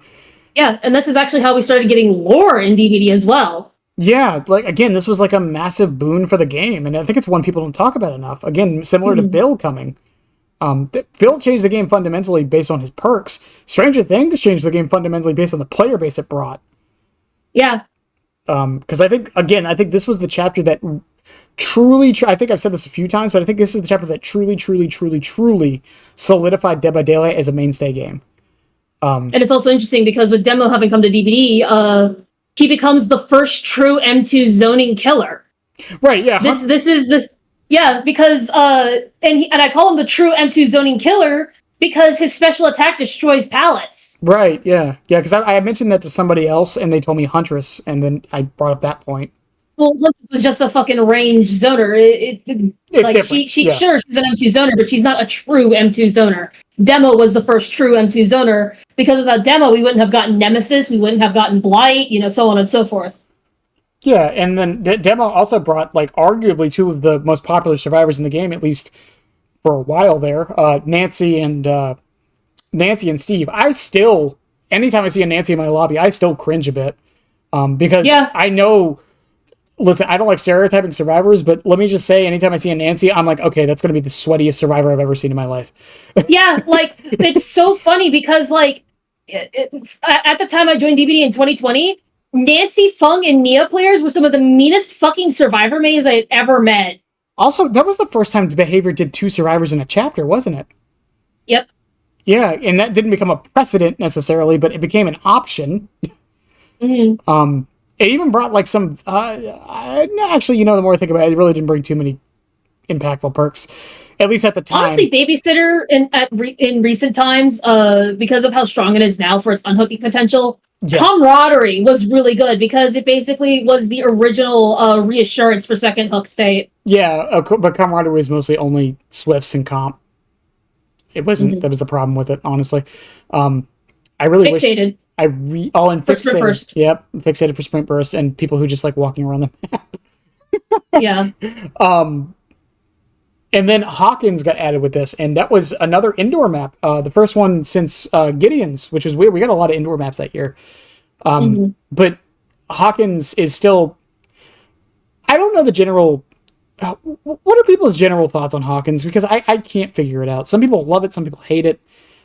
Hawkins it was my favorite indoor map in all of DBD when I first started playing, and when I first got back into DBD, and even when I got back into DBD, it was still my favorite because like I discovered even with god loops, as long as you knew specific things about the map, you were rewarded for knowing your way around the map. And that was the same with original RPD. Like, you were rewarded for knowing your way around the map. But people never complain about Hawkins, but everyone and their mother complained about original RPD. Yeah, and again, I think that's the similarity. I think that's why I like Hawkins, because it feels like the original RPD for me.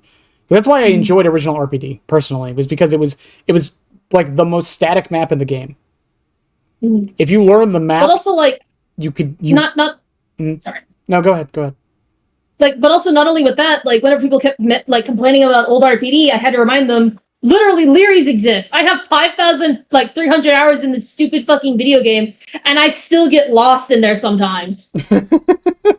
Like, dude, even when I learned comp, I still got lost. It's just, again, it's weird to think, and then, when it was taken out of the game, everyone wanted it back. Then it came back, and everyone wanted it gone again. What's funny is that like the Hawkins coming back after 6.1.0, I think, like, was so funny because it became an extremely killer-sided map for the first month it was back. Chucky's release, and now it's just a normal map again. Chucky's release. It came back for Chucky's release. Oh yeah, it did. Yeah, Chucky didn't get a map, but we got Hawkins back. So, yep. The more I think about it, I consider Nicolas Cage his survivor. I guess I should consider Hawkins his map. It's so funny because Chucky, whenever he sees Ash or Nick Cage, he's like, wait, I know that guy. Yeah, well, I consider him and Nick Cage survivor killer because both of them didn't have a survivor killer, and to me it makes the most sense because they're both comedy characters. Yeah, they are. Yeah, so it kind of works. A lot of people tell me Ash should be his killer, but or survivor. I don't know. I just think Nick makes more sense. Speaking of, wait, hold up a second. You have in here syringes now automatically heal survivor. Oh, this is when they were reworked. Okay. This is when they were nerfed and reworked to be more fair. Yeah. However, styptics were extremely strong still because they lasted for 15 fucking seconds. Currently, they only last for 6 seconds. I thought it was 8. No. Oh. It's 6. Oh, I've been counting wrong. Whoops. Well, hey, at least you're overcounting and not undercounting. Yeah, that's true. It's like I always compare it to armor lock in Halo Reach. It's like I can count to 10, son of you motherfucker. Literally DBD and Halo Reach shaking hands. Armor lock, borrowed time. I can count to fucking 10, motherfucker. And again, was this because of Stranger Things? Part of me wants to say yes. I genuinely think any balance improvements done at that time were because of Stranger Things. Mm-hmm. And that leads us into, we finally got to it, 2020 and 2021. This is when I started playing the game. So this is when I also started playing the game as well. So stuff I actually know way more about. And the first thing released in 2020 was Chains of Hate, which gave us Deathslinger and Breakable Walls with the introduction of Dead Solid Saloon. And it was argued to be the first killer-sided map in DBD. At the time. We got a lot of survivor-sided maps up until this point, basically. It's funny how the turns table, because at the time, sure. Nowadays, now that people have figured it out, nope. Mm-hmm. I also do want to bring up Zarina here, too, because outside of one perk that I wish they would rework already, Zarina has probably had the biggest glow up of any character in the entire game, perk-wise. For sure. Yeah, for sure. One of them was on purpose and one of them was incidental. But Zarina went from probably one of the worst survivors that no one would ever recommend to arguably one of the most important survivors for someone to get. If you were given a list of essential chapters to purchase or essential characters to purchase, Zarina is on that list now. Yeah, it's also because of Off the Record. Well, it's also funny too because Deathslinger had the same treatment. All of his perks are now really good. They're really good now. Almost. The only perk that was never changed was Retribution, honestly. Yeah, and it just got buffed in the last patch. Oh shit, I forgot. Yeah, it did. Yeah, it's actually going to be really, really good now. 20 seconds of aura reading. Wait. That's actually awesome. Yeah, it's 20 seconds of aura reading and 60 seconds of oblivious. If they touch a totem. That's so good, actually. And actually, didn't Gearhead only work on great skill checks? Yeah, Gearhead used for to like 30 seconds instead of 60 or something. Yeah, it was 30 seconds on only on greats. Yep, only on greats, and then they adjusted it so that it worked on goods in 60 seconds. Over the course of 60 seconds, and then I think they extended the aura read on it too. Yeah, and then play with your food, or not play with your food. Deadman Switch. I swear, if I get one more person who says all they gotta do to Deadman Switch is make it the old version, you guys, the old version. No, the old version worked on every generator that was let go. Yeah, but it also only worked when you hooked the obsession. Yep. So you got 2 uses out of it max. Because it didn't work when they died. So. No. Yeah, no. With them having removed the obsession and with them having to remove the obsession prerequisite, like the first like rework with DMS, like it immediately got into killer like perk like build rotation, like immediately on release day 1. Again, it's just so hard that I see people say that all the time though, like they should just make it back to how it used to be. Same thing with Grim Embrace. I hear that one a lot too. It's like no one used it. No one used it for a reason. I remember when Grim Embrace first got buffed to like give us like 8 seconds of like blocking all generators. So many of my teammates immediately DC'd. And it's like, are you guys fucking serious? You guys are being such fucking pussies right now. It's just again, it's so weird that of all the killer and survivor combos in the game, this is the one that's probably gotten the biggest glow up. Perk wise, anyways. Yeah. Slinger has been adjusted a lot since he released, but he was also, apart from Plague, the second range killer ever added to the game, and that depends on your definition for Plague, because technically she wasn't a range. Plague's a weird hybrid, but Slinger was the first official secondary range killer, and on his release, and at least for about a year or a couple years, he had instant ADS. You could run him like a stealth killer because he had 24-meter terror radius and add-ons that lowered his terror radius to basically 0. That when holding the aim button with monitor and abuse, you basically were playing Dead Rabbit monitor Myers on tier with Vanity Mirror. Yeah, Dead Slinger's in a state now where I feel like he actually probably needs some buffs again. Yeah. Especially with him, this might sound like a weird connection. I kind of think Springtrap power crept him just a little bit. Oh, absolutely, yeah. I also think I compare Deathslinger to Chucky a lot because they're very similar with how they play, in my opinion. So he also did it on top of the deep wound changes they just did. Also nerfed him. And yeah, I joke about this all the time, but the fact that Kaneki was Slinger's original power was what Kaneki's is. Wow. Yeah, because if you read the dev notes, his original power was he was going to pull himself to terrain, not pull himself to survivors. Wait, that's actually cool. But also it's funny because Slinger was actually like the singular fastest killer power that they developed. Yeah, like from the board to the coding to the game to the model, like he was the fastest one. They said, and I can't find the interview, people can tell me I'm lying, but they said the reason they didn't do it originally for him to like pull himself to the environment was because the tech wasn't there at the time. They couldn't do it with the engine. Yeah, they couldn't figure it out with the engine at the time. And now that but it's also funny because with the with this development, there's a fucking screenshot where they use Trapper's model and he's got a cowboy hat on. It's the developer builds for characters like that is hilarious. There's a version of I think it was League of Legends. I saw this. Like, do you know who Kled is in League? No, unfortunately, I know nothing about League other than it's like if you pointed a gun at me and told me to play League, I would say shoot me. So the way in League, there's a character called Kled who he rides on top of a mount called Scarl, and they can detach. Mm-hmm. And if you look at like the developer like videos of it when they were making him, all they did was they took one of like the horse character in the game, Hecarim, and they shrunk him down and then just put like I think it was Ezreal riding on top of him. As like it's the funniest thing. And then that's pretty funny. And then like it would use other abilities to like test his ability. Like he has a bear trap he can throw at people. So they just made like it was I think it was one of the skill shots, and they just added teeth to the end.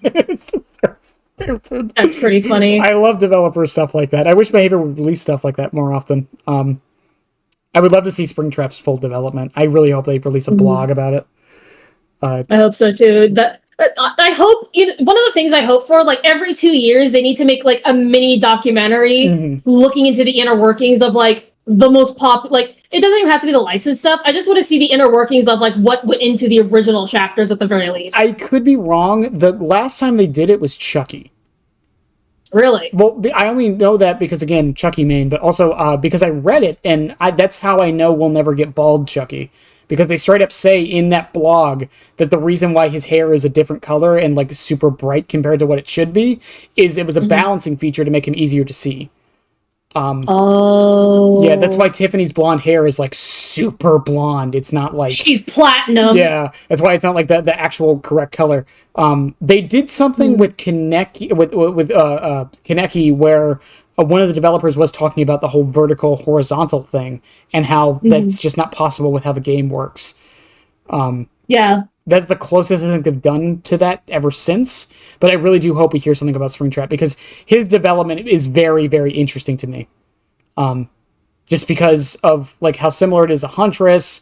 Not completely. I'm just being reductive on purpose. It's so silly that everyone was like, oh, it's just Huntress 2.0 and then it's just uninstalled the PTB and fucked off when he's not. Like he's like here's the thing, and here's the funny thing. I said as I was loading into like the first match against Brandon when I was playing with him for the first time on the PTB, I said, guys, I said that I hope that this is a reiteration of like Sadako TVs, and that's what the doors are basically. That's what the security doors are. Yeah. Also, to people who watched my Ken interview and got mad at me for saying that I hope the leaks aren't true, and then people were telling me the leaks were true.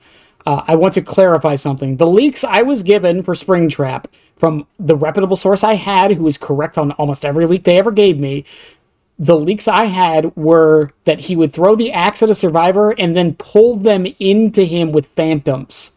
That was the leaks I got. With phantoms? Yeah, like the dead ghost children. They would like. That's funny. So he would be like Deathslinger. That's the leaks I got. That's what I thought he was going to be, and I was going to be mad if that's what it was. The version, it mentioned nothing about the doors. So I am happy with what we got. I need to make this very clear. I'm not a hypocrite. Yeah, honestly, it also, like, is really, like, a lot cooler. Yeah, because, like, he's genuine. Like, out of all of the killers we've ever had in the entire game, his entire power is the most cinematic. Yeah, also, genuinely. We'll move on from Springtrap here in a second, but, like, I do want to mention also, I just love how malleable he is. He's probably one of the most malleable killers in the game. You can play him as stealth, you can play him as ranged, you can play him as like a buffing killer, you can play him for info, you can play him with the doors for transport. Like there's a lot of build variety he has. You can play him M1, M2, like that's probably my favorite thing about him. And he's so like diverse. Yeah, and we haven't really had a killer that's been able to be like that since really realistically Houndmaster. Yeah. And even Houndmaster had her faults, so... Yeah, she had her faults then as well. But moving back to talking about Chains of Hate, it also brought breakable walls.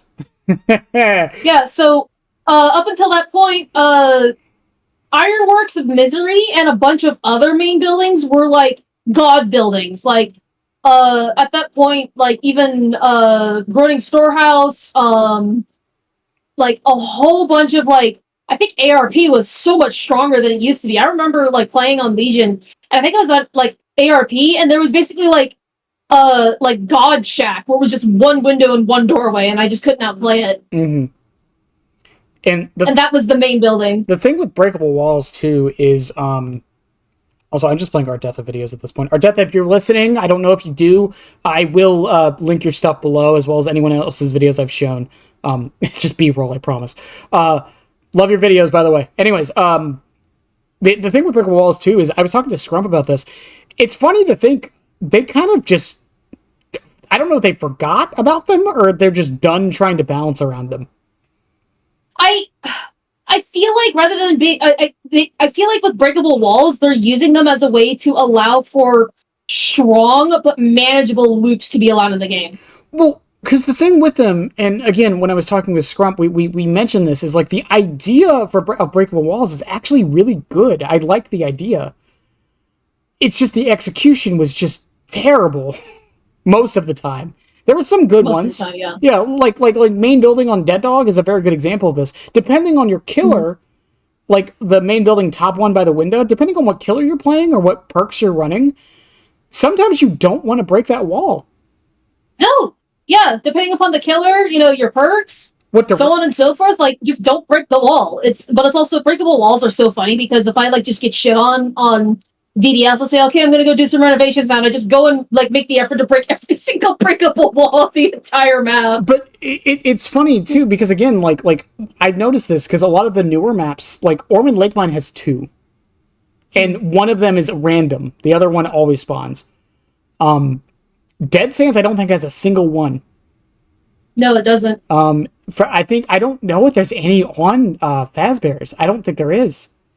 No, there isn't there either. So it's not. I know for sure that there are no breakable walls. Actually, no, there is. I was about to say there's no breakable walls on Wither Isle, and then I remembered, no, there's breakable walls, but only on what's it called? Garden of Joy, and that's specifically for, like, the top area of the main building, and there's 2 breakable walls up there. Is there any specifically to weak? Is there any in Greenville? I never even thought about this. No, there isn't. There's 0. Greenville is just Gideon, but flat, literally. Yeah, it's weird that they just kind of stopped. Yeah. And it makes me wonder if they'll go back through the other... Well, no, I guess they're kind of done enough reworks. Rework Swamp, please. If Dead by Daylight, if you rework Swamp, I will finally fucking play the Hag! I'm just saying, if they, like, go through the maps and rework them again to get rid of breakable walls, and Swamp still isn't reworked, I am gonna be fucking livid. I will go out and buy Pepsi and milk, and I will mix that shit on stream and drink it, and probably throw up in my workroom. Pilk's not that bad, honestly. No, like, I've heard people say they threw up because of Pilk. It's funny, actually. I know this is really off topic, but some Pepsi 12 packs, they actually have instructions on how to make Pilk. What? Yeah. That made me laugh. Some people like it. It genuinely isn't that bad. From how I've heard it, I thought it was the most disgusting shit on planet Earth. I thought the same thing, and I drank it for a charity stream once, and it wasn't that bad. It's better than the marshmallow Pepsi that's officially made. Although I will say, maybe I'll drink a Fireball and just start crying because I'm such a huge baby with spicy everything. I love spicy food. Oh my god. But yeah, and Dead Dog, again, like it's funny the transition it's gone through, because it hasn't really been adjusted at all outside of the changes it got for 2v8. But it went from a it went from, like, what was obviously considered a killer-sided map until, I want to say, about, like, a year ago, once people figured out how it worked, to now being a very survivor-sided map for the most part. Yeah. Which is so... Oh, one of the other things I forgot about Breakable Walls? They added that to Gideon Meat Plant. Yes, for no reason. I never break the walls in Gideon's, because it's pointless. Although it's not entirely pointless, because you could approach a survivor from specific areas, but, Yeah, for the most part, I don't do it because it gives the survivors another way out. That's why I don't do it. Mm-hmm. Which is interesting. Again, though, that's an interesting way to use breakable walls. There's choice. Yeah. It's based on play preference. It's based on perks, killer, like a lot of things like that. Yeah. And then we never got it again because behavior just stopped, I guess. Stopped. Whatever. But no, Dead Dog's transition, again, like, it hasn't really been adjusted at all since its release, and, like, the transition of it going from killer side to the survivor side is just very interesting to see. And the fact that it took so long is also really, really interesting. Usually stuff like that does not take that long. And I don't know why it took so long, honestly. But moving on a bit from Chains of Hate, then we had... the Silent Hill chapter. Holy shit. The Silent Hill chapter was another big... Like, that's the chapter... Shit, that's the chapter I joined at. Yeah, so here's the thing. I keep saying this with a lot of licensed chapters, and it's because I keep forgetting. Because these things have been in the game so long, they're just kind of there for me. Yeah. I said like Stranger Things was probably the one that put it on the map. This is the one that put Dead by Daylight on the map for like other gamers. Yep. And at this point in time, for Silent Hill fans, at this point in time, PT and Silent Hills was canceled, and the only new games they got were fucking pachinko machines and gambling slots. Oh, it's Konami, of course. So having Pyramid Head and Dead by Daylight was the first like brand new thing relating to Silent Hill they've had in a long time, and these Silent Hill fans are fucking insane. Like, genuinely. Have you seen some of the fucking theory videos they posted? Yes. Oh my god. Well, let's also not forget, like, was I forget his name. Not Harry. James. Was James there on release as a skin? No, but he originally was. So he was originally concepted to be there on release. Okay. DBD officially released like sketches of the release trailer for Silent Hill, and in the storyboarding process, you see James instead of Cheryl. I see. Well, they really wanted James to be there, but they had Cheryl because the Silent Hill chapter was meant to be a celebration of Silent Hill 1, 2, and 3. Yeah, which is something else I wanted to add to this, because I think this was, and this is not to shit on the other chapters, but I think this was the licensed chapter that at the time Behavior put the most love into. And I mean that in the nicest way possible. Not to say they didn't put any love into the other ones, but the fact that they were able to represent Silent Hill 1 with the map, Silent Hill 2 with the killer, and Silent Hill 3 with the survivor, that's just a genius idea, and something I think we've been seeing especially a lot more recently. Again, not to say the other licensed chapters did not have love put into them, but like Nemesis, listen, I love Nemesis. That's not Nemesis. Man, like, I'm so sorry, but like, talking about Nemesis, like, I love him, like, oh my god, like, I have iterated so many times over that, like, Resident Evil 3 Remake crawled so that Resident Evil 4 Remake could fucking sprint. Yeah, pretty much. I like Resident Evil 3 Remake, honestly, but I also agree. Like, it was a massive disappointment. I got my final achievement on Resident Evil 3 Remake, and I uninstalled it. I will tell you the last time I played it when I finally got that final, Charlie bobblehead fuck. But my thing with that is, like, I feel like they were trying to do the same thing with the Resident Evil chapter, which we'll get to later, but I feel like they were trying to, like, represent all the games. Nemesis and the zombies were supposed to be Resident Evil 3, the map was Resident Evil 2, and then the survivors could technically be Resident Evil 1, depending on who you ask. I mean, in technicality, Jill would have counted for RE1, but... Right, yeah, it's a weird one. I feel like they kind of failed in that. On top of that, again, like Pyramid Head feels like Pyramid Head. And it's funny, because his power it doesn't have anything to do with how he acts in the game. No. But, like, it works. It makes sense. Like, you know what I mean? Yeah.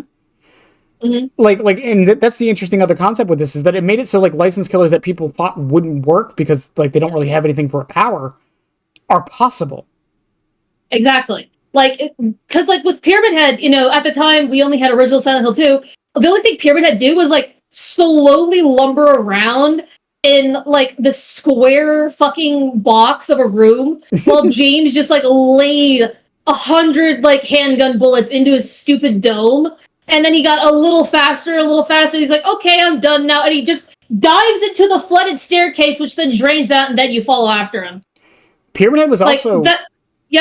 Pyramid Head was also the first licensed killer... Correct me if I'm wrong, other than Ghostface. But Pyramid Head was the first licensed killer to get cosmetics after the fact. Yeah. Because the Blighted... Blighted and all that stuff. And I think that opened the floodgates for Behavior to, like, change how they to also show license holders, hey, we can make new cosmetics that thematically work within our game, and it looks cool and is respectful of the license. No, he wasn't. Pig had the first one. Am I wrong about that?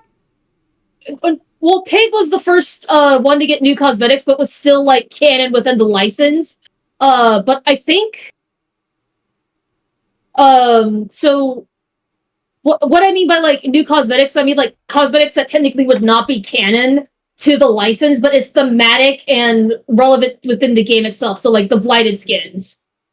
basically. Yeah. Well, no, did Nemesis get it? No, they got it at the same time. Mm. Yeah, that's right. They were the first. Yeah, they were the first licensed killers to get blighted skins. I know that for a fact. Well, Pyramid Head and it technically Ghostface, but again, that's a weird situation. But Pyramid Head, like again, like it was that boon, that precipice for again the gaming side of things. Because Stranger Things brought in a lot of casual players. I think Pyramid Head brought in a lot of like hardcore players, if I'm honest. Yeah, like with Stranger Things, the Stranger Things phenomena is really interesting because it brought in people that were extremely passive in their engagement of media. Because Stranger Things kind of spells it out. Like, I've watched Stranger Things, unfortunately, and like a lot of the plot points in the show, like, were mildly ambiguous and like mildly left up to interpretation, but it still held your hand in like what was going to happen next, sort of a thing. Oh yeah, her Deceiver. You know what? We're wrong. I'm just going to say it. We're wrong. Pig's Deceiver outfit that came up before Pyramid Head. Yep, never mind. We're wrong. I'm sorry. I was getting in my own head. What was I talking about? But with where was I? But with the release of Silent Hill, that got like some genuinely hardcore gamers into DBD. Right. Like these are people who used to play. Like these were people who played on tank controls. Have you ever fucking tried playing on tank controls? Like true tank controls? That shit is hard as fuck. Like I played the Resident Evil 1 remake, and I did it with the dynamic controls. So that like your D-pad worked for tank controls, but you could still use your thumbstick for regular modern controls. Also, I'm gonna nick something in the butt because I hear this sentiment all the time, and people say that they did the tank controls because it was supposed to add to the fear and make you like lose control because of how the movement would change. This is not true. The creator of the original Resident Evil has said this in multiple interviews. The reason they did tank controls is because that's just how games worked at the time. That was literally just the standard for 3D games at the time. It was literally. He has looked back and said if he thought about it, he would have done analog controls. Mm-hmm. And he only left the tank controls in the remake because it was a remake. That was it. Yeah, like it was like he only left tank controls in there because it was a remake, but also like it was to further give the classic feeling with the new paint finish. That always, every time I watch a Resident Evil retrospective, which there's a lot of them, that irks me so much when people say tank controls were done to enhance the fear. Did they? Maybe. Maybe. Okay, I'm not saying they didn't. Right? In the current day, yes, but back then, no. That was just the standard. Well, even back then it might have, but the point is like. That's not the reason they were done. It was not done intentionally to make the game more scary. It was done because that was the standard. Mm-hmm. Same in Silent Hill's a little different. From what I understand, that was because of development crunch, actually. Yeah, but also since we are talking about like worst moments in DVD history, someone just told me that DVD is technically part of the reason why Silent Hill came back into relevance, and is probably the reason why we even got Silent Hill remake in the first place, because Silent Hill coming to DVD hit major news outlets, actually. Yeah, we'll also probably get into that with Dracula, because I have a theory about that one. Thank you, Konami. Wait, is Dracula Capcom or Konami? I always forget. It's Konami. Yeah, Konami. Yeah, thank you, Konami. I have a feeling about that one, but and again, also, Pyramid Head brought in like an anti-tunnel mechanic, or not an anti-tunnel mechanic, a tunneling mechanic to the game. Yeah. A different hook state, like 2 Moris. I think he was the first killer to officially, because technically... Officially have 2 different Moris, Two different Moris, yeah. Pig technically was the first, but Pyramid Head was officially the first. Yeah. And that was a massive thing, too. Well, no, that's not true. We're wrong. Myers.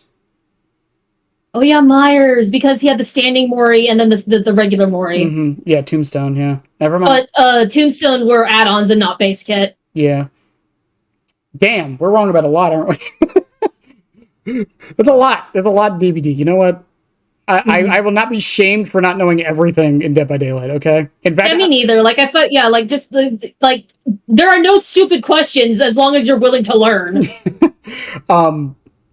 And then this also brought, according to this list, Franklin's Demise was reworked during this. So Franklin's Demise, up until this point, didn't make it so that items were deleted from the game, because when I think up until this point, items when the charges ran out just disappeared forever, and then that got reworked.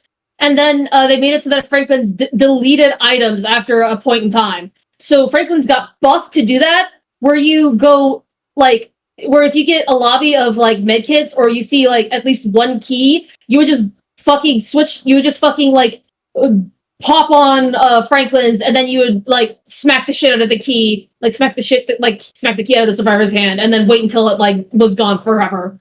Yeah. it's actually kind of funny. I kind of want that back, honestly. And then what was released? Oh, Blight. Was Blight after Pyramid Head? Blight was immediately after Pyramid Head. So I joked with some friends that I was born too late to experience original ruin.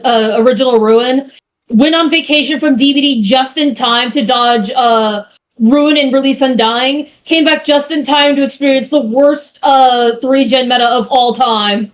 So, what I do want to bring up with Blight in particular, we'll talk about the perks because Undying's got a long story behind it. Couple things with Blight is on his PTB, and I believe it was on release. Someone can correct me if it was on release or not.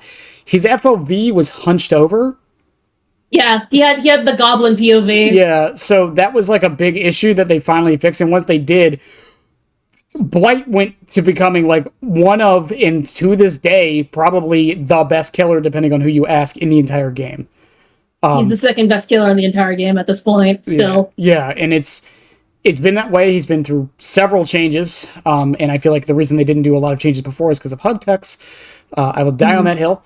But the thing with Blight is like he introduced an aspect of the game and was the first killer to truly like, I don't want to say change the meta necessarily, but to influence the meta just by him existing. Yes. The closest we had to this prior to it was probably Spirit, realistically speaking. Yeah, Spirit, because she really like solidified Iron Will being meta in DBD as well. Right. Yeah. And Blight didn't really change how like survivors played or anything, but it definitely, well, I wouldn't even say that. But he also was the first killer.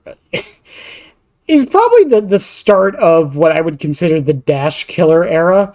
Not because he was the first new dash killer to have come out, like true dash killer, like to have come out since I think Hillbilly. And I don't count Oni because Oni did not have his like Demon Fury active at the all the time at the start, basically. Right, but like he had to earn it before he could use it. But like I would say like Blight was like the first like map mobility dashing killer. Not the first one, because Billy existed obviously, but the one that kind of solidified that as being like a very popular design philosophy for the game. As we've seen the first dash slop killer, yay! As we've seen in the most recent year or so, with a lot of different changes. You could argue Spirit. It depends on your thought process, I suppose. But I would say it was more so Blight, because Blight was extremely and is extremely popular. Not only is he really fun for a lot of people because of the dash mechanics, he's really strong. And still is, even with all the changes he's gotten. To the point where a lot of people think he should probably get that kneecapping pretty soon. We'll see how that goes. We need to take a shotgun he needs to eat a shotgun at this point. No, Chucky needed it more. Oh yeah, clearly Chucky needed it more. Listen, I'm not even going to argue it because my thoughts on it are nuanced. I don't think he necessarily needed it. I don't care that it happened, though. At least not anymore. But I mean, in my opinion, Manuel Scamper was the most infuriating thing of all time, but that's later on. But also, speaking of, did we miss Oni? We did miss Oni. I don't think anything terrible happened with Oni. He was... I'm just reading chat. That's the only reason I thought about it. Dead dog. So, if I recall correctly... Let me look at the chapter list I had. So, it was after... I missed Cursed Legacy, actually. Okay. And I missed it because I don't think any major issues happened with Oni. Not that I can really think of. I mean, his power was unique in the sense that he had to build it up. Yeah, there were no major issues involving Oni and no like real changes to DBD that were notable on his release. Yeah, not that even with Yui, even her perks like didn't really do too much. Yeah, the only thing about her perks is that they got a pretty decent glow up. In all honesty, from release. Yeah, and that's really bad. Even Oni's perks, like Blood Echo, it's really never been that good. It did get a pretty decent glow up though. I don't know what other perks Oni has. Oh my god, it's I'd have to click on it. It was Blood Echo. What are Oni's other perks? Holy crap. Nemesis. Wow, like Nemesis, there we go. That's getting a glow up. And then it was also Zanshin. That's what it was. Oh, that one's gotten a massive glow up since then. It's actually quite the usable perk now. Also for all you Springtrap enthusiasts, trust me when I say run Zanshin. You'll thank me later. Anyways, yeah, Oni really didn't even like because Yamaoka was already in the game because of Spirit, right? He didn't. Yeah. Did he bring the second version of Yamaoka? Yeah, he brought Sanctum of Wrath. Okay, yeah, which is a pretty balanced map, I would say. I think it's a decent, like, okay map. And then, oh yeah, Undying. That's what I wanted to talk about. Release Undying. Oh. So, on release Undying, if you ran a hex totem of any kind, in order to remove its hex effect, if you cleansed a totem that was already lit, it would go onto another dull totem until all the lit totems were gone and there were no other dull totems for it to jump to. If there was a ruin on the map, you had to cleanse all five totems. All 5 totems. Every single one.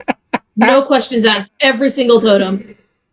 I came in right after this changed.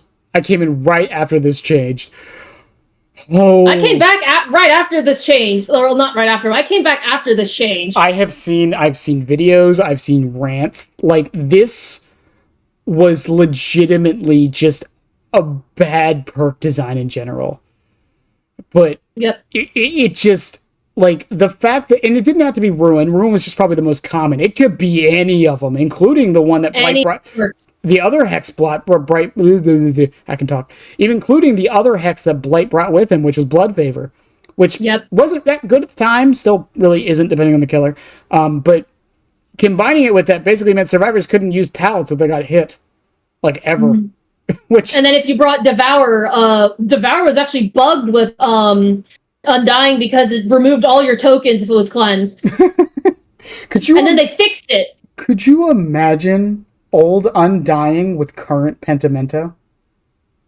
Oh my god. How would that interaction even work? I feel like once the first Pentimento totem was broken, it like you wouldn't get the 5 stacks Penti, but you would get your 4 other like totems immediately. Also, they're saying that wasn't a bug, by the way, the whole losing stacks, which makes sense the more I think about it. It probably wasn't a bug. It might have been listed as a bug, but I don't think it was a bug.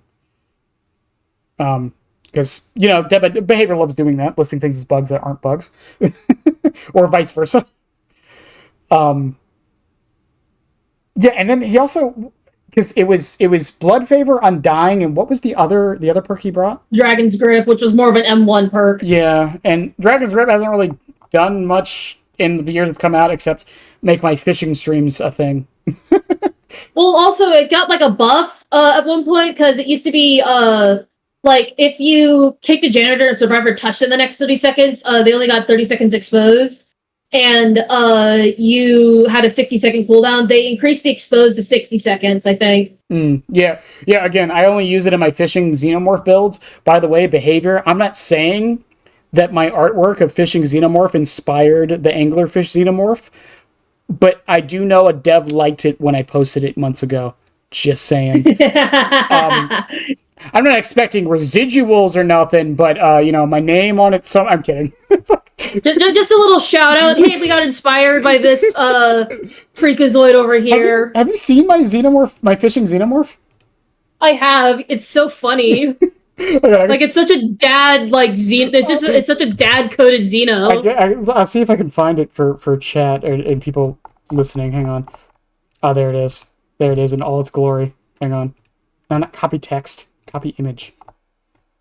I love Discord. Discord's great. It works every time.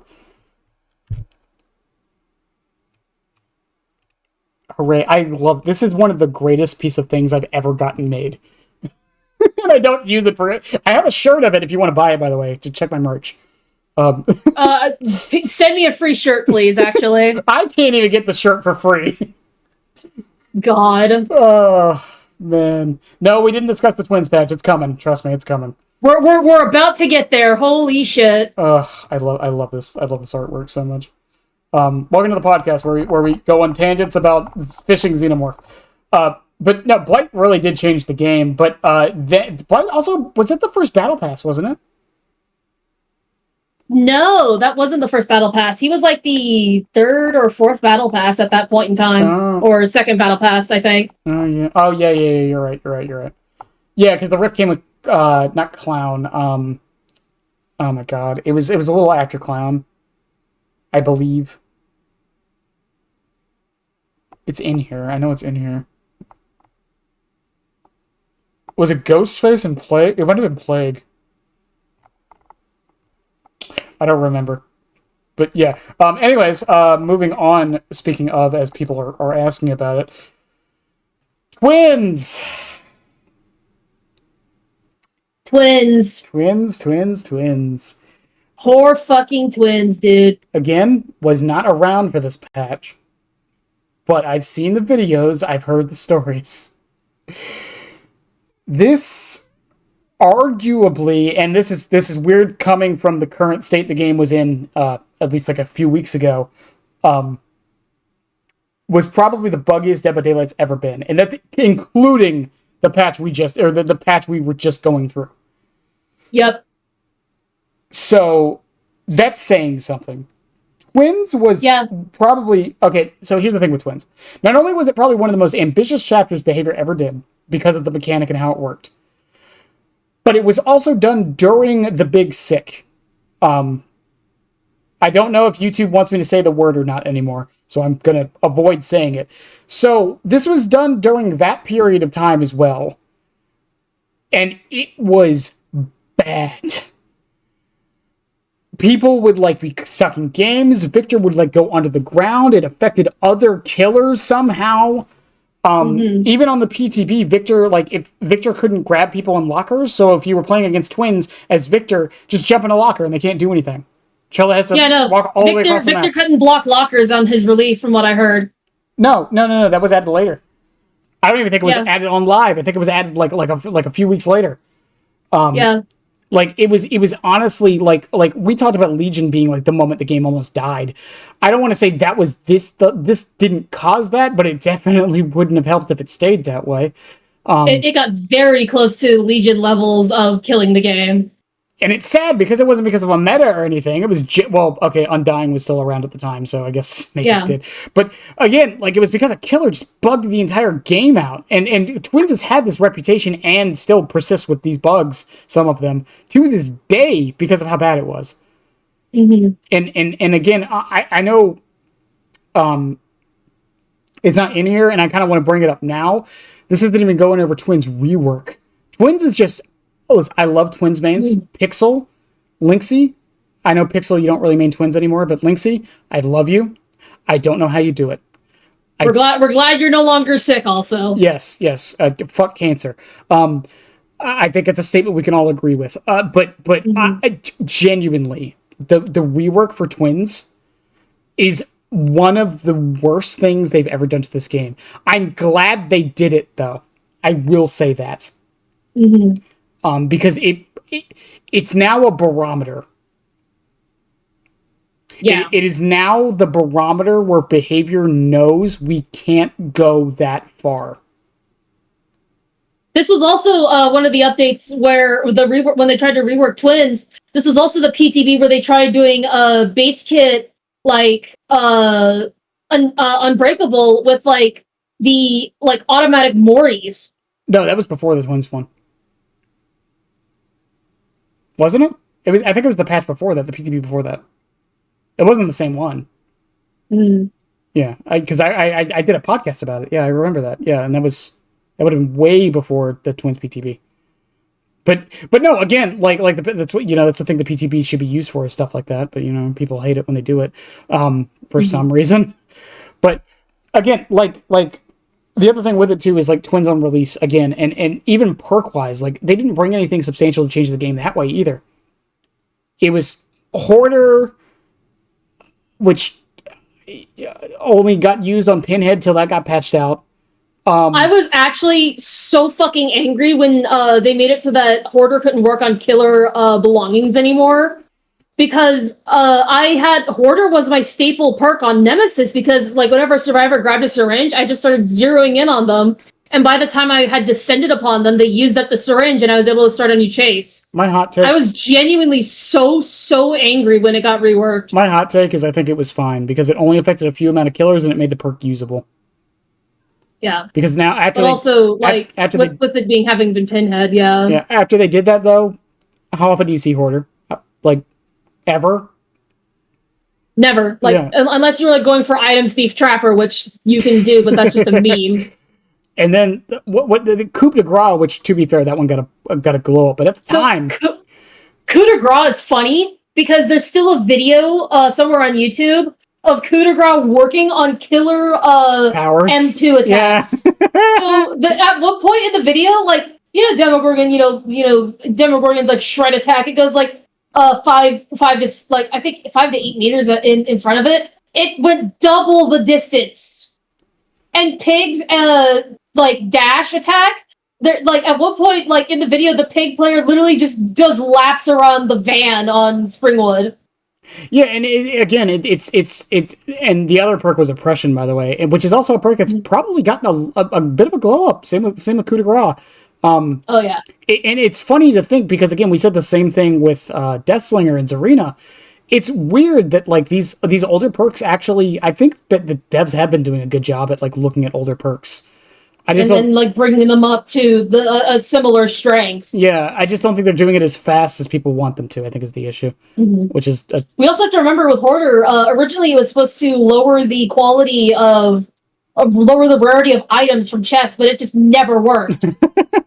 Could you just... Like, it just never worked, and they just quietly removed that part of Hoarder from its description. Couldn't you just run Ace in the Hole and counter that?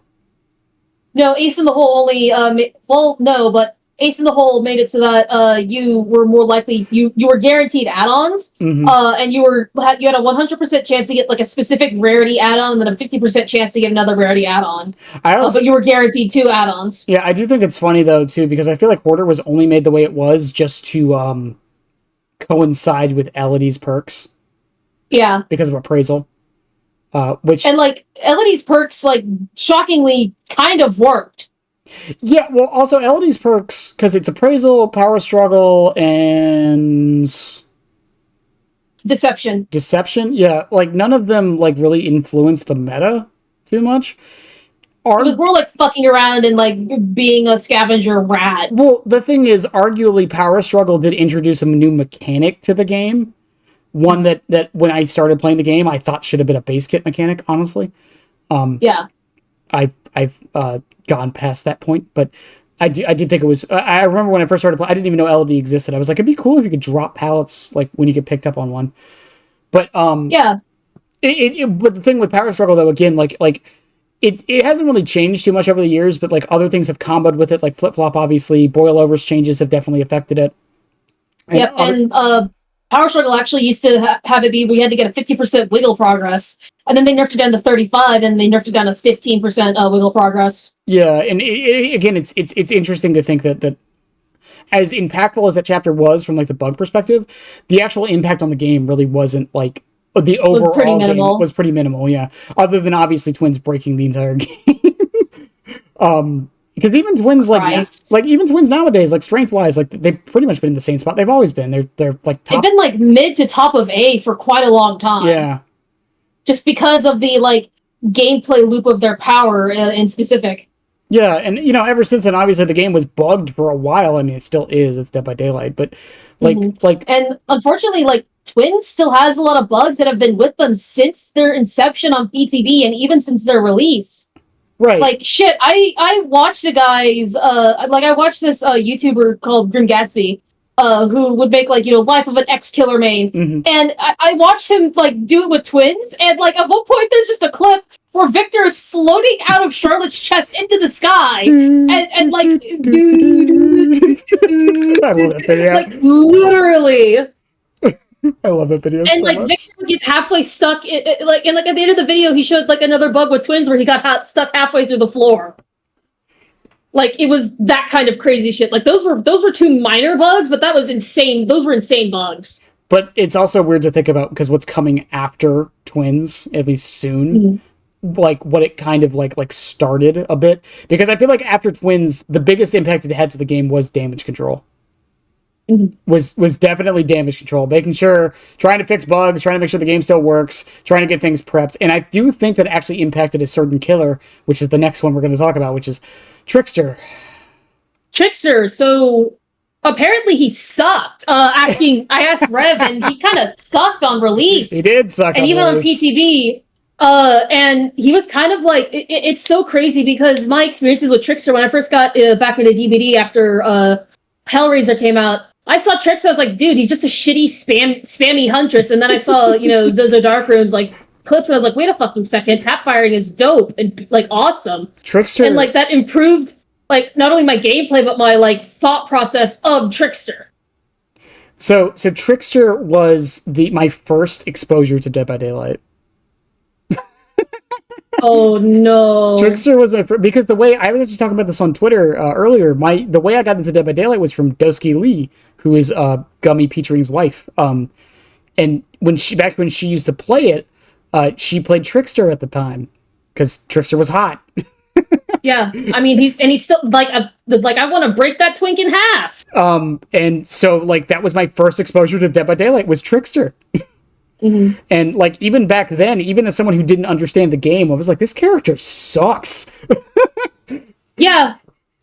Like the only thing that doesn't suck is like his like base model. Like he was genuinely like one of the prettiest killers like in the game. Because the idea and like was the least disfigured one too as well. The idea of a killer that kills you with bug bites, because that's basically what he is to me. He's a killer that kills you with bug bites. It's like you take a couple knives here, take a couple knives there, take a couple knives here, take a couple knives here, die. That's what he was supposed to be, I feel. And while an interesting concept, I just don't think it works, at least the way they wanted it to work. Yeah. And, obviously main event kind of feeling like it was just kind of tacked on. And on top of that, people getting mad that, K-pop's in Dead by Daylight now. An argument that'll never die, apparently. BTS by Daylight, lol. Trickster's the most terrifying killer in the game. Trickster's the most terrifying killer in the game. I will die on this hill. He's especially terrible now with the fucking most recent rework he's gotten. Like, Jesus Christ. Well, no. I mean, like from an actual horror perspective, he's the most terrifying killer in the game to me. I mean, I think he was supposed to be BHVR's version of Patrick Bateman more than anything. That's what I'm saying. That's why he's scary, because he's the most real killer. Yeah. That has and will actually happen.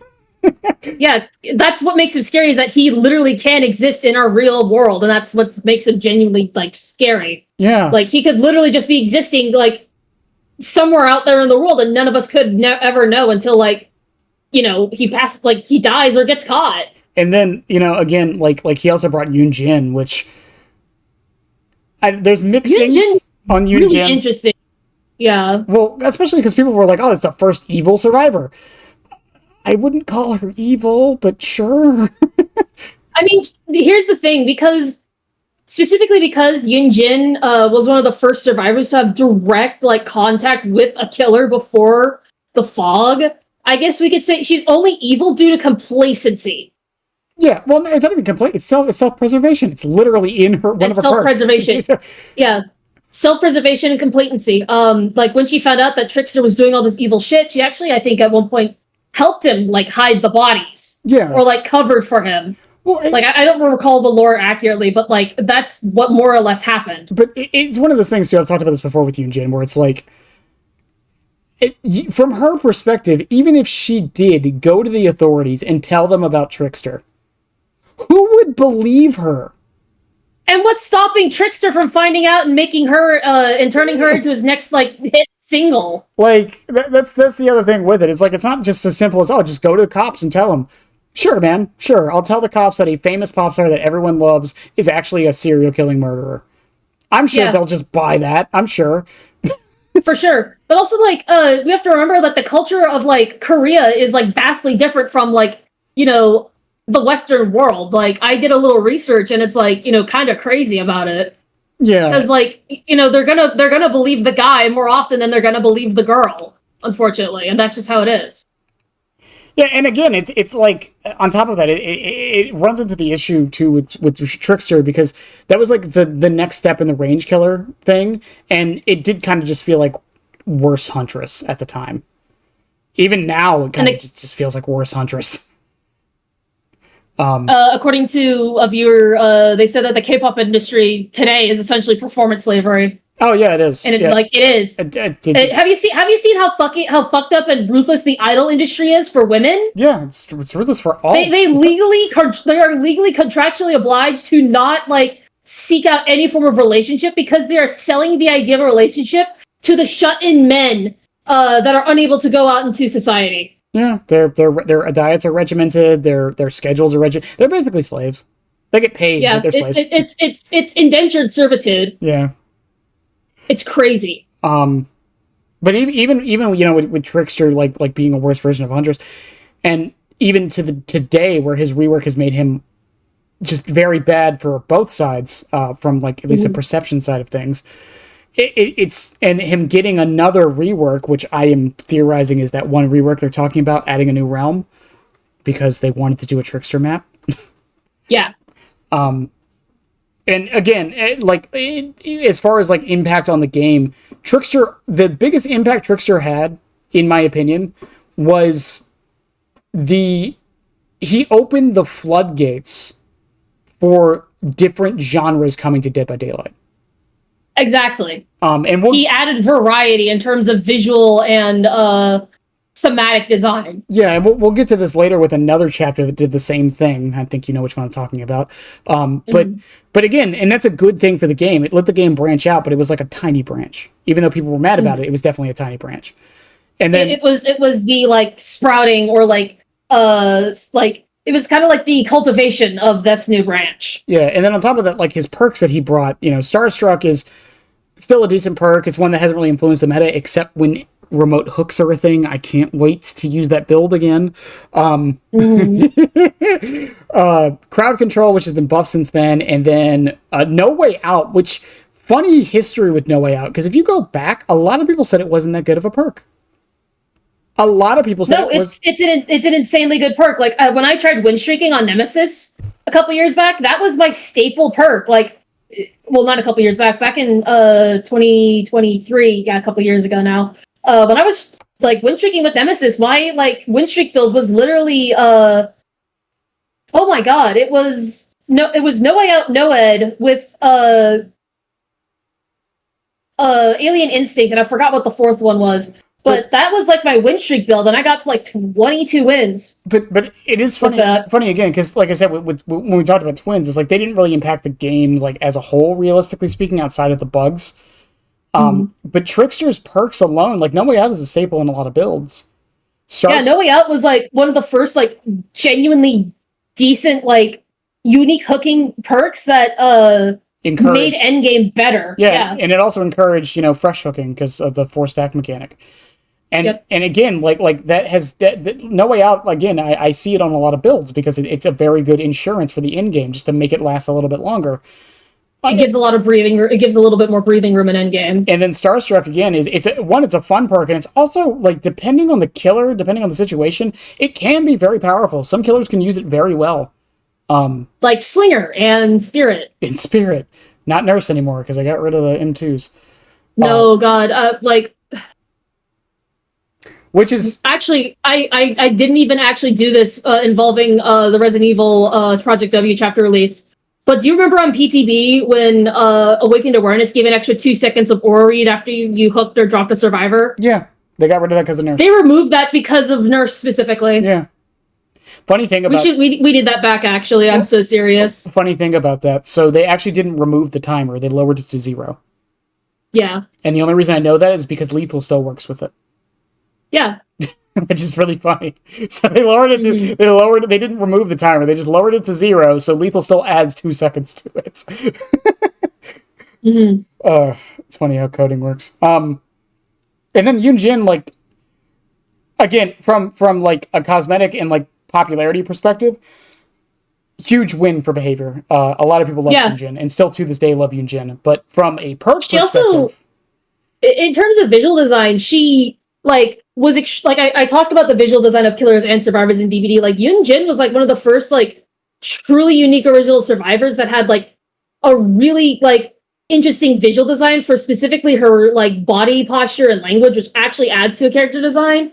And then her outfits, which really spoke that, you know, she is a high-end, classy fucking woman, and you need to respect her as such. Take her fucking seriously, and I mean it. She was such a good release. I really wish her perks were better though. And not to say they're bad, because Smash Hit, I mean, it got buffed a little while ago. Smash Hit got massively buffed, and it's still the only Exhaustion perk aside from background player that only has a 20-second cooldown and actually has one of the longest if you want haste effects, specifically because of the nature of dropping a pallet. Yeah, if you want a killer to start respecting pallets, bring Smash Hit. I promise you, they'll get hit with it once, and they will respect every other pallet. Or if you want to actually like fuck over hubris and fury users, literally just bring Smash Hit. At one point, I started bringing Smash Hit and Balance Landing. Just so that I could get better at looping. Funny thing about hubris, you might actually see it pop up more because of Springtrap. Oh, for sure, sure. Because he into CPU plus Foxy's hook. Oh no! I was testing it. You can catch up to the survivor in about 5 seconds. That's crazy. That's after the stun, by the way. It's nuts. Then she had, what is it? Oh my god, what is the gen perk she has? Holy shit! I have to actually click on this. I keep wanting to say stakeout. It's not stakeout. Stakeout is detective tap. Yeah, that's tap. So Yunjin.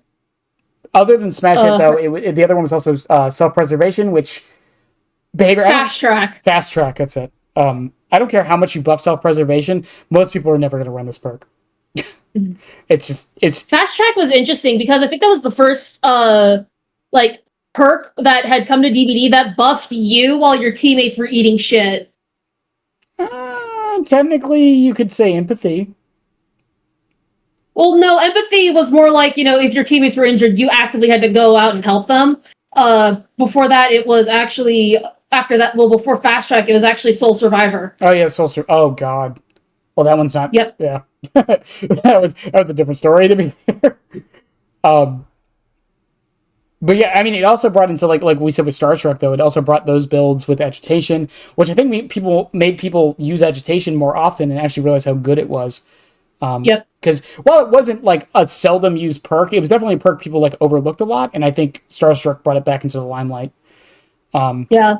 But it also started building up the issue with Nurse because her blink attacks were still counted as M1s. Yeah.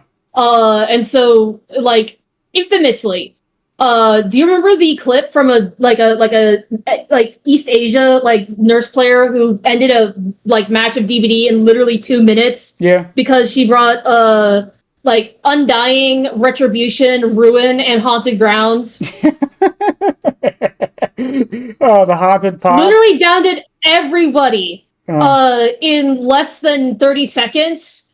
And then the game ended a minute and a half later. I cannot believe that took so long to happen. That was the first step to that was the boiling point at that point in time because Nurse was just too strong with exposure perks. Oh my god. And yeah, otherwise though, Trickster really didn't. Again, that chapter didn't really change things because they didn't even bring a map or anything either. No, and people were really, really sad that a map didn't even come with this chapter. Actually, that's why I'm holding on to hope that the new realm is a city realm for Trickster, and that killer rework they're talking about in that patch is going to be Trickster. I'm also really hoping that eventually we'll be able to go back and add maps to new maps already existing realms, like we've been doing for Withered Isle. Like we have, the 2 original maps, and then we have the licensed map for Withered Isle. Yeah, well, because that's the thing. It says realm, not map. So it would be a whole new, like, kind of map, which would be interesting. Because if it's a city map, that would also mean Kin might be able to get a map, too. Which could change things up, I feel. Because I think Kin... Oh, Trickster's map got screwed due to COVID? Oh, because of remote working. That actually kind of sucks. I mean, they've said they've wanted to do it, though, for a long time. So that's why I'm holding out hope for it. Now, the next one is probably overshadowed the fuck out of Trickster. And made people... Oh, yeah. Slightly... Yeah, they buffed him. They gave him, adjustments. Then, boom! Resident fucking Evil, motherfucker. At the time of its release, Resident Evil had the biggest player base in the entirety of Dead by Daylight's history, according to Steam charts. Yeah, which got overshadowed by Springtrap's PTB, by the way. Yeah, I'm so serious. Like, we had, 100,000, new players, during the month of Resident Evil having been released, in 2021. I'm so serious. We're gonna have at least, I swear to God, we're gonna have at least 500,000 people playing DBD because of Springtrap coming in. And the servers are gonna eat shit and die. I am not, this is, I'm excited for Springtrap, but my excitement is hugely tempered because of this. Correct me if I'm wrong, because I was talking about this on the stream last night. Correct me if I'm wrong. The way the blood points work is they're not instanced, right? They load in every time you get a new page, right? Yes. Okay, because it's tied to the server. And they're introducing bulk BP spending.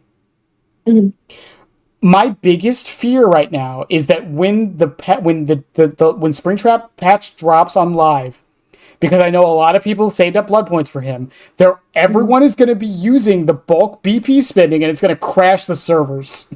And it's not only going to crash the servers, it's going to crash them in a way that people will lose all their progress on P100 Springtrap and also lose all their blood points. I can see that right fucking now. I'm being I'm being like a negative Nancy about it. I'm just in my mind, that's my biggest fear that's going to happen. But moving back to Resident Evil, because again, biggest thing that happened to Dead by Daylight since then. Since the first Resident Evil chapter, yeah. Yeah, but Nemesis being added, RPD map being added, 2 survivors with Jill and Leon, and again, like we said earlier, with Stranger Things doing this, I feel like Resident Evil also did this in a different way of trying to help newer players into the game with the perks that were brought on both sides, honestly. Yeah, but both perks were also extremely interesting and skill-based. Resurgence with Jill was really thematic, but also made it much easier for teammates to heal you under the hook. And then Flashbang with Leon was also a fun perk where it made it so that you had a renewable resource basically with Survivor to they originally made it so that flashbangs were supposed to work like a distraction, and then people realized, wait, you can very easily flashlight save with this now. Right.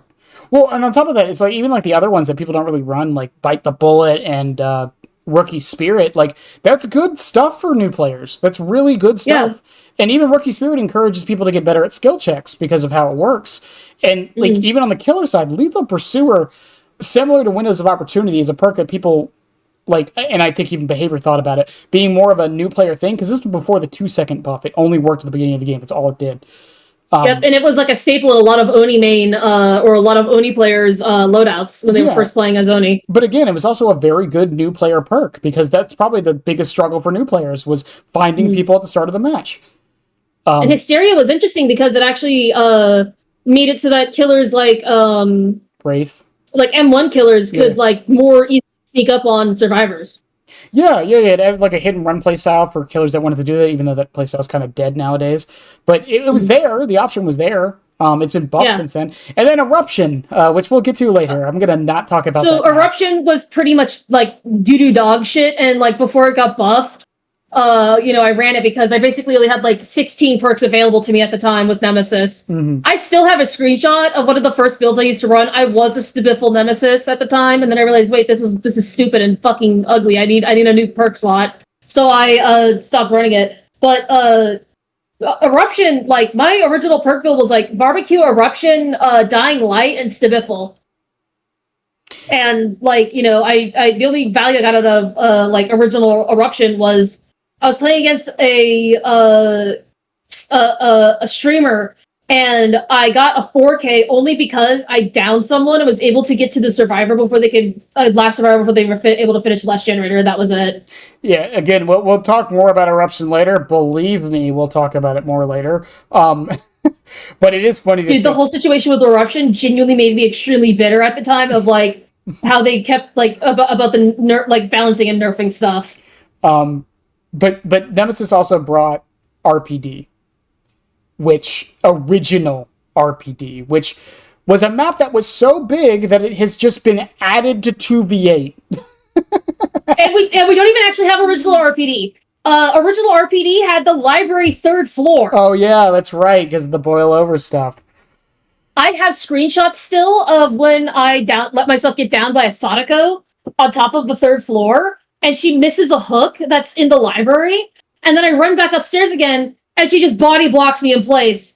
And like, she was winning. She was so fucking mad that I did that and tried that again. She body blocked the shit out of me and had me die to endgame collapse. Let's also not forget this is the patch, and I will never forget this because I hate this achievement so much. This is the patch that added one of, if not the worst achievements in Dead by Daylight. No, it's not. It's not the worst? No, this was not the patch. That was Project W that gave us Outbreak Breakout. Wait, hold up. That wasn't from the Nemesis patch? No, I actually will hang on, let me see here, actually. Because I have my achievements all set up with, like, my stuff, so... View achievements. Let's see. Because I got Outbreak Breakout after, like, almost 6 months after, RPD was reworked. It was actually... That makes it worse. Yeah, so it was actually Project W that Outbreak Breakout came to DBD. That makes it worse. You mean to tell me they had, like, what, 2 years before they added one of the worst achievements of the game? Yeah, Outbreak Breakout was in 2022 because I got the achievement on January 16, 2023. I hate it here. Yeah. A year? Oh yeah, Wesker did come out the very next year. Wait, did he? Yeah, Wesker came out the very next year. And then the actual achievement with RPD, I think, was RPD Recruit, which where you have to complete the main hall generator. That's fine. That one's fine. I'm fine with that. Yeah, because that was the standard. That's also time is a circle. I forget things. Time is a flat circle. At this point, like I don't even remember when Skull Merchant came out anymore. But it's Skull Merchant was like 6 months later, actually. Yeah, it's funny to think because again, Nemesis. I started playing the game the anniversary for Nemesis. So during the event. But no, and Nemesis also was like the killer that I think I want to say is when the discussions of like it's just another anti-loop killer really started to take hold.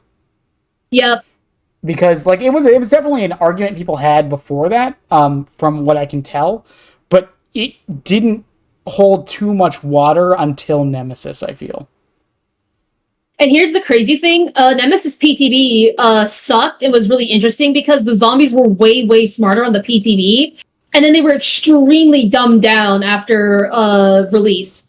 But also, in Nemesis PTB, he could only get points from contaminating survivors. He didn't get to contamination after injuring survivors. What? So he only got points when contaminating survivors, but not injuring them with the tentacle strike. That's so dumb. Yeah, so they changed it so that he still got 1 point of contamination from survivors for injuring and downing them with the tentacle strike. Considering where Nemesis is at now, that is really, really interesting to hear. And also, like Nemesis also had some of the shittiest fucking add-ons in DBD right after Pyramid Head. Oh yeah, it's because none of them affected the whip. They all affected... Well, most of them didn't affect the whip. Only one affected the whip, really, and that was Liquor Tongue and Any Alpha Parasite. And Liquor Tongue was just a piece of shit add-on. And Any Alpha Parasite can instantly undo the Oblivious status effect if you just immediately go after a vaccine. That's the problem. Because the Oblivious status effect is tied to your contamination. So if you don't have contamination, your Oblivious status effect is gone. Yeah, It's been like that for 3 years. yeah, because like Nemesis has the same problem. Pyramid. That's the problem with Pyramid Head's add-ons. It's not. It's that none of them affect his M2 except for the range ones. But here's the fucked up thing: he has triplicates of his ranged add-ons. I know. That's what I'm saying. It's the same thing with Xenomorph. It's like people are like, "Oh, why doesn't Xenomorph run that many add-ons?" It's because most of them don't affect her tail. Yeah, no. That's why. It's crazy. And we also can't forget the Marvin's Blood nerf, actually. Oh god, the Marvin's Blood nerf. We saw this add-on was being used too much, so we nerfed it. Yeah, no, like, fuck, I guess. We didn't think about Dude, why. with all of the shit involving, like, the Nemesis add-on pass and his base kit, like, buff, I like to think that because of me making that tweet about how awful Liquor Tongue was, and how little of a difference it made in, like, the hinder status effect for survivors, the hinder for contamination and Liquor Tongue got massively buffed because of me. Again, it's just, it's so weird because, again, that chapter was so important for Dead by Daylight. Because there's one thing we didn't even mention yet, by the way. So, on release of the Resident Evil chapter, not even, I think, a week after original RPG came out, it got kill switched. Or not even a month. Like, it got immediately kill switched because loading into the RPD map bricked last generation consoles. Like, killed the console, period. Just dead. And then Nemesis was causing lower end and even medium end PCs to crash because of the fact that when you got contaminated, your game was lagging. And then if you got a status effect while being contaminated, you had a high chance of your game fucking crashing. So, my friend Scooty, on release of Nemesis, she ran, like, Sloppy and Third Seal, and then ran the 2 status effect, and then ran Liquor Tongue and, what's it called? Ran Liquor Tongue and any Alpha Parasite, and if the survivors didn't crash after getting contaminated, she would punch them, and then they would crash. It was that fucked up and crazy. And they kill switched RPD because of it, and as someone has pointed out, they didn't bring her back till Pinhead came back. No, like, so there was no art, so the fucking anniversary event RPD was supposed to be in didn't even show up.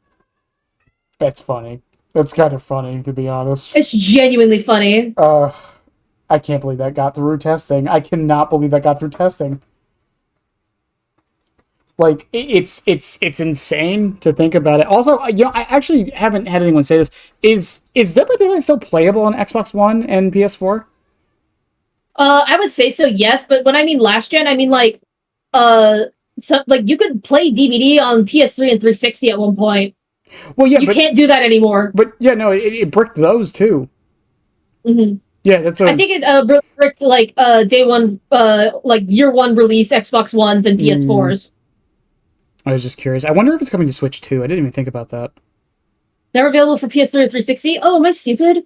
When I think of last gen, I think of like the generation before like PS3 and PS4. No. Last gen would be PS4 and Xbox One. Mm. Yeah, that would be last gen. That's why I was asking if it was still available on those. Well, PS5 didn't exist in 2021. Yeah, but we don't have a new gen yet. We're still currently in that gen, so it's except for the Switch 2 because Nintendo does weird releases. I do expect Dead by Daylight to be on Switch 2 relatively soon. I think, and hopefully all the Switch players on DVD will finally be able to play the game, upgrade, and actually experience DVD in a really good way. I have a friend who plays on Switch, and every time we swip together, I have to it takes like an hour for us to get into a match because he constantly PS5 crashes. launched in 2020. Yeah. Yeah. It launched in 2020. Yeah. That's part of the reason why. Oh my god! That was why I was scalped so much, because it was during the Big Sick. Oh my god! Like, my fucking GameStop didn't even have the option to sell PS5s half the time. Yeah, they probably were all bought out from scalpers at the time. No, our store was tiny. Oh. Tiny. It might have been more. I wouldn't be surprised if it was scalped online, but still. Oh my god. Moving from Resident Evil, though, next was I want to talk about the lead up to Pinhead, because this is the funniest full circle moment of all time. The lead up to Pinhead, all the teasers happening, I don't know if it was intentional. I don't think they've ever said if it was intentional, but the red herring of it possibly being FNAF was the funniest thing. I wasn't there for that, but I have seen the videos and the posts, and like just the coping and like the fucking crash outs when it was revealed to be Pinhead was so funny. Well, not only that, it's funny because it came around full circle, because Pinhead's not in the game anymore. Because FNAF is in the game now. It's so fucking funny. But I just wanted to talk about that, because that was right when I started playing the game. So that was my first experience with being part of the community, trying to like determine who the next killer was going to be. And after Pinhead, that kind of stopped. Because that was when all the leaks kept happening. Yep. And it was weird that I only got to really experience that for one chapter. Now I get to experience it again, because most of my leaker friends have told me that they are done doing it. So, hooray! Yeah, yay! But no, so Pinhead coming to the game. Not only was this like massive, because of the teasers being what they were, this was a niche, like a very niche chapter. Like I know people think Hellraiser is this massively popular thing. It really isn't. And it's not to be shitting on... It wasn't. Yeah, this isn't to be shitting on Hellraiser fans at all. But Pinhead is one of those killers, similar to Xenomorph in my opinion, where they're very well known, but they're not very popular, if that makes any sense. Here's the thing. I watched the first two Hellraiser movies, and after I finished watching the Hellraiser movie, I knew that all the other movies after the second one were just ass. So I joked, oh, it sucks that there's no more movies after this. Like, I'm so serious. Park Avenue were a bunch of fucking idiots, because they literally would, like, look for scripts and then shoehorn Pinhead into them just so they could keep using their, like, licensing. Yeah, the other Pinhead movies were pretty bad, to be honest. They had their moments, but they were pretty bad. And this also leads up to the next controversy, where rumors started circulating, like, not even, like, a month after Pinhead release, that there were NFTs coming to DBD. Can you fucking imagine being the PR manager of DBD Twitter and saying, guys, the rumors aren't real, and then literally, I'm not even kidding, the next day, unfortunately, we have to say that the NFTs are real. At least it didn't come... And I have a tinfoil hat theory that the reason why they did NFTs, not only because it was popular at the time, but because Park Avenue were a bunch of greedy fucking shitheads that were trying to squeeze as much money left out of Pinhead as they possibly could, because Park Ave lost a domestic license for Hellraiser and went back to Doug Bradley, the original creator of Hellraiser. Yeah, and then we're in the situation we are now where we lost the license. But where DBD lost the license due to Park Ave having the international license still. From what I Clive Barker. From what I understand, it wasn't that Behavior wanted to do the NFTs; it was that they had to. They were forced into it. Yeah. And Matthew Cote said himself that Hellraiser was one of the dream chapters he wanted in DBD. So I like to think that they were so excited to get Pinhead into DBD that like they just said yes to everything. They throw Pinhead into like all their social media posts whenever they can. Mm-hmm. Like when I was at PAX, like there was a Pinhead cosplayer. Fucking Eric Pope like pulled him to the side to get a picture with him. That's awesome. Like it's funny.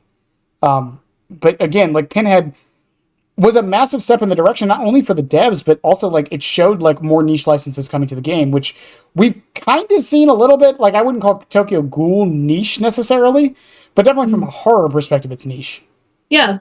But also like what's interesting for, Pinhead with his power is that he's like genuinely one of the highest M1 like skill ceiling highest skill ceiling for M1 killers that we've had in a very, very long time. Well, he also introduced the mechanic of the box and logic and like that, and he was like, I know some people could argue like he's not that unique because that argument gets made for every killer, but he really was very unique, especially for the time.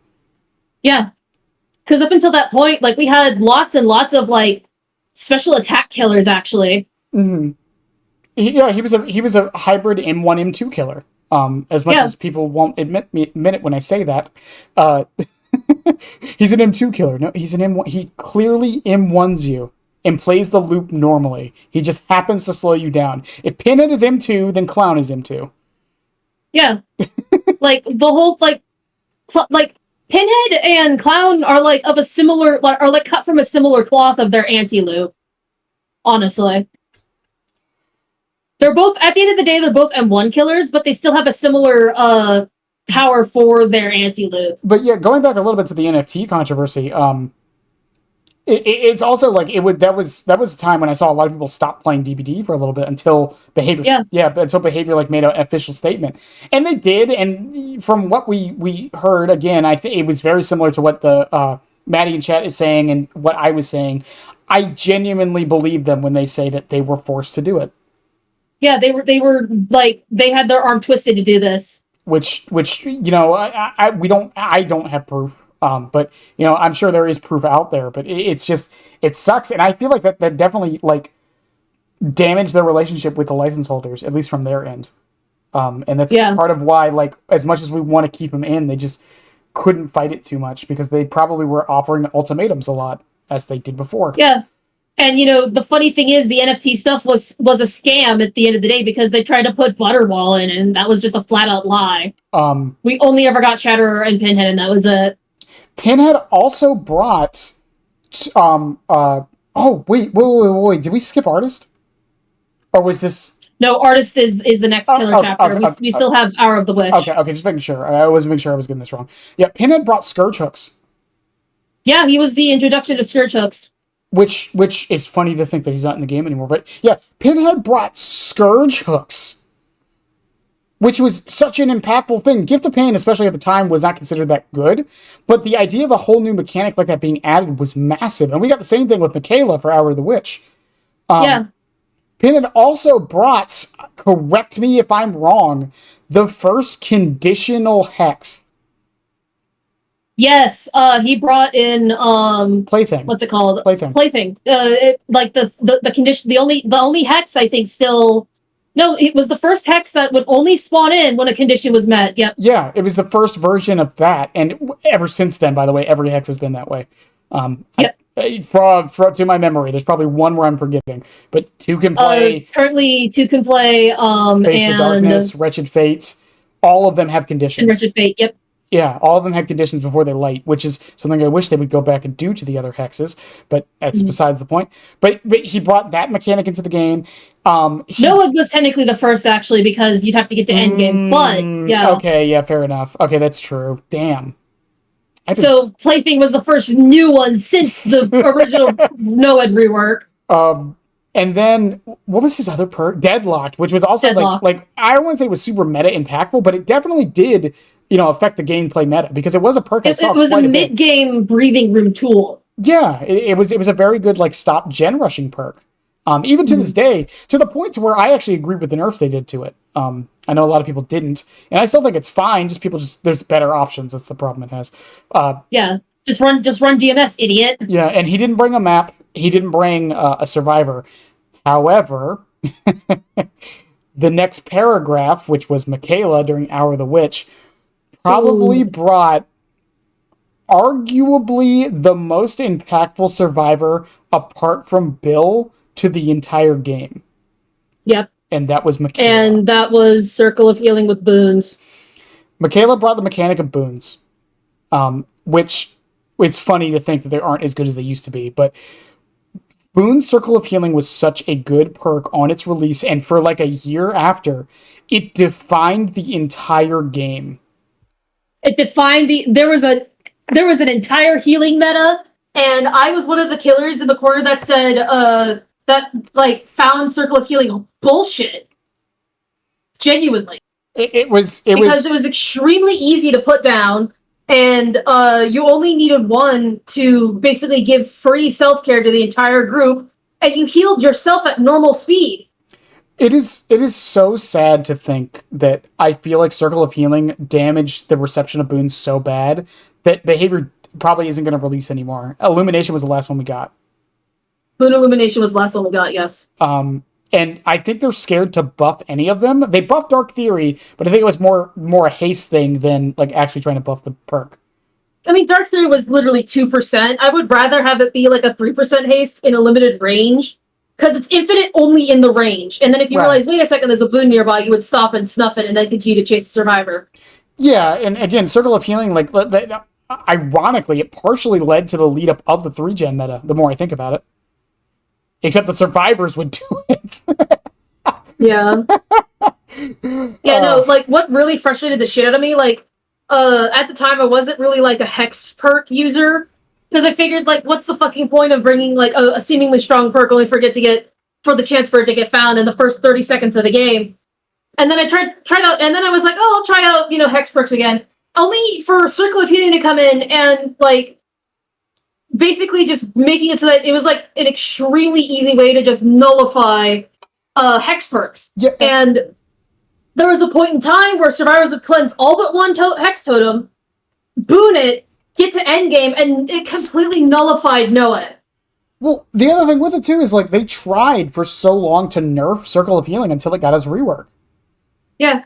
And they nerfed it down from 100% to 75% to 50%, and then they made it so that you couldn't self-heal anymore, but still got a 100% healing bonus with healing others, which is honestly the best way to rework it. Yeah, but it not only did it bring a new mechanic to the game with the boons, it also, like, introduced a general perk with Shattered Hope, which that's a different discussion, but it introduced a new general perk, which is something we hadn't had for years. It basically... No, that was with Roots of Dread. Well, no, I know, but, like, that perk had to be added because of the boon mechanic. Mm-hmm. That's sort of... Yeah, that was added way later, but, on top of that, like again, Circle of Healing, I feel like painted boons in this way where they're afraid to make more boons. Because we got Exponential, we got Dark Theory, we got Illumination. Am I missing one? Dark Theory, Illumination... Shadow Step. Oh yeah, Shadow Step was also with Michaela. So Shadow Step is the only boon that has not received any change since its release. What are they going to change? What could they change about it? Exactly. Oh, and Exponential. I thought I said Exponential. And honestly, like I said, it's just very weird to me because we have not seen any boons or any real changes to any of the boons. Because I think boons are actually in an okay spot at the moment. It's just no one uses them. Yeah, they're in an okay spot. Like, and just again, no one uses them. Yeah, and it's, again, I think it's one of those things of, like, perception. It's like, okay, well, Circle of Healing was nerfed to the point where it is now. Circle of Healing is still good, by the way. I swear, I wish more people would run it. It's really good still. But, Michaela, what was her other clairvoyance, which brought in the fucking, I can walk through the killer bug. Yeah, the fucking window teching killers. That was honestly pretty silly. But also, like, clairvoyance was also really weird. Because you had to cleanse totems to activate it. Yep, you had to cleanse them instead of booning them, which is a weird, like, design philosophy. Didn't they change it to make it so that you got it if you bless a totem, or was that only with Overzealous? I forget. I believe they changed Overzealous Overzealous and Clairvoyance that way. The only one that didn't was what's the Nancy perk? Inner Strength. Inner Strength, yeah, that was the only one they didn't, for obvious reasons.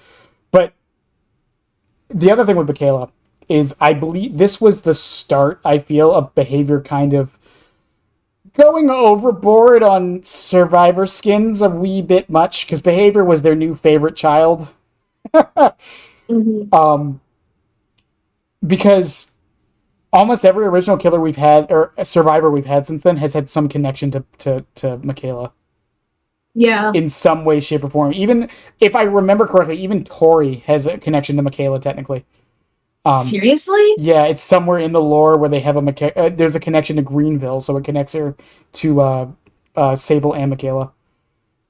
God damn it. Yeah, it's an extended universe now. Tori doesn't? Okay, Tori doesn't? never mind, Tori does not. Okay. Thank God. I thought she did. I feel like someone She has actually a more, she has a more, connection tied more to Hattie. Oh, that's right. Which by proxy could technically be a tie to Michaela, but that's neither here nor there at the moment. But the thing is, like, I feel like Michaela was, like, the start of Behavior kind of picking favorites with survivors a lot. And don't get me wrong, I understand it from a business perspective. I'm not stupid, right? A lot of people play this character. We're going to make a bunch of skins for this character. I get it. But Michaela felt like the first inklings of them doing it, and then once we get to Sable here in a little bit, Sable feels like them doing it on purpose. Yeah, if you could say industry plant, I think Sable was one of the first, like, in terms of visual design, the first industry plant character in DBD. For lack of a better term. Because I know I've made my hate for Sable very clear sometimes. I don't actually hate Sable, okay? Like, I used to be a huge Sable hater, and now I'm just kind of neutral and, like, kind of tolerate her now. Like, I don't hate Sable. It's just, like, I just hate what she represents. There's a difference. Yeah, actually, that's a better way to put it. A massive difference between those two things. If you like Sable, like Sable. I just feel like she was made popular on purpose, and I hate it when things are made that way. But so Michaela, again, like, as a paragraph chapter, she also didn't bring a map at the time, so we went, like, what was that, like 6 months without a map? Yeah, 6 months without a map. Yeah, that's kind of oof. And then we got the next chapter was announced actually super early, and that was Sadako.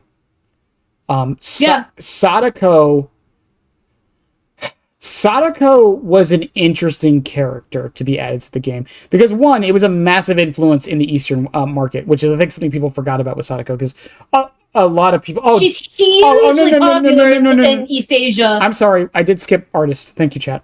It is on the list. It is on the list. It's just it's one sentence, so I missed it. Artist came out. That's when we got a new map. That was Area Crows. That map's got some history. Artist, oh my god, Area Crows and Pain Resonance and Pain Res and Penty. Penty, ironically, I don't think was that bad at the start. I did not. It was annoying, but I did not see very many people complaining about it until like a year later. Not even a year later. It only got really bad in the last like year and a half. But Pain Res, this was the next Scourge Hook, and probably what defined what a Scourge Hook was, more so than Gift of Pain did. And release Pain Res was actually 10% and then got buffed to 15. And it didn't have the 4 tokens like it does now, so you could use it every single time on a generator. Well, also DMS got reworked during the same patch. Yep.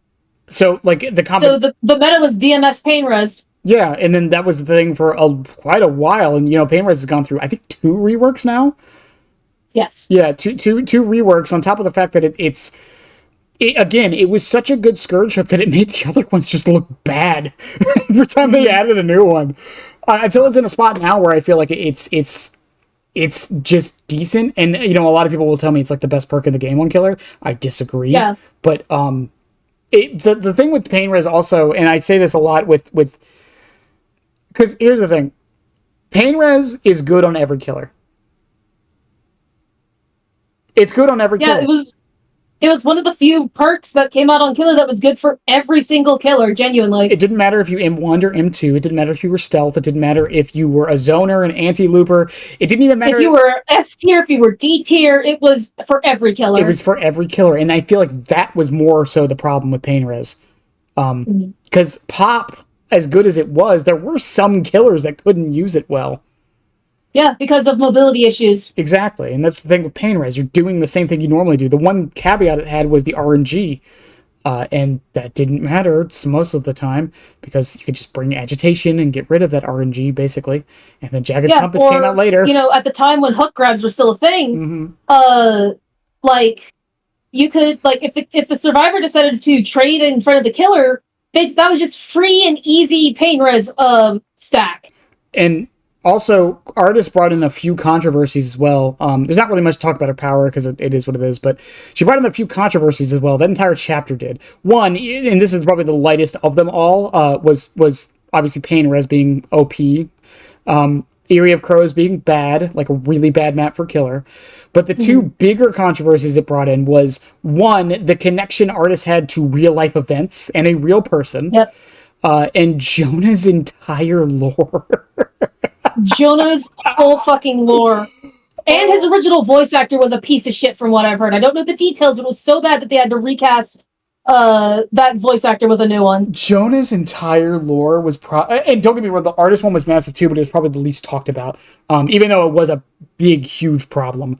But Jonah's entire lore of him basically being a war criminal, and we mentioned it earlier with Yunjin being like the first quote evil survivor. The thing with Jonah's is, and I've said this so many times, all they had to do to Jonah's lore to make it fine was add one sentence and it would have been okay. That he didn't know. Either he didn't know or he was just following orders. If they added... Or he was coerced, honestly. If they added one of those two sentences to I'm going to use this in heavy air quotes, ex-soldier, by the way, just remember that. If they just added that in air quotes to justify what he did, heavy air quotes, that would have been... I don't think people would have hated the lore as much. It's the fact that it's the fact that they basically were like kind of glorifying it, I think was the problem. Yeah. And if they added any of those lines, made it justifiable in a way where it's like he knows what he did was wrong, but he, quote, again, heavy air quotes. He was never written with any, like, ounce of remorse. Yeah, no ounce of remorse, no like real nuance with it. That was the problem with it. And they never changed it. They never fixed it. No. That's the sad thing with it. And same thing with Artist. It's like, again, the fact that she's connected so closely to like a real life thing and a real life person, it's just like, honestly, it's kind of shameful in a way. Like, and also involving like a real life organization as well. Yeah. Like that was to like, when you load up DBD, it says none of like all like events described in the game like that are like related to any person's real, living, or dead is purely coincidence, and it has not been endorsed by the CIA. Is crazy. Well, even like in Doctor's lore, they got rid of the CIA stuff because that used to be part of his lore. Mm-hmm. So, and they got rid of that. No, they used to directly reference MK Ultra. Yeah, exactly. They got rid of that too, even though they referenced it again with Unknown, which is funny. I mean, they referenced that it was similar to MK Ultra. Yeah. They didn't directly say it was just MK Ultra, but spooky. But the controversy that came from those two things, and one, they weren't massive controversies when they should have been, in my opinion. Apart from the voice actor being a child diddler, I'm sure YouTube will be fine with those words. I hope. Yeah. But again, it's like. They have not tried to rectify it. And I think it's because they think people forgot. Yeah. Which is sad. It's really sad. For sure. But that's really the biggest things that came out of that chapter. Don't get me wrong, Artist is great. I love her design. She was such a well-designed killer, in my opinion. She wasn't touched since her release. Like, at all. Yeah, and then up until, like, literally last PTV, they went out, fucking beat the shit out of Artist, stole all of her, like, remaining worldly possessions and reminders of her little brother, and left her, like, in a ditch. Jesus Why? Christ, it can't go through. This video will be out by the time it's on live, but that shit cannot go to live. It's so bad. It really and truly cannot go to live. But after Artist, then we had... Then was Sadako. And the funny thing about Sadako, like I said, was we knew about Sadako. She was announced super, super early. Which I feel it was a mistake, but I think they were trying to get... I don't know why they announced it so early. Part of me feels like it's the same thing that happened with FNAF. I feel like the licensed holders told them they had to. I don't know. Okay, but like the thing is with FNAF, she was announced 7 weeks ahead. Yeah, and usually like killer chapters are announced up to like a month ahead. A week? But with FNAF it was thematic because it was 7 weeks. Well, I don't care if it was thematic. No one got the joke.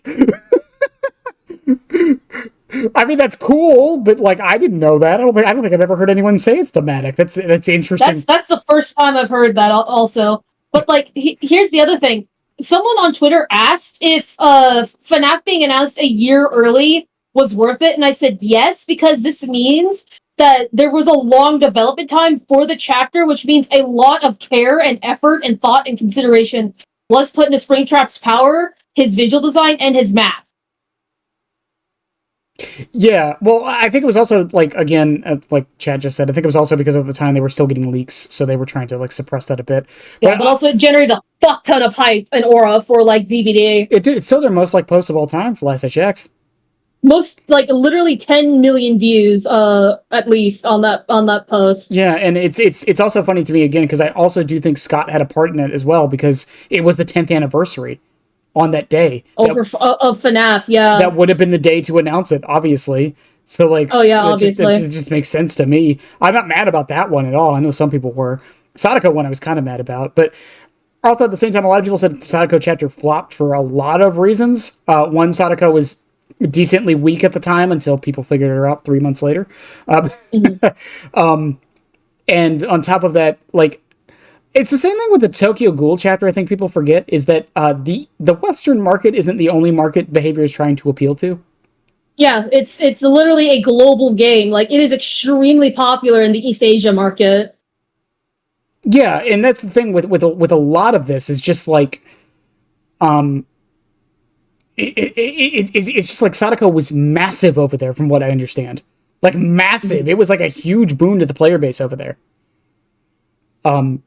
She was a very well requested killer for the longest time. Even Yoichi, even the way like they worked with the license holders to add Yoichi and like age him up was insane. Yeah, and honestly, like people were really upset that neither of Yoichi's parents was in the chapter, but honestly, he was genuinely the perfect choice to add to DBD from the Ring franchise, because I think after the first two movies, Yoichi is just never mentioned again.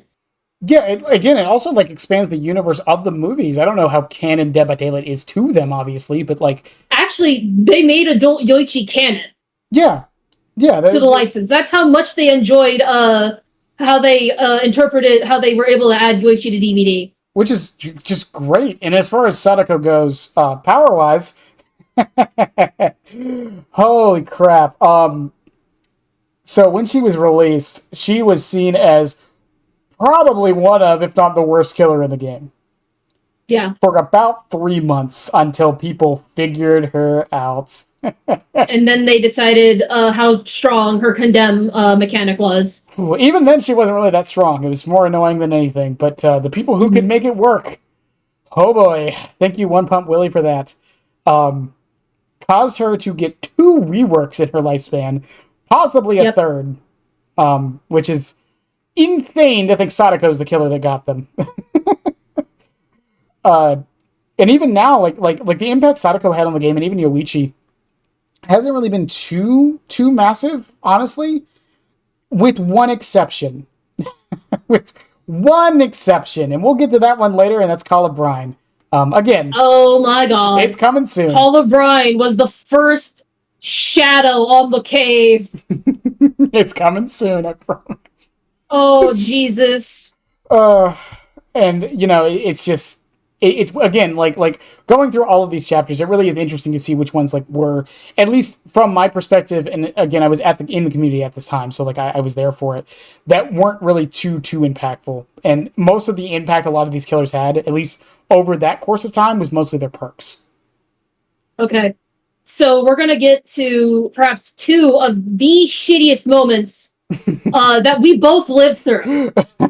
You're gonna have to pull up the video if you like. You're gonna have to pull up Dowsy's video, Bennett. Which okay, I'll pull that up here in a second. But we can talk about the leaks first before we get to the largest leak in DBD's history happened, and I mean the largest because someone made a website with all of the details of Roots of Dread, and at the time I was like, okay, well, whatever, it's an original chapter, and then. And then, like, between these 2 moments happening, a Q&A occurs. And one of the lead developers of PHVR is asked, what is considered a win? And so, kills equals skills. And if you don't escape, was it really a skill? And if you die, was it really a skilled play anyways? And then Dowsy made a meme on Twitter. And the devs responded, like, Patrick took the meme that he made as a personal attack against him, and it's believed that he used his power and influence as a developer with the company he was working for to remove Dowsy's Twitch shirts. We don't know the full details behind the scenes. But this is what we believe, and, like, this was just a massive overstep on Patrick's part. it was such a bad like, okay, there was the PR disaster they had with the just play something else. And the thing with that one is, like, I actually think that was the right thing to say. I think people just took it the wrong way. Try civilization. Right. I think people just took that the wrong way. This one was just, they shouldn't have said it. That was just a bad thing to say. The moment Patrick started talking about hockey, they should have kicked him out of the fucking Q&A. Genuinely.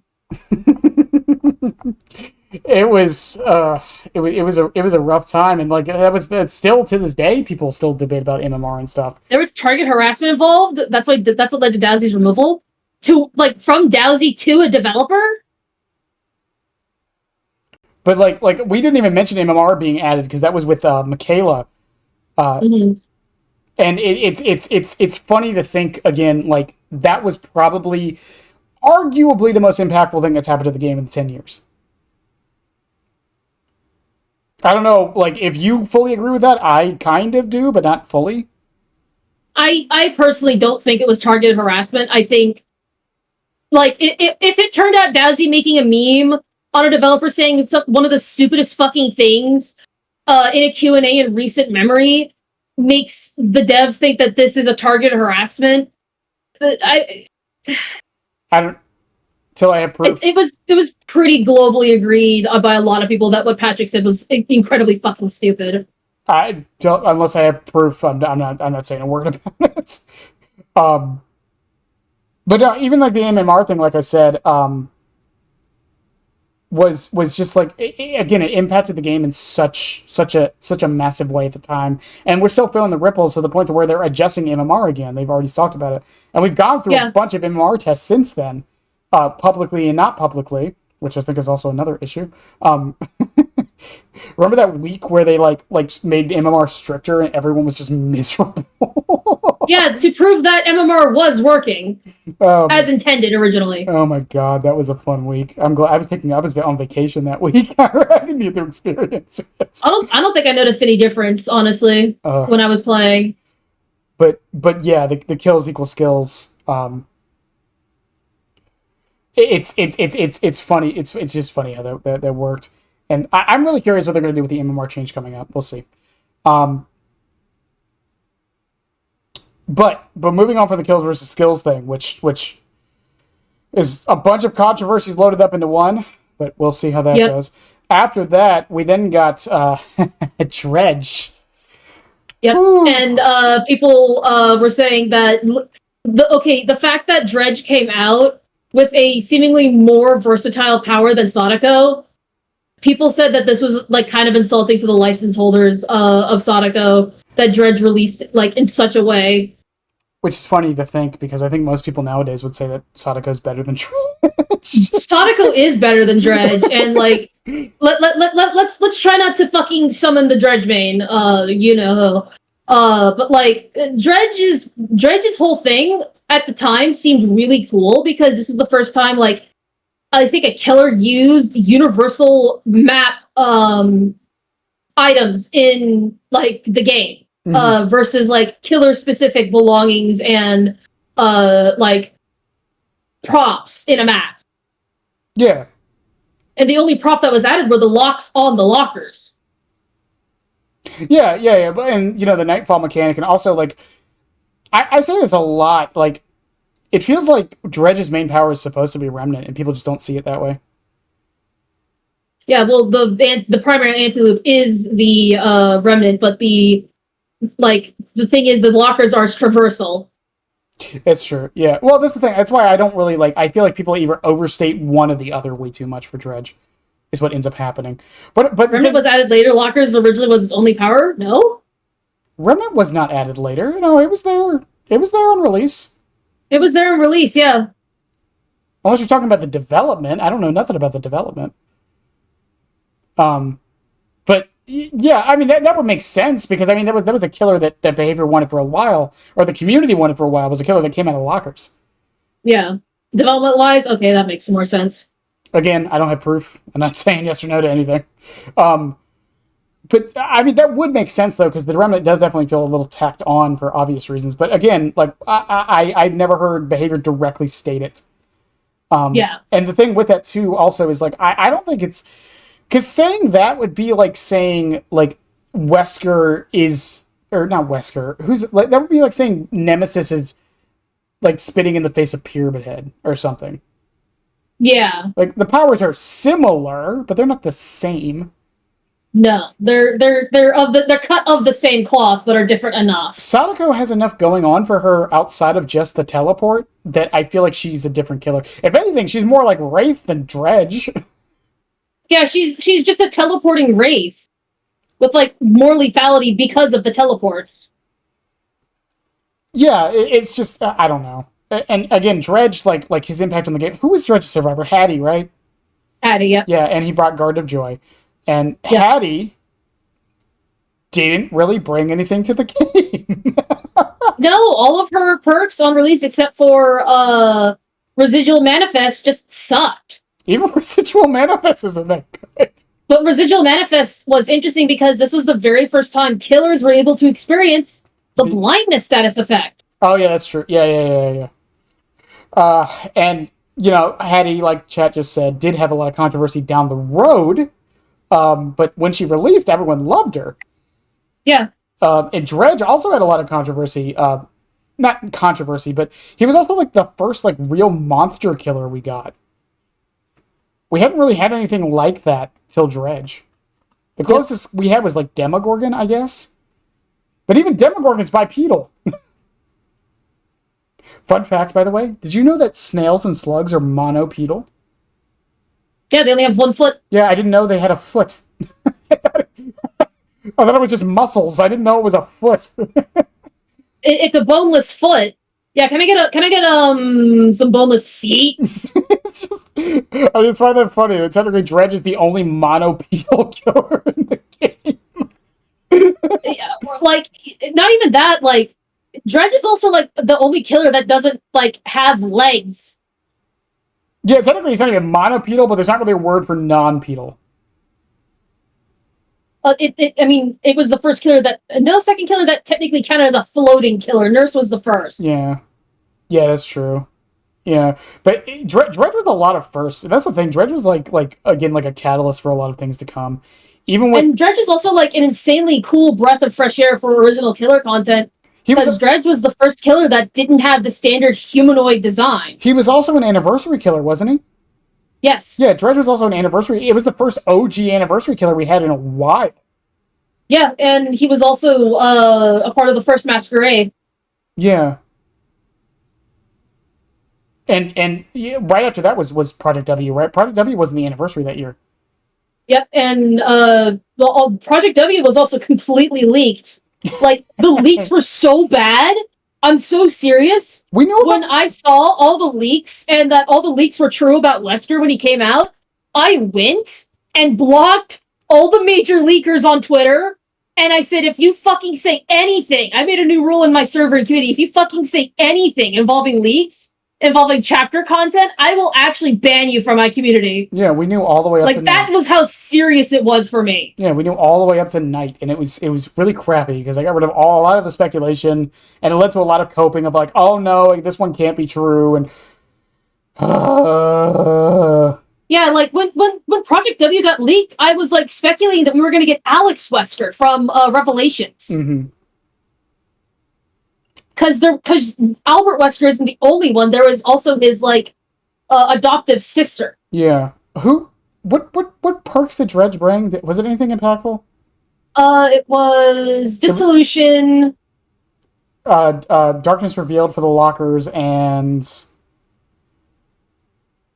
Oh my god, what is Dredge? Oh, Septic Touch. Septic Touch, yeah. A killer without a terror radius having 2 terror radius space perks is crazy. Septic Touch, you'll never be good. Oh man, that is dude. Septic Touch was only good on Blight, and I told a former friend because he was so sick of Deadheart. I said, dude, just run Septic Touch. Septic Touch is one of the funniest perks to me because there's another perk we're gonna get to later that did the same thing where it got power crept by another perk a year later. Yup. It's so stupid. But yeah, like perk wise, they didn't bring anything, but they did bring that chapter did bring something to the game that was impactful.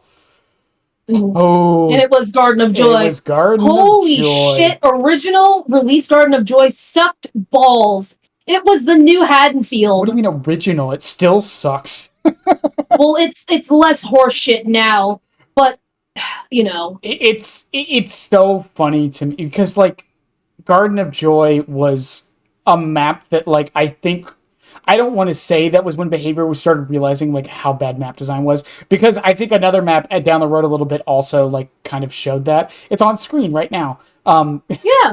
But holy shit, release Borgo. Oh my god. But Garden of Joy I think was like the tipping point, because obviously the other maps would have been in development still, so like they wouldn't have been able to do too much. But it's weird to me. It also got reworked relatively quickly. Like, yeah, for a map that just came, both of them did. But for a map like it getting reworked as fast as it did was fucking insane. And the rework didn't even really help too much. It helped a little bit, but not too much. But I cannot believe, not only was the map bad, it was also really crappy that it didn't have that many lockers, considering it was Dredge's map. Yeah, exactly. Like, that was probably the most impactful thing for the entire chapter. That, and the fact that the OG killer was the anniversary killer. And and you know what? It actually passively buffed Huntress and Trickster, because it added lockers to Caltry, and it added lockers to other loops that didn't have lockers previously. Yeah. That's also true. Fuck. Wasn't Garden of Joy bugged at one point to have, like, all the pallets spawn? Yes. Yeah, I remember that. Yeah, I went around and counted. It was like 36 pallets on one map of it once. Jesus Christ. It's insane. Yeah, I got to a point someone was just running and pre-dropping, and I started counting the pallets. I was like, okay, 1, 2, and it ended up with 36. I don't even know if I got to them all. Wow. Jesus. I don't think I was there for that. It was ridiculous. Moving on a little bit from Roots of Dredge, because next one is this is before Wester. 6.1.0. 6.1.0. The best patch to ever happen to Dead by Daylight. I will die on this fucking hill. This was the first patch to really, like, that showed that DBD cared. Up until this point, we got very minor, like, updates and reworks and changes to, like, perks. This reworked, like, 50 survivor and killer perks. This was the patch, because this was the time when I feel like killer players were starting to leave the game a lot. This was when a lot of content creators were leaving, a lot of killer players were leaving. This is when frustration was at its highest it was ever been when I was around. And then 6.1 hit. And Yep. while it didn't accomplish the job it needed to later down the line, in general, 6.1 was one of the best things to happen to Dead by Daylight. In the long term, it was one of the best things that ever happened to this game. Killers got, like, Stabiffle base kit a little bit. Kicking was faster. Survivors didn't get as much of a speed up. Dead Hard was reworked. Iron Will was reworked. The Weasel was changed, I believe. A lot of killer perks were buffed. A lot of survivor perks were nerfed. Some were reworked. Some were buffed. Spine Chill was taken out back and shot with the addition of the visual terror radius. Yeah, like this patch, in my opinion, was one of the best things I have. And the 2 weeks after this patch launched was some of the most fun I've ever had in the game, because no one knew what to bring. No one. Yeah, it felt so fresh. It was interesting, and it's one of those things where I'm like, they need to. Even now, I agree. I think they need to do a patch like this at least once a year. And like up until that point, Survivor felt extremely easy and boring, and then after that, for me, playing Survivor solo queue was like so much more of a challenge, and I loved it. But you know, I know we're glazing the patch a bit. It did have some issues. One, Iron Will. Listen, okay. I'm not going to glaze up Iron Will, but both of the changes they did to Iron Will, I personally know 10 people who quit the game because of it. Oh my god. It was that bad. People loved that perk that much. Same with Dead Hard. I knew a few people who quit because Dead Hard got changed. That one was more accepted, though, to be fair. And the big ones was Eruption and Colubrine. And Overcharge. Colubrine didn't get changed that patch. It was Eruption and Overcharge. But also, Dead Hard up until this point was so notorious. There was a Reddit post where a guy showed a screenshot or a clip of him DCing because he had Dead Hard. He got a Dead Hard in his lobby. And the title said, I DC against every match I get a Dead Hard. And it showed that he had a 90-day ban on DBD because he DC'd so much. Well, that's his fault, to be fair. That guy was not even necessarily his fault. He was just so done with Dead Hard. It was, but you know, Dead Hard getting nerfed like it did, and it got buffed back up. It's a good perk now. Like in its first change, not so much, but you know, I think having it out of the game for a little bit was fine. I think it was a nice refresher, and it let people try and see other stuff. That was the other thing with this patch. But Call of Brine, Overcharge, Eruption. Technically, the 3-gen meta did not start until a specific 2 killers were released a little later down the line. The funny thing is, the very first match I experienced over Brine Eruption was against a doctor on Wretched Shop. So, and my friends and I were trapped at the last 3 generators. At the last generator. And after I DC'd, my friend went to go find the hatch. And it turned out that match lasted 45 minutes before before the game could progress in any significant way. And it was because we were in a 3-man, and the Jonah went and completed a generator that was far away from the 3-gen, which sealed our fucking fates. And, you know, that's the thing with this, too. Again, like the changes they did here, like, to those specific perks, the effects were there, obviously, because the perks weren't changed before Skull Merchant and Knight came in. But the community was not aware of it yet until those killers, because those 2 in particular exacerbated the problem. Yeah. Like, to an immense degree. And we'll get to that when we get to them. But, like, the 3-gen meta, like, that formed from this was arguably the worst time in Dead by Daylight's history. Like, I discovered that there were some people who started playing DBD when Knight came out and when Skull Merchant came out. And it's like, oh my god, I don't know how you, like, were able to stand that as a new player, genuinely. And because it wasn't as common as a lot of us thought it was. Mm-hmm. The 3-gen meta was for sure, but those 2 killers using it in particular was not as common as a lot of us thought it was. That would be the reason. But it still must have been very frustrating to even try to go against 3-gen. I went against it as a trickster. The Overbrine Eruption meta was so bad that it screwed over anyone who didn't participate in it. Mm-hmm. It got to the point where survivors were bringing, like, BNPs and, like, Gen Rush builds just in case it was a Skull Merchant with, like, Overbrine Eruption. The sad thing is it didn't work. That's the sad thing. It really didn't work. It didn't work, but it really screwed over every other killer who weren't participating in this meta. But that was probably the worst thing to come out of 6.1. And again, like even if the reason, like Chad is saying, was because kicks didn't feel impactful, it still should have been thought about the combination of these perks. I feel. And, and again, the community didn't notice for 3 months. So maybe fair that even behavior wouldn't have noticed. Playtesters. It was up until actually after Night. Forged in Fog was released and Hens released his hostage video. Yeah, well, the thing is, like Skull Merchant released and it still wasn't really a thing. It wasn't a thing until Night. Night was like the when the floodgates opened towards it. As far as I can tell from my history of looking through videos. Because Skull Merchant was... It was pretty bad with Night, but that was only if you were extremely dedicated to the bit. Yeah. Like Hens was.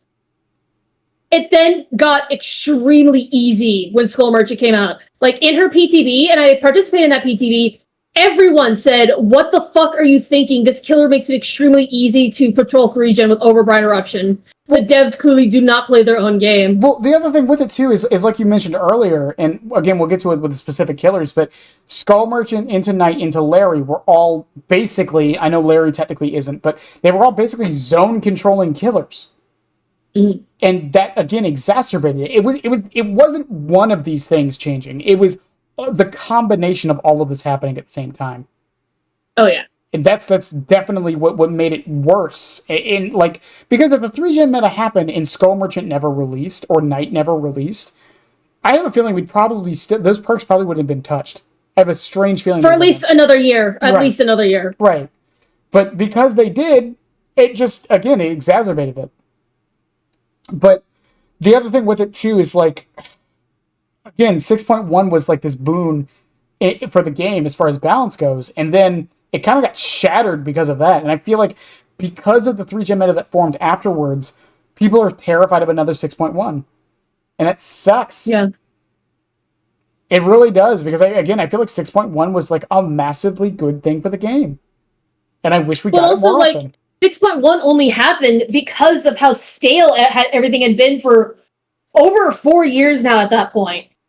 Yeah, and it worked. Like, for both sides, and it worked. And now, like, basically every major patch and update, like, there are adjustments happening far more regularly than they used to. Yeah, I mean, Thwack is about to be meta, for God's sakes. Yep. Also, speaking of, I find it funny. Remember, we were talking about perk glow-ups? All of Skull Merchant's perks are, like, really good now. Oh, yeah. Every single one of them. It's kind of nuts. But, yeah, it's just a shame, because like we are in a place now where like we're getting more regular updates, and I kind of like that, but I would prefer like a massive shit show, for lack of a better word, update. Yeah. Where things are just hectic for like 2 weeks before people figure it out. I don't know. I just kind of prefer that way of balancing things. Maybe that's just my League days calling. Yeah. But moving on from 6.1 and a bit of the 3-gem meta, there was a light at the end of the tunnel before the 3-gem thing started, and that was Project Motherfucking W. Yup. Holy shit. This was this got like, dude. We're still Wesker for 6 months straight. We're still feeling the effects of this chapter, even today. Yeah. Like people go again. Kaneki, overshadowed Wesker's pick rate, like all-time pick rate. But it's not as consistent as it's been, as it had been with Wesker, actually. Yeah, that's the thing about it. But Wesker, also, we talked about how Blight kind of started the dash slop meta. I feel like Wesker was the nail in the coffin for it. And for sure. And honestly, Kaneki might also be the nail in the coffin for it.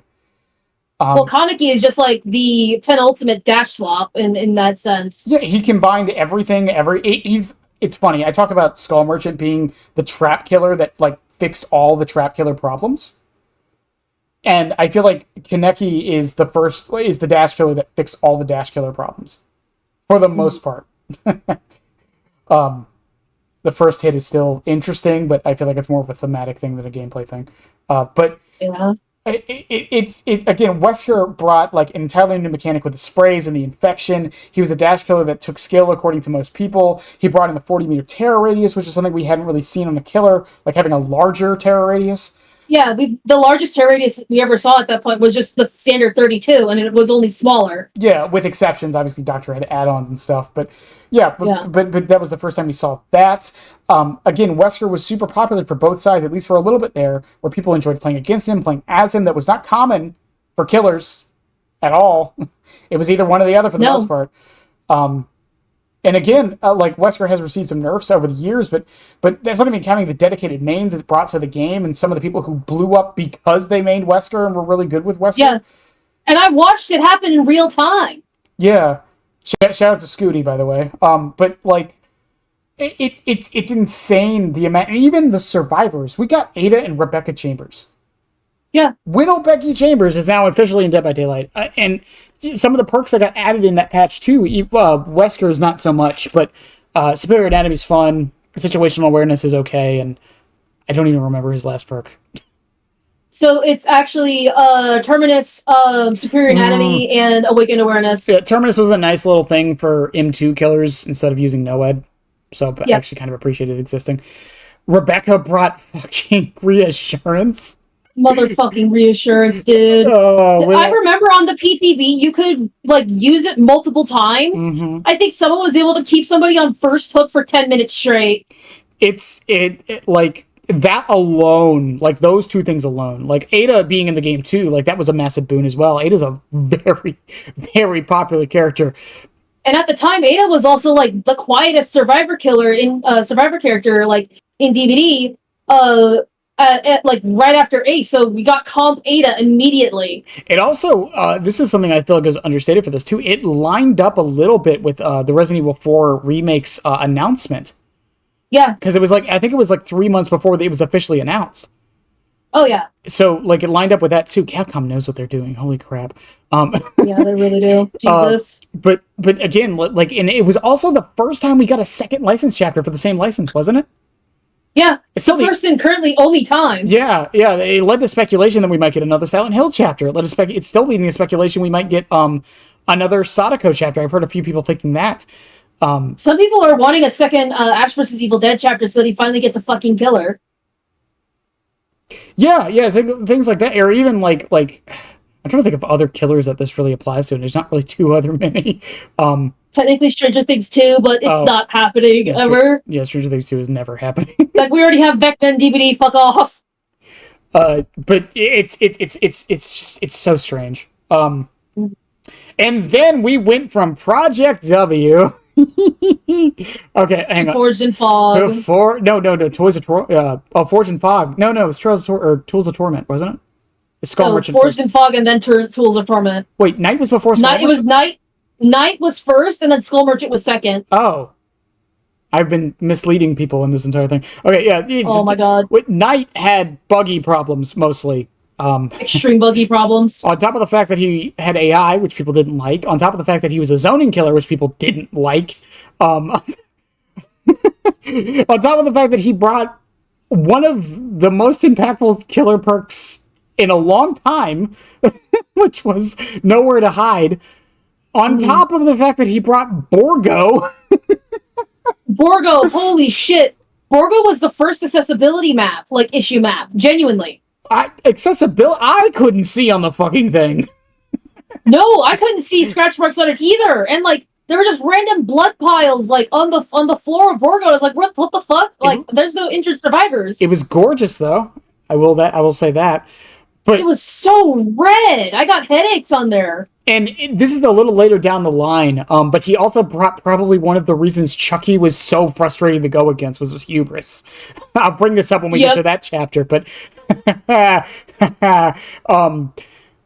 and then even on the survivor side, potential energy, while it wasn't really that big of a deal at the time, it became a buggy nightmare. And oh my god. And then like Vittorio had so much controversy around him. He was supposed to be a 13th century Italian lord. He looks like someone my uncle would know and drink beers with down at the pub. Yeah, it looks like some dude I saw at Home Depot the other day. Like, it was like it feels like they wanted to, but they didn't want to commit. And it's funny. I think we got a better version of Vittorio with the Geralt skin than we ever have with any of his other skins.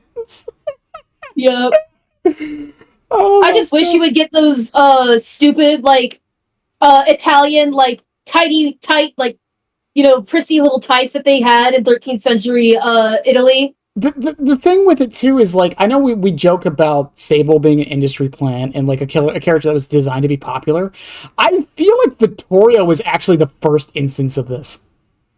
And he failed pretty miserably, honestly. Yeah, he did fail, but like I feel like that was their first attempt at it, and they learned from it, and that's where we got Sable. Yeah, holy shit! But the chapter was such a, and it's funny because the chapter has gotten a glow up since then. The map has been made much better. Sure. Night got probably one of the best reworks in Dead by Daylight history. He's still a fucked up buggy mess though currently. Yeah, most of the perks are fine. Vittorio is honestly, a lot of people enjoy Vittorio now. Yeah. Which is hilarious to think about. But the thing with that too is like that leads into the next chapter of Tools of Torment. Tools of Torment. And Tools of Torment was the first chapter since Nightmare on Elm Street to have overwhelmingly negative reviews. Let's like on release. Hellraiser was review bombed for the NFTs though. Let me go down the list here. A killer that is designed specifically to be a zone control killer that barely has a power that just plops it down at loops. Survivors whose perks were almost all just bad or required teammates to work well, so it didn't really work well in solo queue. A map rework that made the map worse somehow. Yep. a design for a killer, like a cosmetic design for a killer that no one liked and didn't think fit the game or her character. A cosmetic that people thought was just gooner bait. Lore that was inconsistent and made no sense. I can keep going. Yep. There were so many fucking issues. People who were extremely disappointed by a power that we got completely differently from the teasers and then on release. Oh, yeah. Also, yeah, the fact that people thought it was going to be a sci-fi chapter, which technically it was, but not the way people wanted it to be. Like, I wish they genuinely leaned in more into the fact that she was an augmented killer. And you know, the rumors that she was not a failed Predator chapter. Holy shit. I wish people would let this die. It has been stated by Behavior like 7 times that she was not a failed Behavior chapter. Or a failed Predator chapter.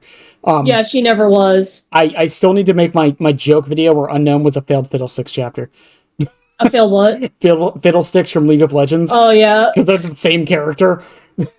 Pretty much, yeah. But, I would argue she was, because she literally wears an exoskeleton, like arm, like augment on her, like arm, even if it's like just an external piece of hardware that made it so that she could like stab people way more easily and kill them with more force. But going back to that also is like back to the 3-gen thing. Knight and Skull Merchant in concession with the 3-gen meta that they both used very, very well did not help either of the reception. Like, it's one of those things where it's like it was circumstantial, right? It did not happen on purpose, obviously, but no, because of the circumstances that has tainted both of their reputations forever. And like I would like argue like it may have even been like, you know, a couple of content creators' fault. Like, you know, sure, we could say, oh, it's Hens' fault that, you know, Knight got, you know, shafted so hard. It wasn't. But in reality, there's a couple of other like, you know, content creators, because of their mentality against Skull Merchant, even after she was like, you know, nerfed from having the drone zones to the scan lines, like would just consistently DC against Skull Merchant and say DC against the Skull Merchant is like a personal holiday. And because people refuse to like engage with the killer at all due to just like her whole reputation being completely fucked up from her first iteration, like she's just never gonna recover. Like never ever, I think. It's also funny too because it's kind of the opposite situation of what's happening to Ken right now, right? Because the thing with Ken, and I have made this point, right? Because people were like, "Oh, his play rate will go down." My argument was, what if it doesn't? What if it doesn't? And like this is a similar thing with Skull Merchant. It's like, oh, people will stop DCing against her eventually. They didn't though. No. So they didn't.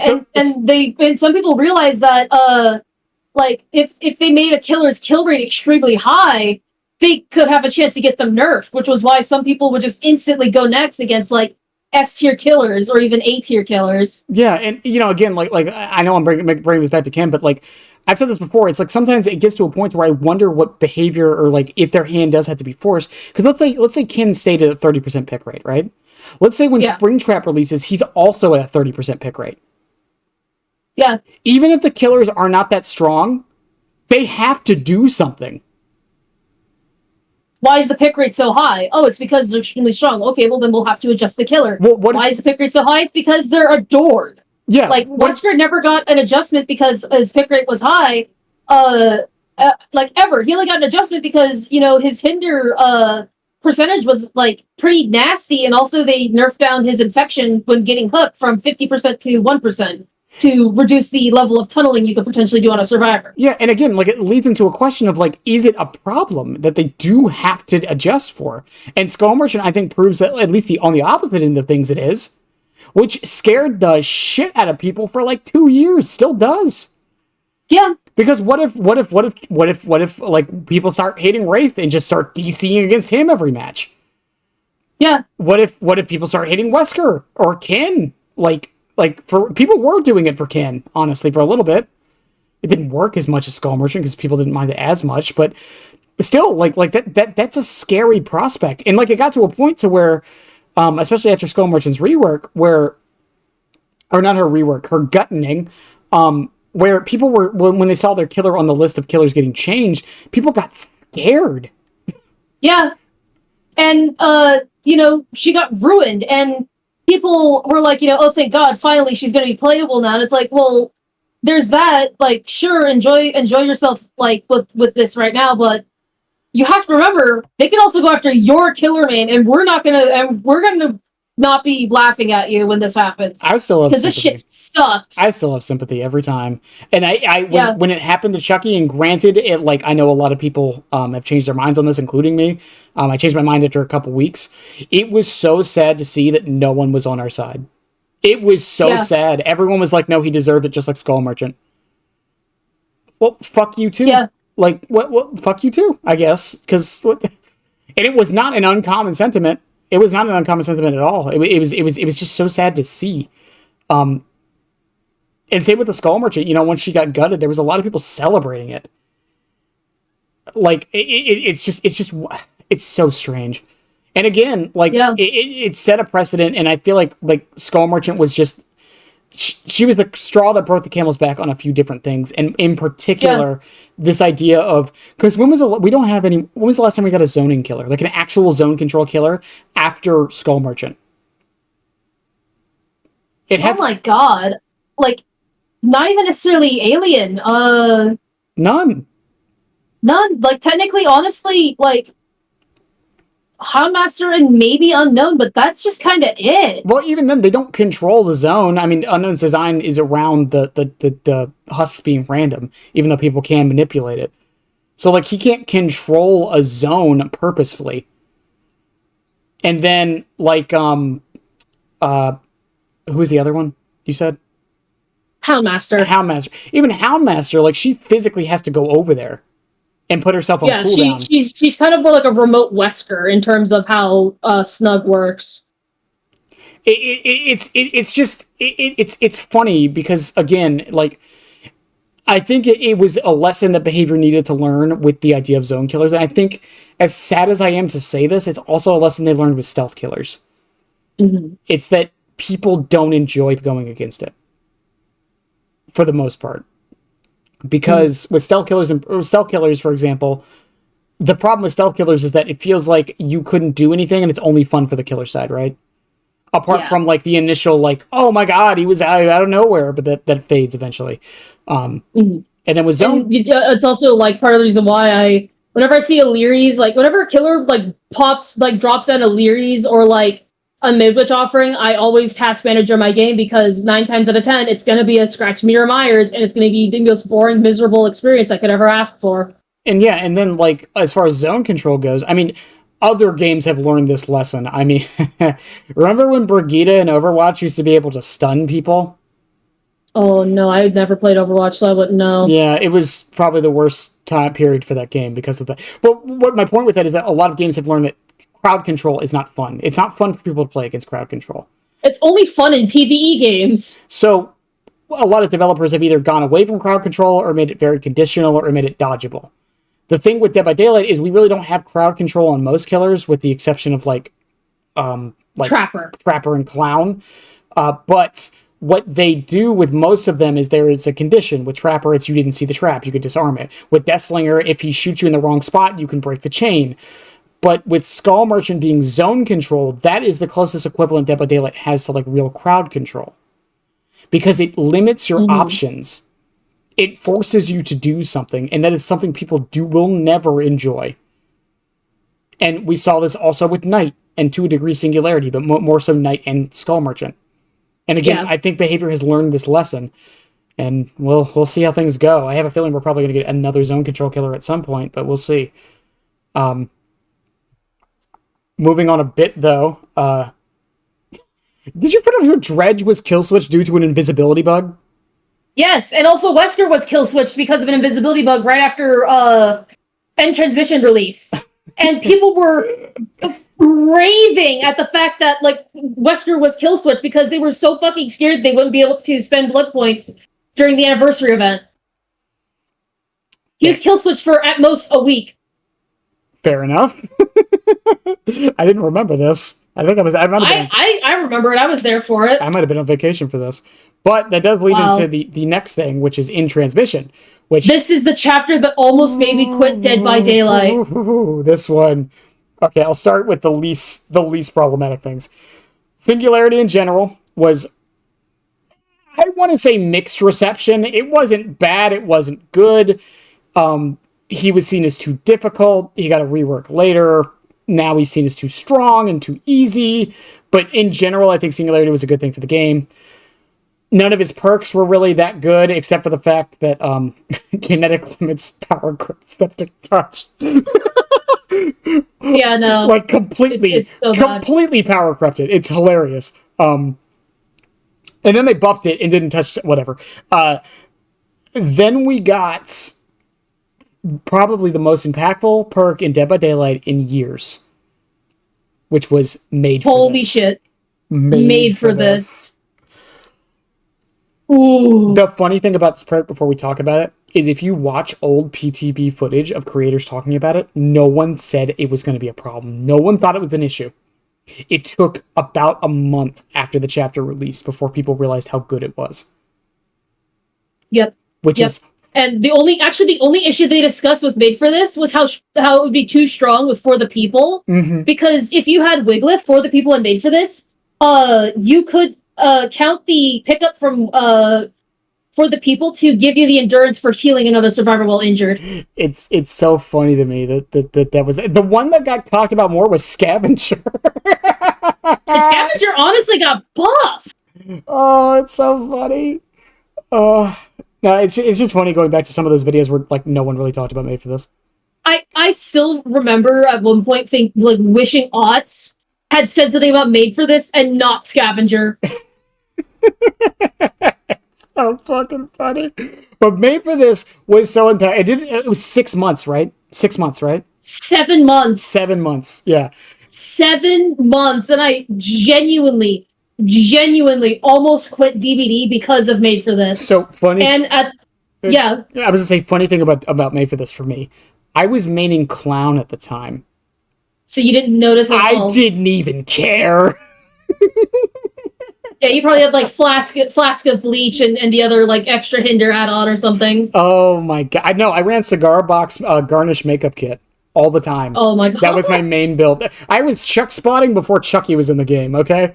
That's crazy. But yeah, no, it for me, I was still maining Nemesis, and Nemesis, this was before he even got considered to be like buffed or adjusted even.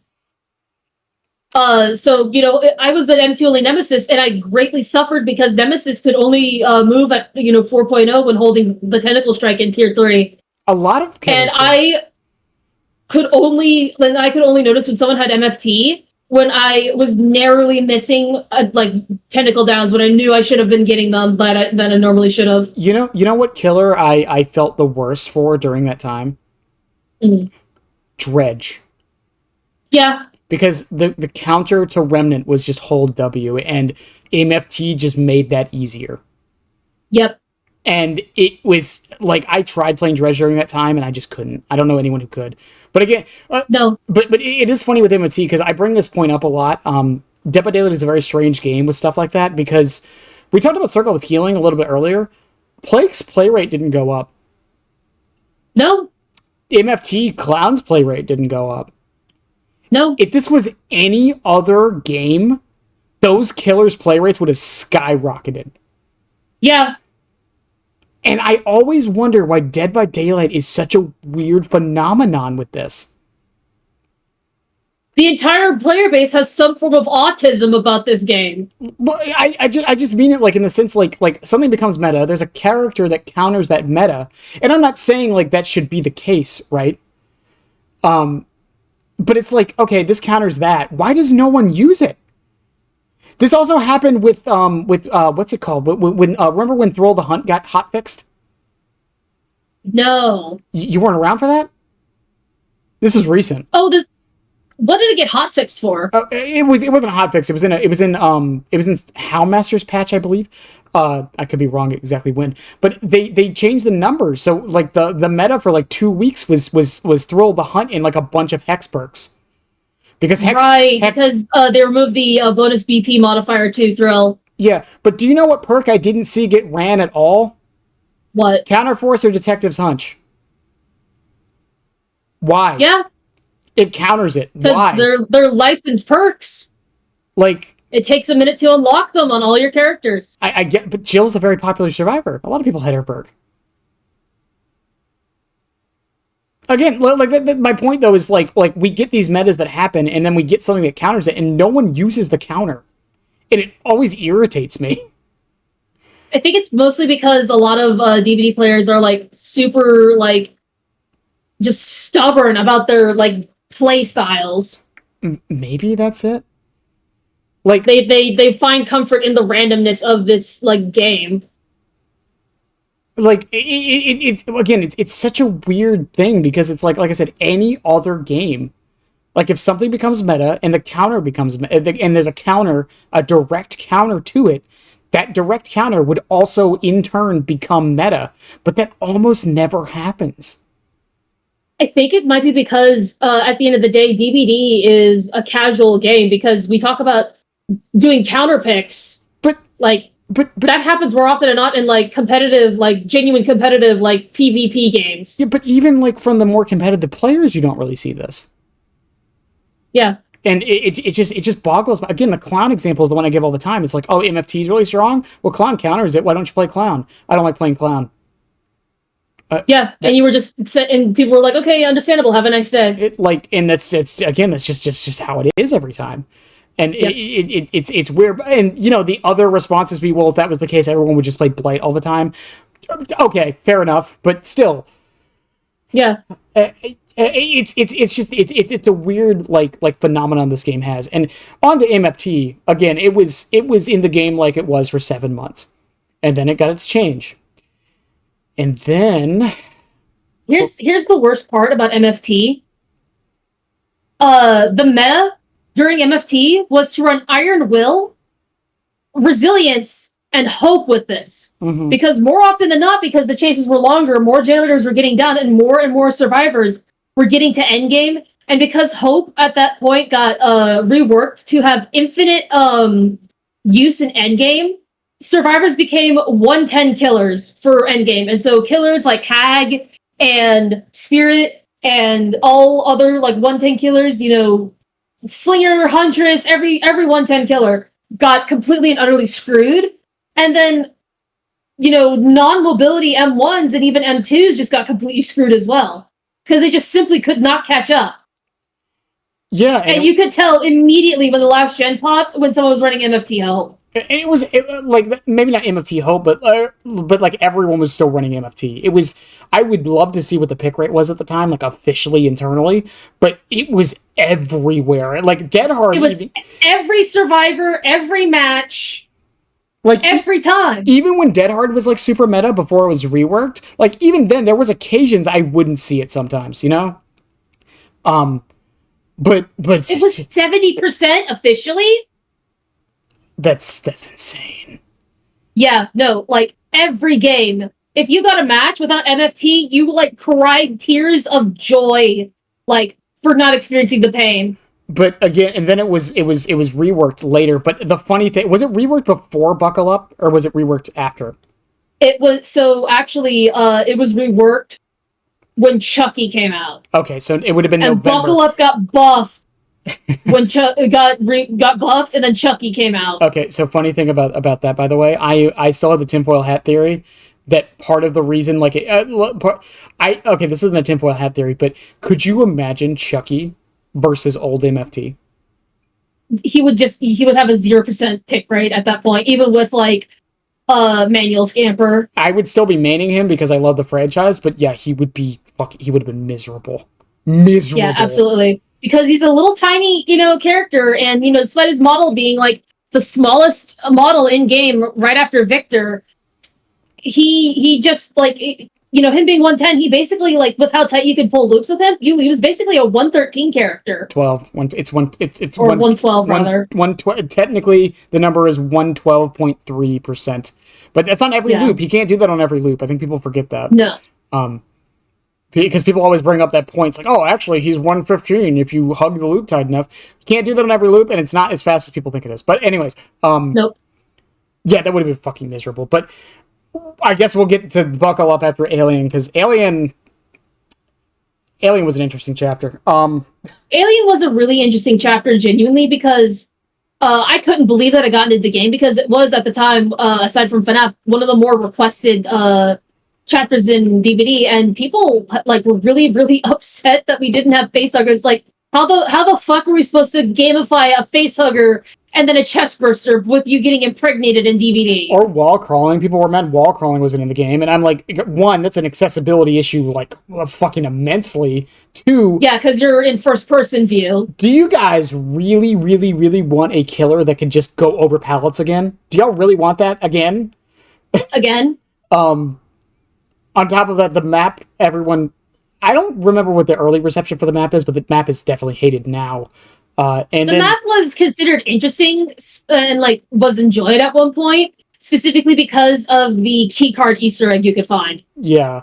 And then Sigourney Weaver not giving her likeness... I don't remember what the official reasoning was, but that's... I don't know what's going on. Like, I wouldn't be surprised if it turned out Sigourney Weaver doesn't want to be associated with the Alien franchise anymore. Maybe. I don't know. I mean, you know the story behind Alien 3, right? No, I don't. So, the story behind Alien 3, I don't know if this is official, but the rumor that everyone says is Sigourney Weaver only agreed to be in the movie if there was no guns. And there were guns in there anyway? No, there's no guns in the movie.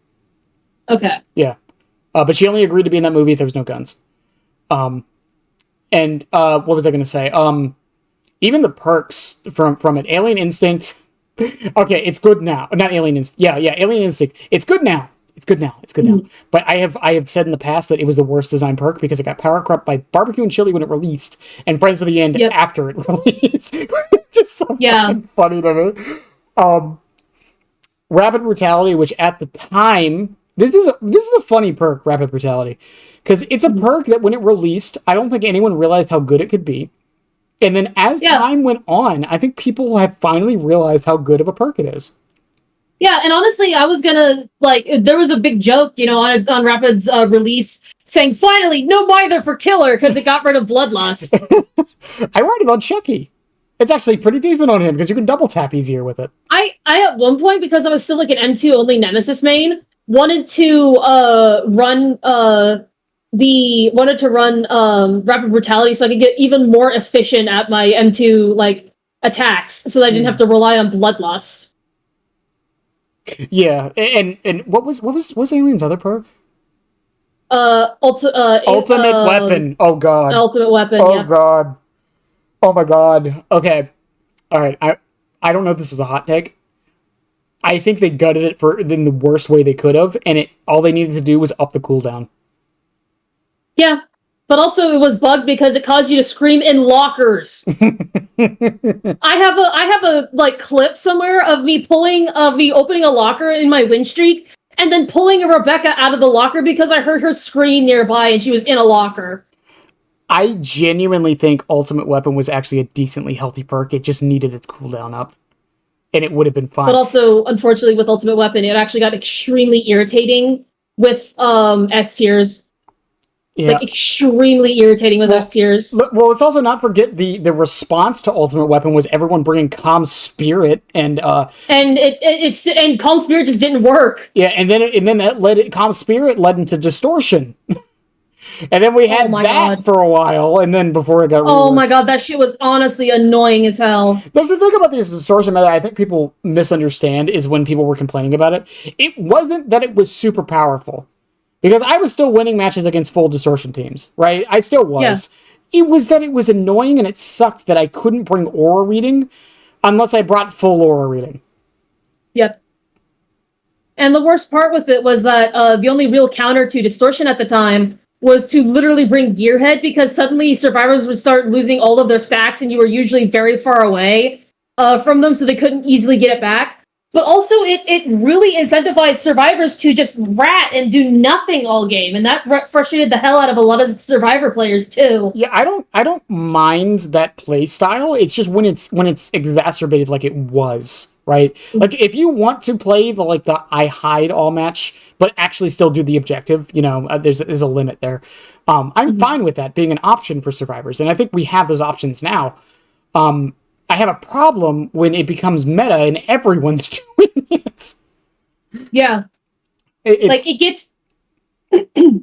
like, having niche perks like that is okay, like you said, but once everyone starts doing it, it stops becoming cool. And, like, on top of that, full aura reading couldn't keep up. There were some aura perks that were just not consistent enough to chew through them.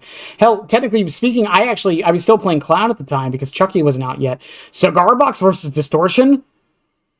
Oh my god, you basically nerfed yourself as Clown because they also lost and because of like Distortion hiding your scratch marks, survivors just got like a free like mini lucky break. It was insane because of it. And it was quite a while before it got changed. Quite a while. Yeah, and the fact that you were able to recharge it even if you were in chase was just such horse shit. It's just it was insane. And then did Alan really have any perks that did anything? Light-footed, Chem Trap, Champion of Light. No, that was Alan. Oh, Alan. So Ellen was Chem Trap, Lucky Star, and Light-footed. Light-footed is only obnoxious for flashlight saves and when background player was extremely meta. Yeah, and I will say that Chem Trap, while similar to Rapid, it's funny that both of these perks did this, right? Yeah. People really didn't see the potential in it until, later down the line, which is interesting. Chem Trap was so funny because, like, you could drop a Chem Trap onto the pallet and the killer would loop the pallet and bloodlustly refusing to break the pallet. It was so funny. It'd be so funny if I played a killer that ignored it completely. Speaking of, hang on. And then buckle up. Oh, buckle up for the people. So I said earlier a while ago that Zarina got a massive glow up on her perks, and one of them, which is for the people, was not even because for the people got buffed. It's because buckle up got buffed. Dude, I think this buckle up. Like I told you about how I was banned from Twitch for a week, right? Because I actually genuinely had baby rage crash out on stream. I was playing demo and I couldn't. Yeah. Buckle up, whatever you want to call it. I always call it fuckle up. Go ahead. I need you to understand that let's say you're chasing down a character in Overwatch and you finally kill this character, annoying as hell. Mercy from somewhere where you can't see her revives them, and then you are forced to chase down this motherfucker all over again. Well, MFT was still doing its thing too at the time. Yeah. So, and even if they reworked MFT, it still would have been a problem because it caused endurance. It only didn't work if you were in deep wound at the time. Yeah, that's what I'm saying. Or if you were exhausted. Again, it's buckle up for the people was probably because I was still playing Chucky when he came out after that, and I didn't really have too many issues with it because a lot of times, ironically, because Chucky was 110, you get more grabs than you think you do. People would mindlessly just go to windows and vault them for some reason, and you would get the grab and counter it. But yeah, but I do. It wasn't just you. I saw so many people crashing out over this perk. This perk combo this perk combo was ass. You could literally finally chase a survivor down. And because that survivor had MFT, you finally chase the survivor down and you down them. And then suddenly this random survivor with a med kit jumps out of the fucking woodwork and picks them up before the people buckle up before your weapon wipe animation was done. Yeah, it was so bad at one point. Again, it's not like a flashlight save, right? Even with background player, as annoying as they are, because with a flashlight save, in theory, this doesn't always happen, but in theory, you can still go after the saver. Right? You can just look away. Yeah, you can just look away, or you can go after the person that got off your shoulder again. With buckle up for the people, you couldn't even do that. No. Neither of them. It's just okay, you're gone. All right, both were invincible. And good luck if you tried to grab them at a window and they were able to fastball. It was so bad, and it took forever to get changed. Actually, that's not true. It was 4 months, I think. That one didn't take nearly as long. The fuckle up meta was about 3 or 4 months, but it was so bad. I actually actively took a break from killer and whatever, or I couldn't play survivor because I was sick of it. Because that was when I started just hardcore, and I mean hardcore slugging everyone, every match, every time, like, before the people buckle up, ever, like, procced a single time in my match. Just hardcore slugging. And after that, we move on to probably the most impactful chapter for me.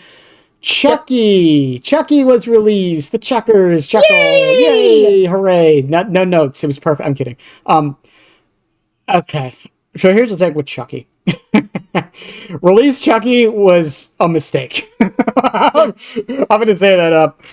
I'm going to say that now. Release Chucky was a fucking mistake.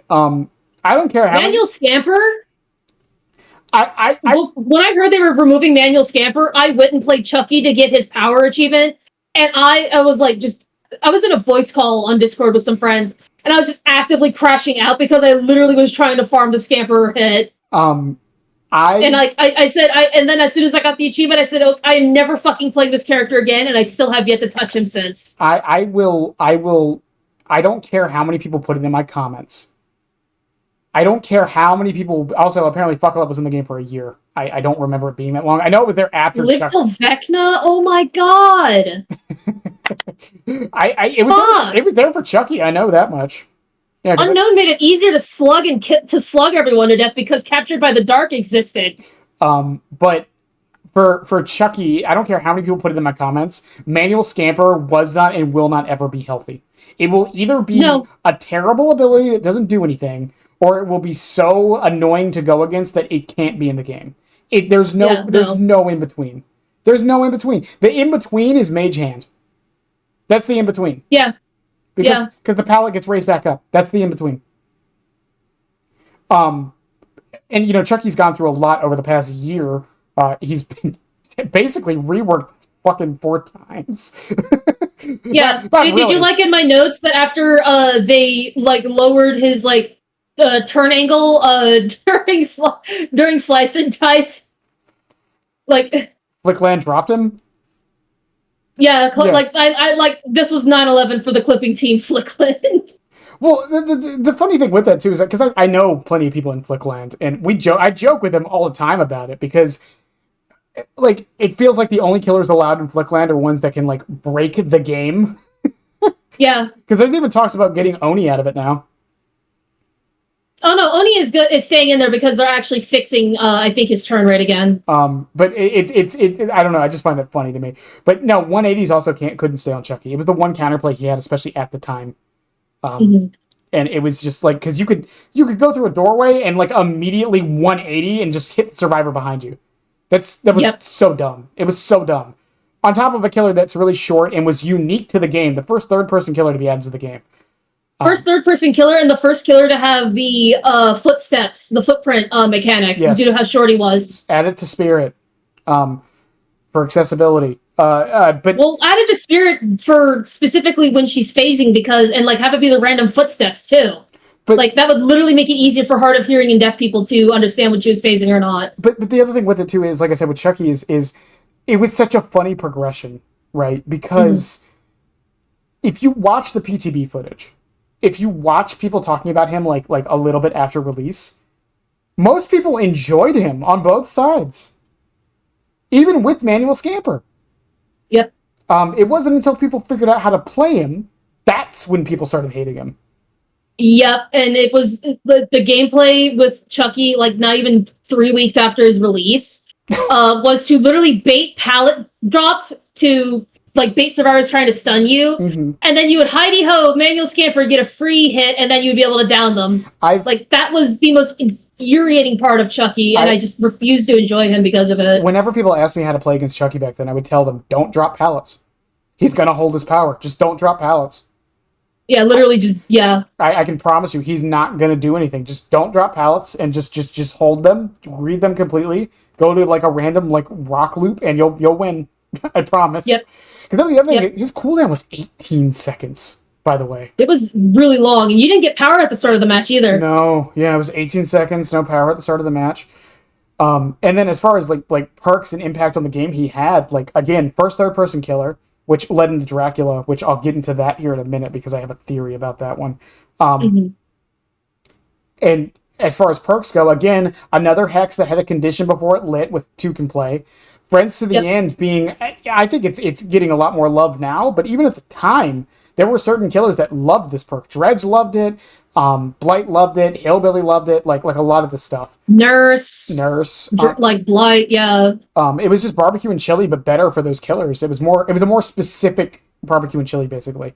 And a lot of M1s like really enjoyed it too, especially when players realized how extremely well it comboed with Furtive and Nemesis. Right, and what was Batteries Included, which went through the ringer for like a month.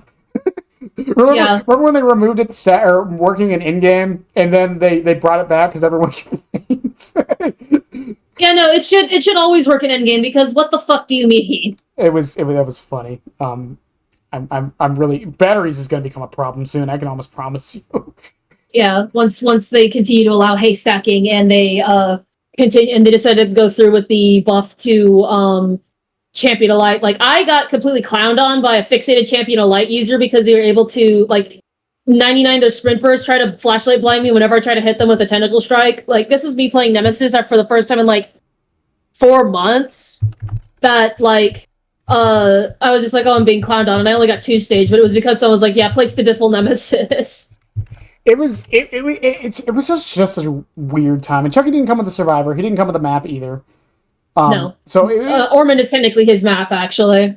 Oh, right. It came with the Ormond rework. That's true. Yep.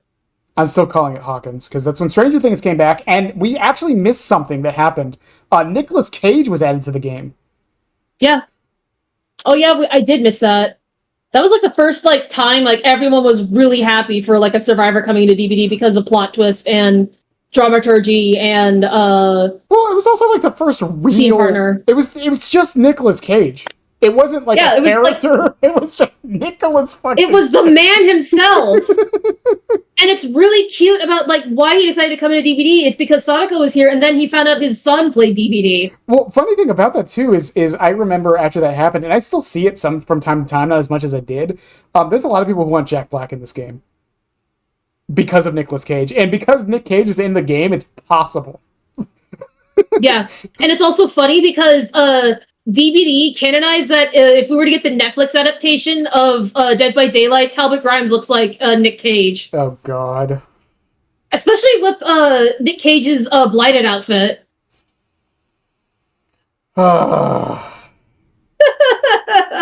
Moving on. We have Knight's kill switch. Do you know why he was kill switched, by the way? Yes. So there was a bug with Bamboozle where if you where it was possible to summon all of the Guardia Campagna. That was so fucking funny.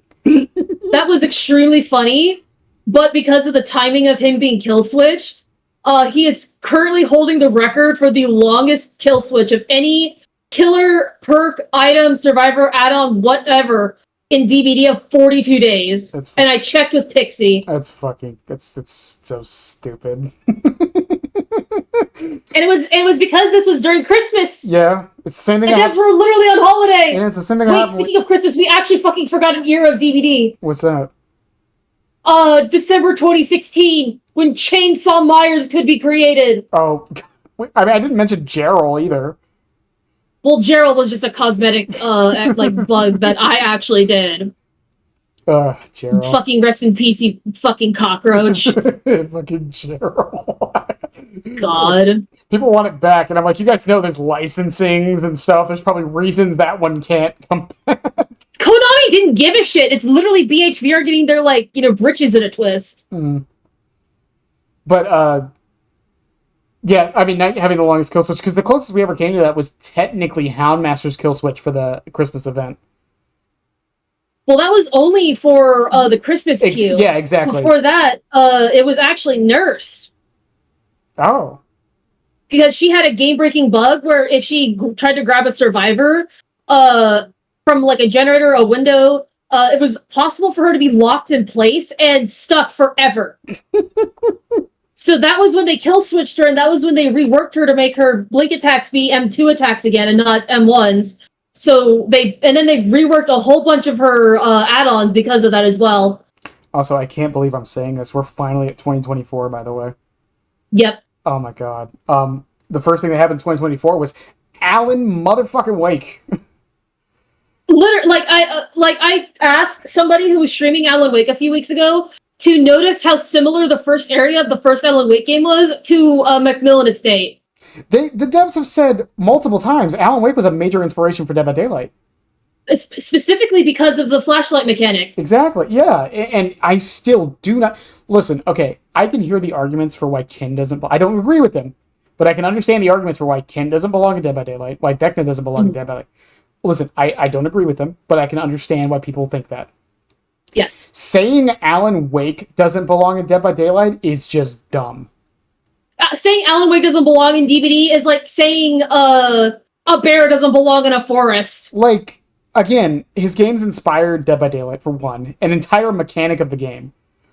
And it's a horror franchise. It's a cult classic, too. I don't know if you were on Twitter at the time when I did this. I got into like a 3-day argument with some dude on Twitter about what a cult classic is. I didn't see that. I never saw a single tweet about that, actually. So the guy was basically telling me that Alan Wake wasn't a cult classic because it didn't sell well. And I tried to explain to him that is the definition of a cult classic. It's why Deadly Premonition is a cult classic. It's a piece of shit, but it's good. It's a thing that has a very dedicated fan base, but not a large one. That's what a cult classic is. It's what literally Evil Dead is too. Yeah, it's like Evil Dead, Texas Chainsaw, Hellraiser. They're all cult classics. And Alan Wake has the honor of bringing the worst boon in the game with Illumination. Honestly, here's the thing. Boon Illumination, when 3-genning was really strong, before they made it so that you could only kick generators 8 times, Boon Illumination prevented my solo queue teammates from 3-genning themselves, because I always brought Circle of Healing with it. Well, so for me, the thing with Illumination, I've said this so many times, there's one change they need to do to Illumination, and it'd be good. Just make it show totems. Yeah, honestly, sure. That's all it needs. Do that, and it's not meta or anything, but it's fine.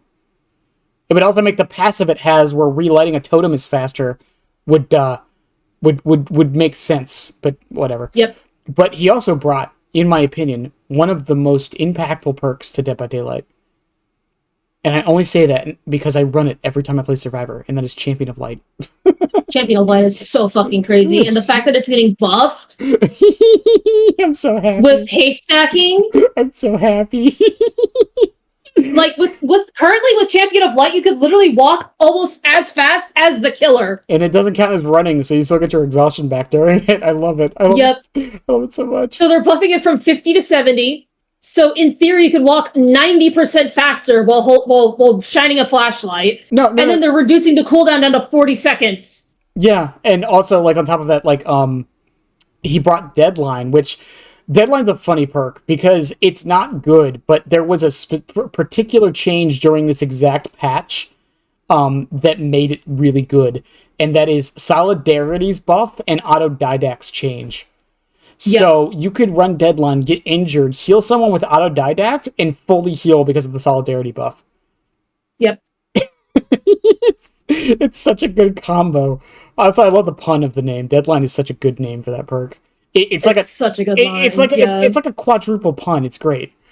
But Alan Wake coming to the game as a solo survivor alone, though, it's just it was a moment for me where I was like, okay, I have basically the only thing I wanted after that was Springtrap, and that was it.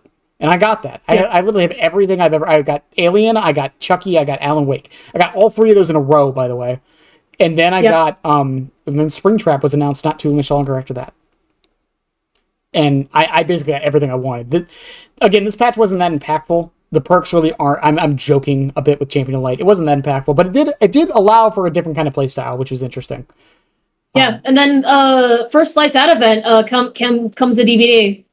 Like, that was honestly like a really interesting event for me because no items, no perks. I think no so at the time no items, no perks, and no offerings I think were allowed in Lights Out. No offerings, no, because the maps were predetermined. The maps were predetermined. Yeah. It was also the first time we saw that Freddy wasn't allowed to play in Lights Out. It's because of the Dream World. Because of the freaking Dream World. but it was also interesting because I have two very memorable instances of Lights Out, where I load into a 3-man like Leon lobby, I think, and I flex on, or like I load into a lobby with a Leon, and I decide to flex on this Leon by wearing my Prestige Leon cosmetics. And I say this every day, the only Leon I'm ever scared of are bloody Prestige Leons, because those are the serious motherfuckers of the Leon like group. I have been bullied more often than not by a bloody Prestige Leon, and more than anything, because they know what the fuck they're doing. Leons are breaking the stereotype. That's what's happening. They got tired of it. They got fucking tired of it. And I'm like, me and this Leon are like, I think someone goes next, and like me and this Leon are fucking around. And like we both pick up some flashlights, and we start clicking the flashlight at each other, and the Wesker in the lobby approaches us, seeing what we're doing. And I showed the clip to my friend, and she's like, it's like two male fireflies trying to sex each other, while a random centipede comes over and ruins everything. Jesus Christ. And then my second memory, which I'm so sad I never clipped, I'm playing against the Plague, and I realized, wait, Plague is extremely fun to play against when she's not running the same 5 perks and the same 3 add-ons. Lights Out is a funny mode because, like, again, I actually really like the Castlevania version, which we'll get to later once we talk about Castlevania, but it was a mode that was an acquired taste, and I think that's fine for game modes. And I think the player base just doesn't like appreciate it when they're acquired taste. They just gut react to a lot of things, and it sucks. Yeah, and the thing is, like Chaos Shuffle, I'm getting sick of Chaos Shuffle too, because it hasn't been changed at all. But at least with Lights Out, they tried to change things up. Same with 2v8. Like, as much as we complain they don't add anything, at least they're like kind of trying a little bit by adding new killers, adding new items. Yeah, I really would wish for more survivor classes, but that's a different topic. I wish for more. I wish we had the first iteration of like killer classes from back then, because that felt more unique. Yeah, and I joked about it because someone was like, they should add team-ups to 2v8, and I was like, well, that's pretty much what we had. They did. That's pretty much what we had. It wasn't exactly team-ups, but it was kind of like team-ups. Yeah. Because some killers definitely synergize better with others, just because of those the classes being tied to the killer. Hillbilly Wraith was so much fun. I honestly had a lot of fun with Trapper and Wraith. Wraith was just a good combo for a lot of killers, just because he was M1. He was really the only M1 apart from Trapper, especially during the first version. We'll get to 2v8, though, a little later down the line. After Lights Out, though, was All Things Wicked. Which was the chapter that saved Dead by Daylight for me. Up until this point, like, I was aware that, some things were being leaked, and or I only was aware that someone knew of what the next chapter was going to be, because I saw Wheatdraws make a post saying that he knew what the lobby music for the next chapter was. And I was like, oh, okay. And I think I muted him, and now that I think about it, I don't think I ever muted him on Twitter. So then on the day, I actually sent this to my friend Toad. I found the tweet where they officially posted what the next killer was going to be for All Things Wicked. The fucking conversation it sparked was insane.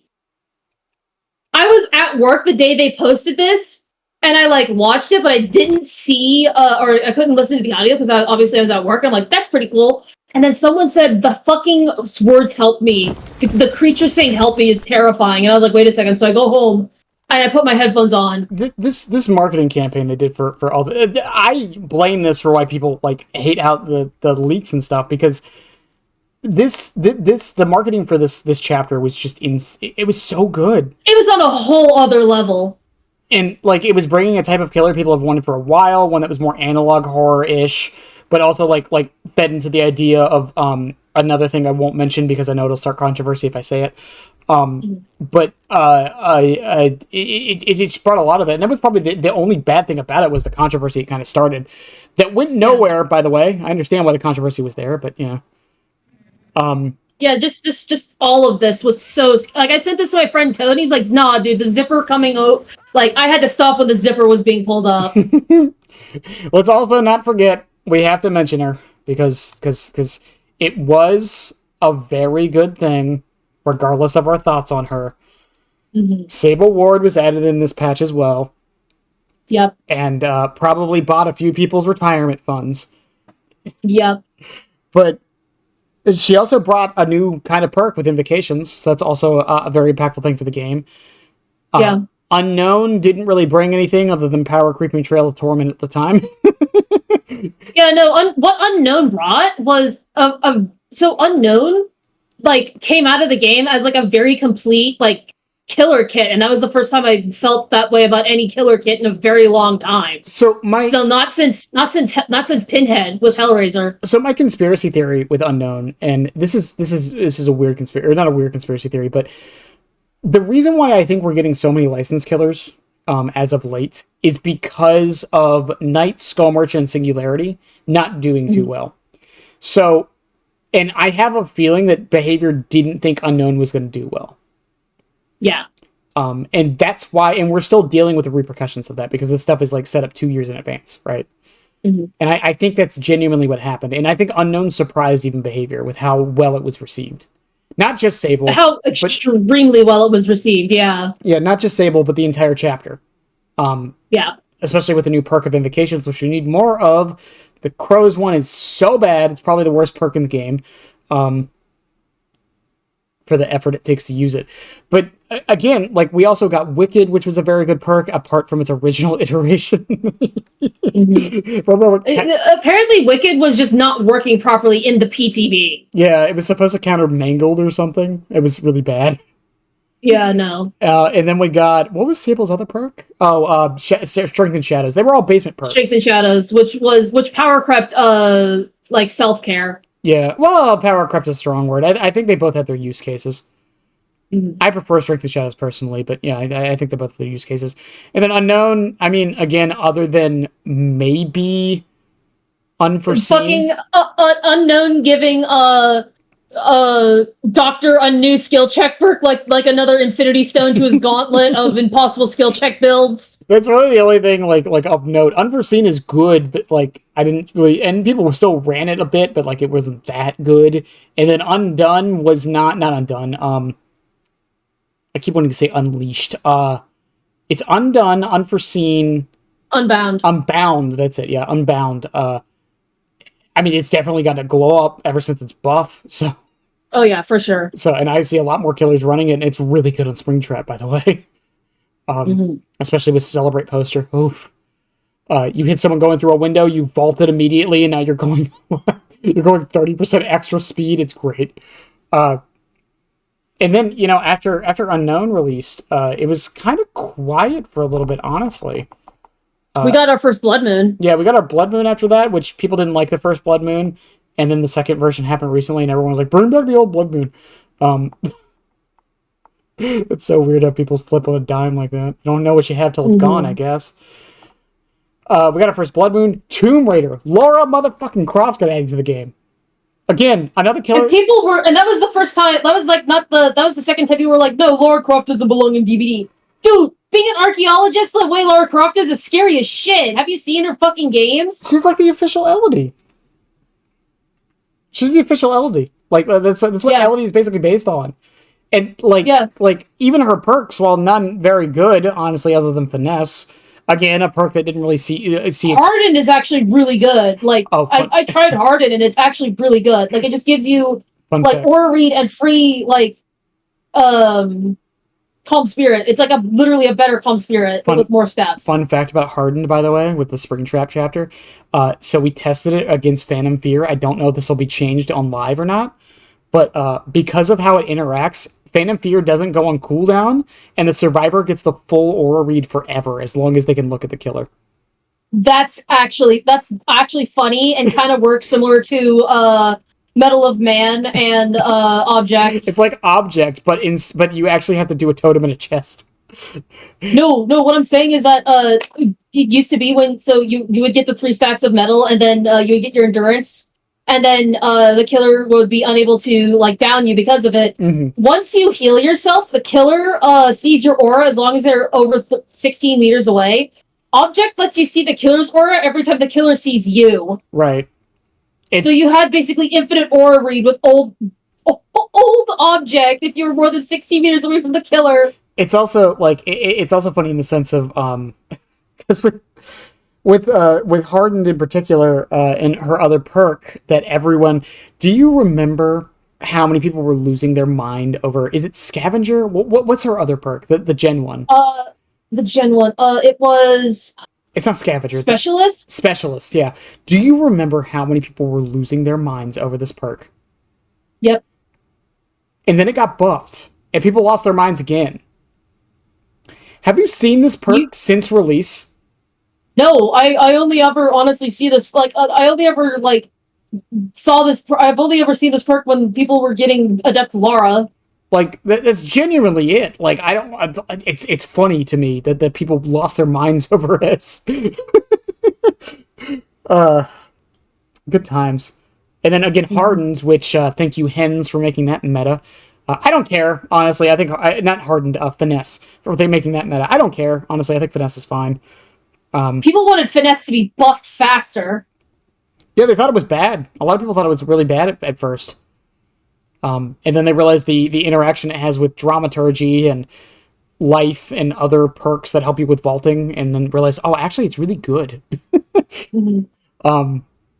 And then after Lara, which was, honestly, I think Lara Croft was the tipping point for a lot of people for leaks as well.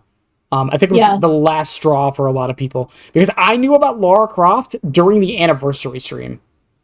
I didn't know about Lara Croft, actually. Yeah, I knew about her from the anniversary stream because of, again, leaker friends. But I think for a lot of people, that was the tipping point, was Lara. Moving on to one of the more important things, was Unreal Engine 5. Unreal Engine 5 broke so much shit in DBD. But it was a good thing. It was a good thing. I think Unreal Engine 5 is one of the best things that happened to the game as well. And it was a necessary evil that the game was going to be broken for a little bit afterwards. Yep. It's just how much was broken and, like, how long it was broken for that frustrated everybody. Yeah, it was again, I think, it's one of those things where it's like, it's going to be bad now. It's like similar to how the haste changes were going to be, right? So it's going to be bad now, but later down the line it'll be better. And then they didn't go through with it anyways.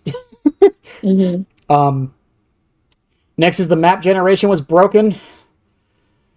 Yeah, map generation for a short period of time was broken, so stronger tiles like kept spawning, and like more pallets kept spawning for a little while. That would lasted about 3 months, I think. Yeah, it's still technically there for Azeroth from what I understand. Which is fucking dumb, but it is what it is. Thank God map offerings are getting nuked. Mostly nuked. Yeah, map offerings no longer stacking is absolutely, like, peak, honestly. Well, thank goodness. Stacking on themselves. Yeah. So, I mean, they can still bring 4 different map offerings, and it's still technically an 80% chance. But, yeah. And then, Trickster's epilepsy bug. Oh, my God. I have never seen the community more mad at the devs than during this. So, the epilepsy bug only became, like, nothing happened for 6 months when it was first discovered. And it only happened when I think players like Wasek, Brevium, and Zoe got public with it.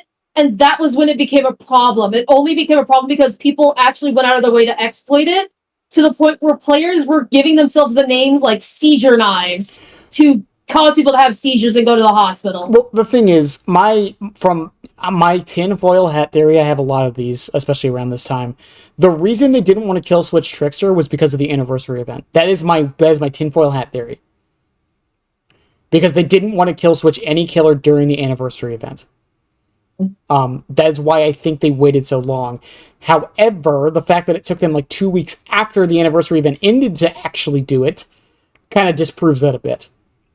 But yeah, and it was mostly just because of like the extremely low pick rate of Trickster. I think it didn't really help either. It genuinely felt like behavior was like I am, a huge advocate for behavior. I'm like, okay, they listen, they're doing this, they're doing that. That moment in time was a moment where I couldn't defend them, and I was just like, you guys need to do something. People can replicate it, people have been replicating it, people have been showing it's a problem, and you're literally you're not even acknowledging it. It wasn't even like we can't kill switch him because of this, this, and this. They literally didn't say anything. Nope, just nothing. And that was honestly a bigger spit in the face to me than not kill switching him. Yeah. And it's just, it was such a dark time. And I think things have definitely changed since then. And I genuinely think they didn't say anything until it was confirmed someone went to the hospital, or a handful of people went to the hospital because of the seizure bug on Trickster. Yeah, and it's just sad that that's what it took. But moving on to a lighter note after that was D&D being added to Dead by Daylight.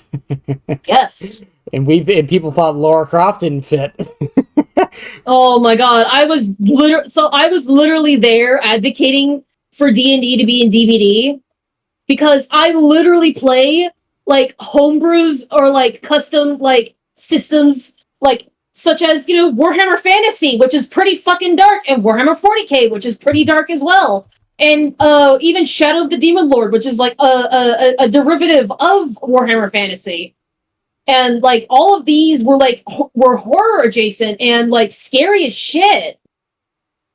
And like D&D can get scary. Like that's the thing. It's what you do with D&D that makes it scary or not. Exactly. Like I've also played a version of D&D where I was literally like playing a superhero character.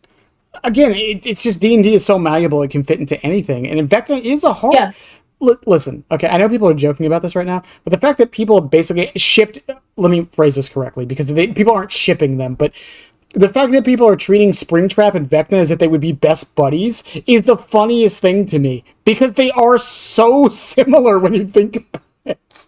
They're both the motherfucking purple guy. It's so good. And it's again, it's like Vecna just... Like, if you really look into Vecna's like backstory and lore... Like, he fits. Yeah. He fits 100%. He fits, yeah. And let's also not forget, the D&D chapter brought us Bardic Inspiration. Oh, yeah, for sure. And it also... Like, that's one of a very fun and, like, cutesy, like, you know, thing about, like, D&D. Bardic Inspiration was genuinely, like, very fun. There is one other thing it brought that was a problem for... Well, I'm going to use problem in air quotes. Franklin's Weave. Yep, Frank Weave. Franklin's Weave. They also at this PTB with they tried to change corrective action to give you a great skill check, and it fed into itself. I still have a clip. I still remember the devs were like, I don't know. They were like, yeah, we didn't think this through. Our bad. Yeah, let me find this. Holy shit. It also brought the change to Borgo, where it wasn't red anymore. It brought the new Borgo map for Forgotten Ruins, which, as much as a lot of people hate that map, the idea of portals on a map like it had is a very interesting one, and something I hope they do iterate on at some point. Mm-hmm. And call me a skeptic, but I feel like they were actually testing Springtrap at this time. I wouldn't be surprised if that were the case. Because they, from what we know, they've actually been working on Springtrap for about 2 years. So like that's interesting. Even like the magic item system for Vecna making the counterplay inherent to his power was very, very... It wasn't new necessarily, because obviously Xenomorph and Lery had this too, but the way they went about it was an interesting way, because it added choice. And even with the buffs that they're getting now, I know some people aren't the biggest fan of it, but it is what it is. And then after D&D, we got the first version of 2v8. Yep. Which is fucking insane to think we've had like 6 versions of 2v8 and it's barely been a year. Yeah. And during this first version, there was a lot of problems. Slugging was an issue. Slugging was a huge issue, yeah. People would just 8-man slug. Some killers were not received very well in 2v8, like Huntress being played all the fucking time. Yeah. People did not like the Hillbilly change, even though I loved the Hillbilly change, because Hillbilly felt like a support character, which is something we're getting a lot more of now, which is cool. The Survivor classes, a couple of them were kind of underwhelming, and a couple of them were really busted. The fact that if a Survivor knew what they were doing, they could basically just always, like, 5-man out. Yeah, basically. Yeah, there are pallets everywhere, which is still kind of the case with 2v8, to be fair, but it was a really dumb, fun mode, and it was a mode everyone wanted for years, and the player count fucking peaked. Oh, yeah. Mode. Even with the 20-minute queues. What am I looking at? So this is the corrective act. This is the PTB for when they try to buff corrective action. Oh, yeah, I can see it. 3.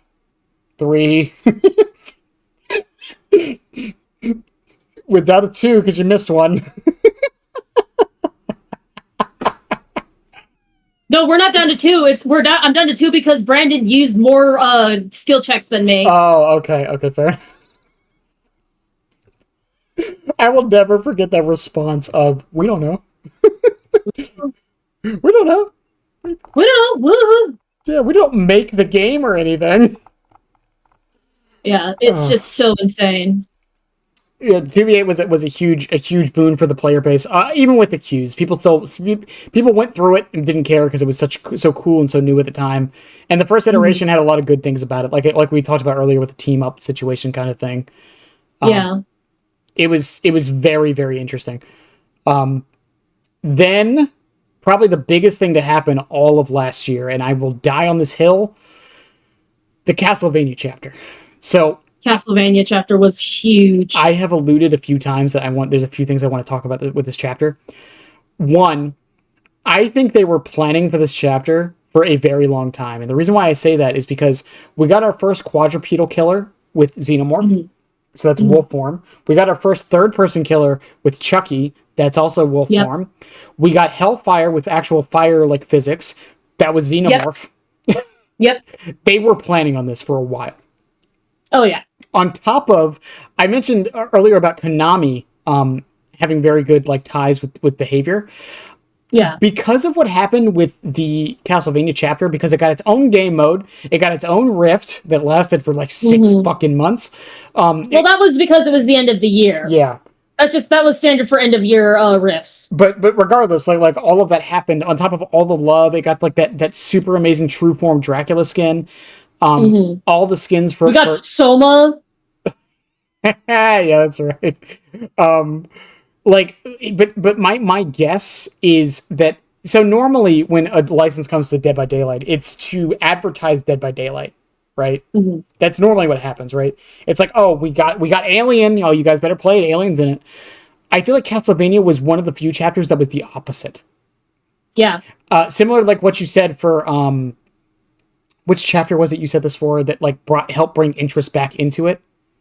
Silent Hill. Yeah, Silent Hill. Similar, and again, it was also Konami, and I think they noticed that happened. I have a strange feeling, and my feeling was kind of validated because a Castlevania collection got released 2 weeks later. Mm-hmm. My feeling is that the Konami did this on purpose to see how much relevancy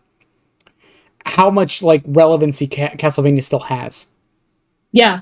Which still has a lot of relevance. We still have the second Castlevania anime series on Netflix with I think it's called Nocturne. Mm-hmm. And I definitely feel like that's what Konami was trying to do. And it was interesting because it was a decently well received chapter.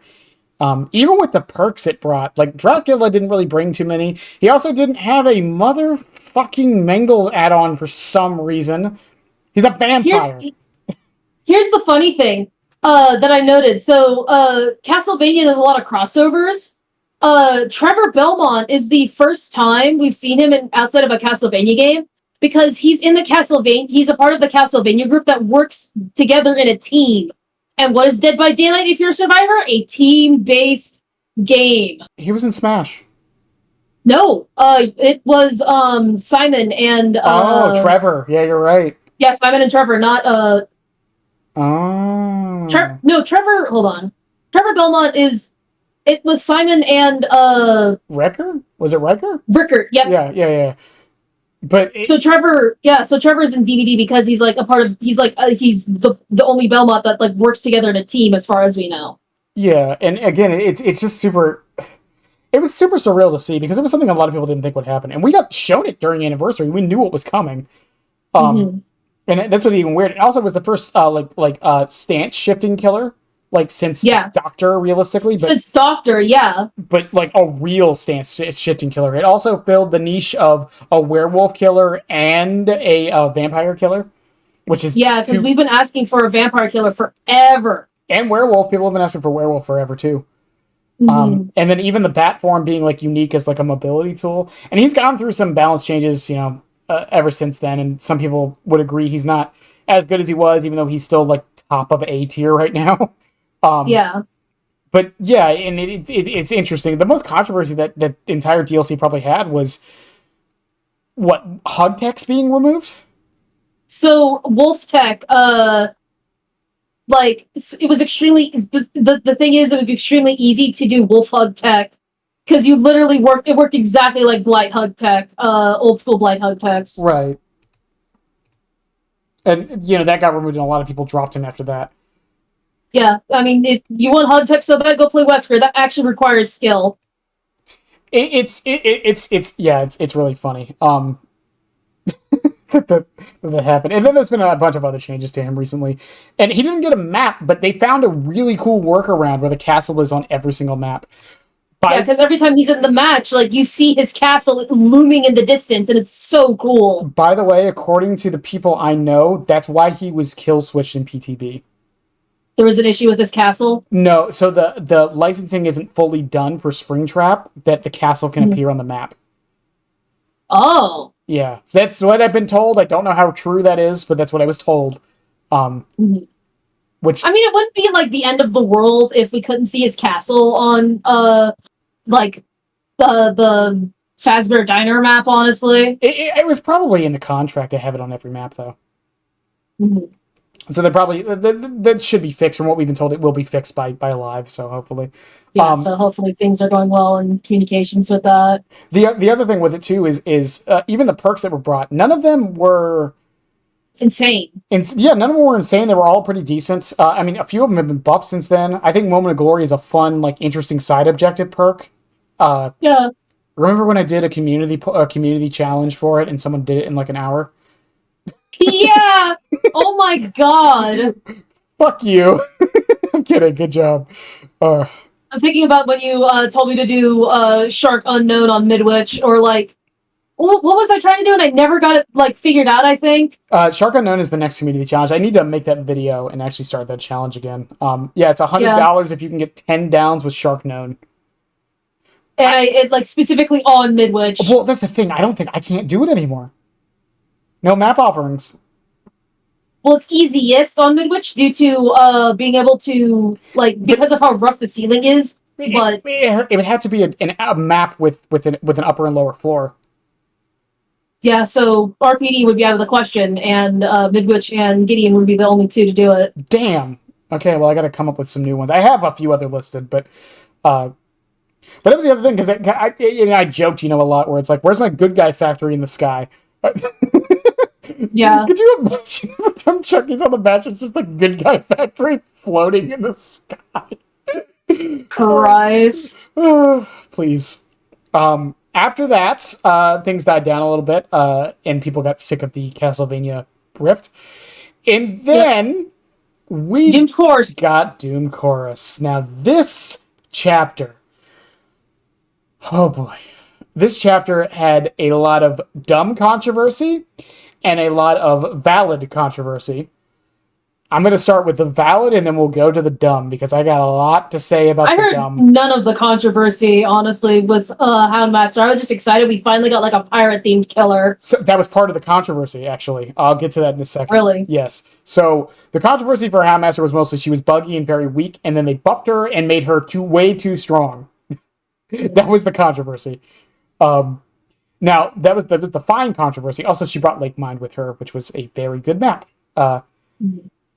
The other controversy was the I don't even want to say. Okay, first off, it was the pirate thing. People didn't think she was a pirate enough, and I'm going to say something. And I said this during Pixel's podcast when we were talking about Houndmaster specifically. My heritage is pirates. My great-great-great-great-grandpappy was a very famous pirate known as Bartholomew Roberts. That's awesome! You motherfuckers do some goddamn reading. Pirates did not all have peg legs, eye patches, and, like, tricorn hats. Those are just the famous ones you know of. And honestly, it was probably propaganda at the time. Yeah, and it's just like they some of them did look like Houndmaster. The other thing was obviously the race issues that I say obviously. I don't. We literally had Chinese pirate warlords. The most successful pirate in all of history was a Chinese woman who literally ruled with an iron fist and like would feed her like she ran an army of fucking boats and shit. It was also like again, like it was such a dumb argument from people and like really showed some people's true colors, I swear. Yeah. And on top of that, it's like the other one was Snug. There was a few controversies with Snug. Some of them I kind of agree with. Some of them I think were like towing the line a bit too much. Some of the controversies with Snug, the big one was that pirates didn't have dogs. Which, again, motherfuckers, read a history book. Second, people had issues with the fact that Snug had snip tail and is it snipped? Cropped ears. Is it cropped ears? Okay, I was going to say snipped ears. Cropped ears and dock tail. Okay, while I do agree... He actually has a half dock tail. I did research because he's a cane Corso. Well, or Connie Corso. The thing is, I did research into this, and they would have done this back then. This was the standard at the time because, you dock the tail of dogs and crop their ears, prevent the dogs, especially herding dogs, to get bitten by, foxes and coyotes. Mm-hmm. And you would crop the ears, prevent them from getting ticks and other parasites in their ears. Also, I think it gets counteracted by the way she treats Snug. Mm-hmm. Like, she didn't train Snug to be like some like fighting dog or anything. Sure, he was like a tool for her, but from the interactions we see, she loves that dog. She cares for the dog. Yeah, that's her work partner, not her tool. Do you see how Snug is built? She's feeding him, okay? Yeah, she's feeding him and exercising him and taking him out for his double daily walks. And that's not even the real Snug either. And the other thing with it too is I understand why people think it's a problem. I do. I really do. I just don't think it's as big of a deal as some people were making it out to be. Mm-hmm. Again, I get it. And if they didn't do it, I wouldn't complain. But it matches the time period. It matches the practicality use. Mm-hmm. Because again, they would have done this so the dogs couldn't be grabbed by the ears or their tails would get in the way or give them away or things like that. He was a hunting dog. That's what he was. So it makes perfect sense. I'm not advocating people should do this to their hunting dogs even in modern day. But back then, it was a perfectly normal thing to do. And people didn't even see a problem with it back then because it was similar to, oh my God, what is it called when you do it to a baby, with their nether regions? Oh my God. Oh, the thing. Yeah, I know what you're talking about. Circumcision. There you go. Similar to circumcising, right? Not exactly the same, but it's very similar to that. And again, it matches the time period and all that stuff. It was just some dumb controversy about that. Also, people complaining she doesn't look pirate enough. She has an eye patch. She literally has an eye patch covering up her evil eye. Yeah, she has an eye patch. She uses a cane, which was very common. She uses a sword. It's not a sword, it's a hidden dagger. That's the coolest part. She has skull and bones all over her. All over her. All over her. From what I understand, what people wanted was a ghost Barbossa, basically. They wanted a fucking Yarhar fiddly peg leg and hook pirate. Yeah, and I would have been real mad if it's the pirate we got, if I'm honest. I like what they did. Yeah, honestly. This is more interesting and tasteful and cool compared to especially Skull Merchant from 3 years prior. Exactly. And again, I think Houndmaster is one of the more underrated chapters. Yes, she was bugged on release. I understand that, but they fixed most of those bugs. She is she's in a decently good place strength-wise, and even her perks that she brought for the game, Thunder Thighs, which is the official name, Thunder Thighs is really fun. No Quarter sucks. No Quarter, actually, I found out the other day, can proc multiple times until you finish the heal. Yeah, the problem is it's only self-healing without a medkit. No, with a medkit even. No, it doesn't work on items.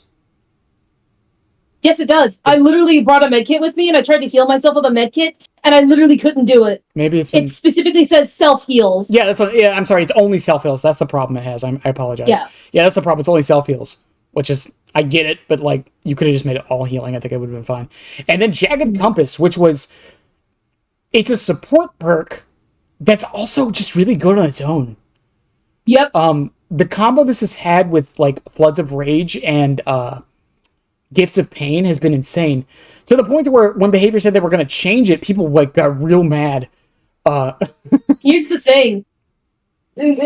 Jagged Compass is extremely good, ironically, with Hangman's Trick, and I, at one point, was able to convert all the hooks on Toba Landing into Scourge hooks, except for the basement.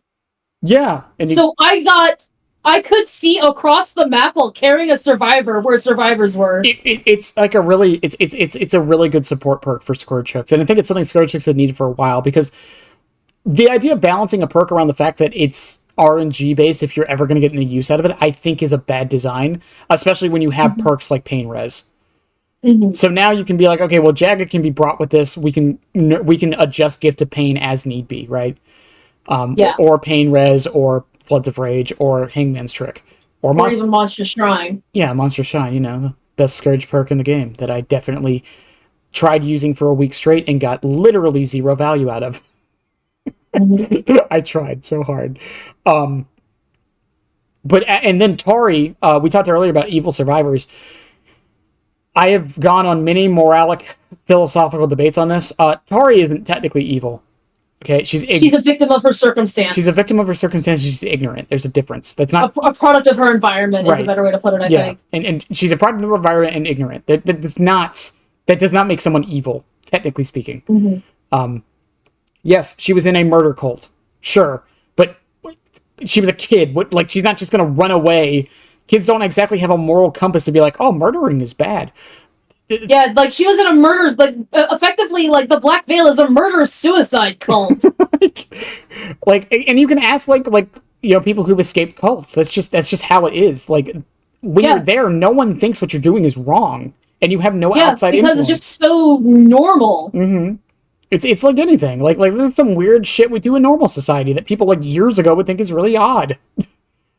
And even, like, years ago, things that were normal we'd think is really odd. Yeah, I was around when cell phones were coming around. Trust me, people thought you were weirdo for using a cell phone. Before, like, 2009, yeah, people thought you were a weirdo for it. And I was in the opposite camp. If you had a cell phone, you were the coolest fucking kid on the block. And as far as perks go, Tari did bring a certain perk.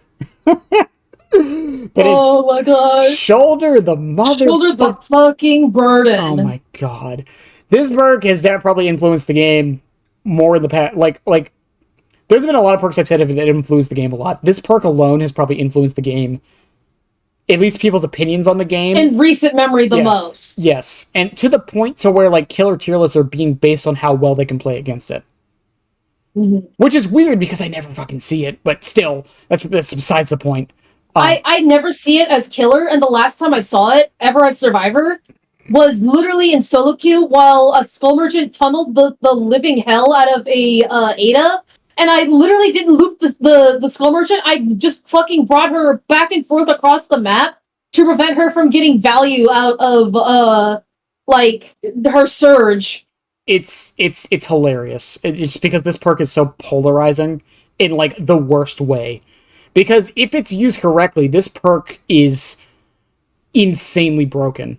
But no one uses it almost no one uses it correctly, and that's the problem it has, and makes me afraid of what they're going to do to it, if anything.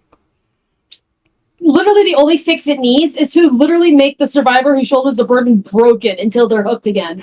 No, don't make them broken. Make them exposed. And here's the weird, and make them exposed until they're hooked again. The reason why I say exposed is because Shoulder the Burden is actually a funny case of a perk that was balanced with Nurse in mind. Because if you make it broken, she can still just down the person immediately. Having a perk that specifically counters Nurse that way because it's exposed is actually really good design. I just don't think the exposed lasts long enough. Plus, it can also like go down extremely quickly if you bring Vigil. Yeah. And even if you stack Vigil twice. Yeah, I just think the expose should just be permanent.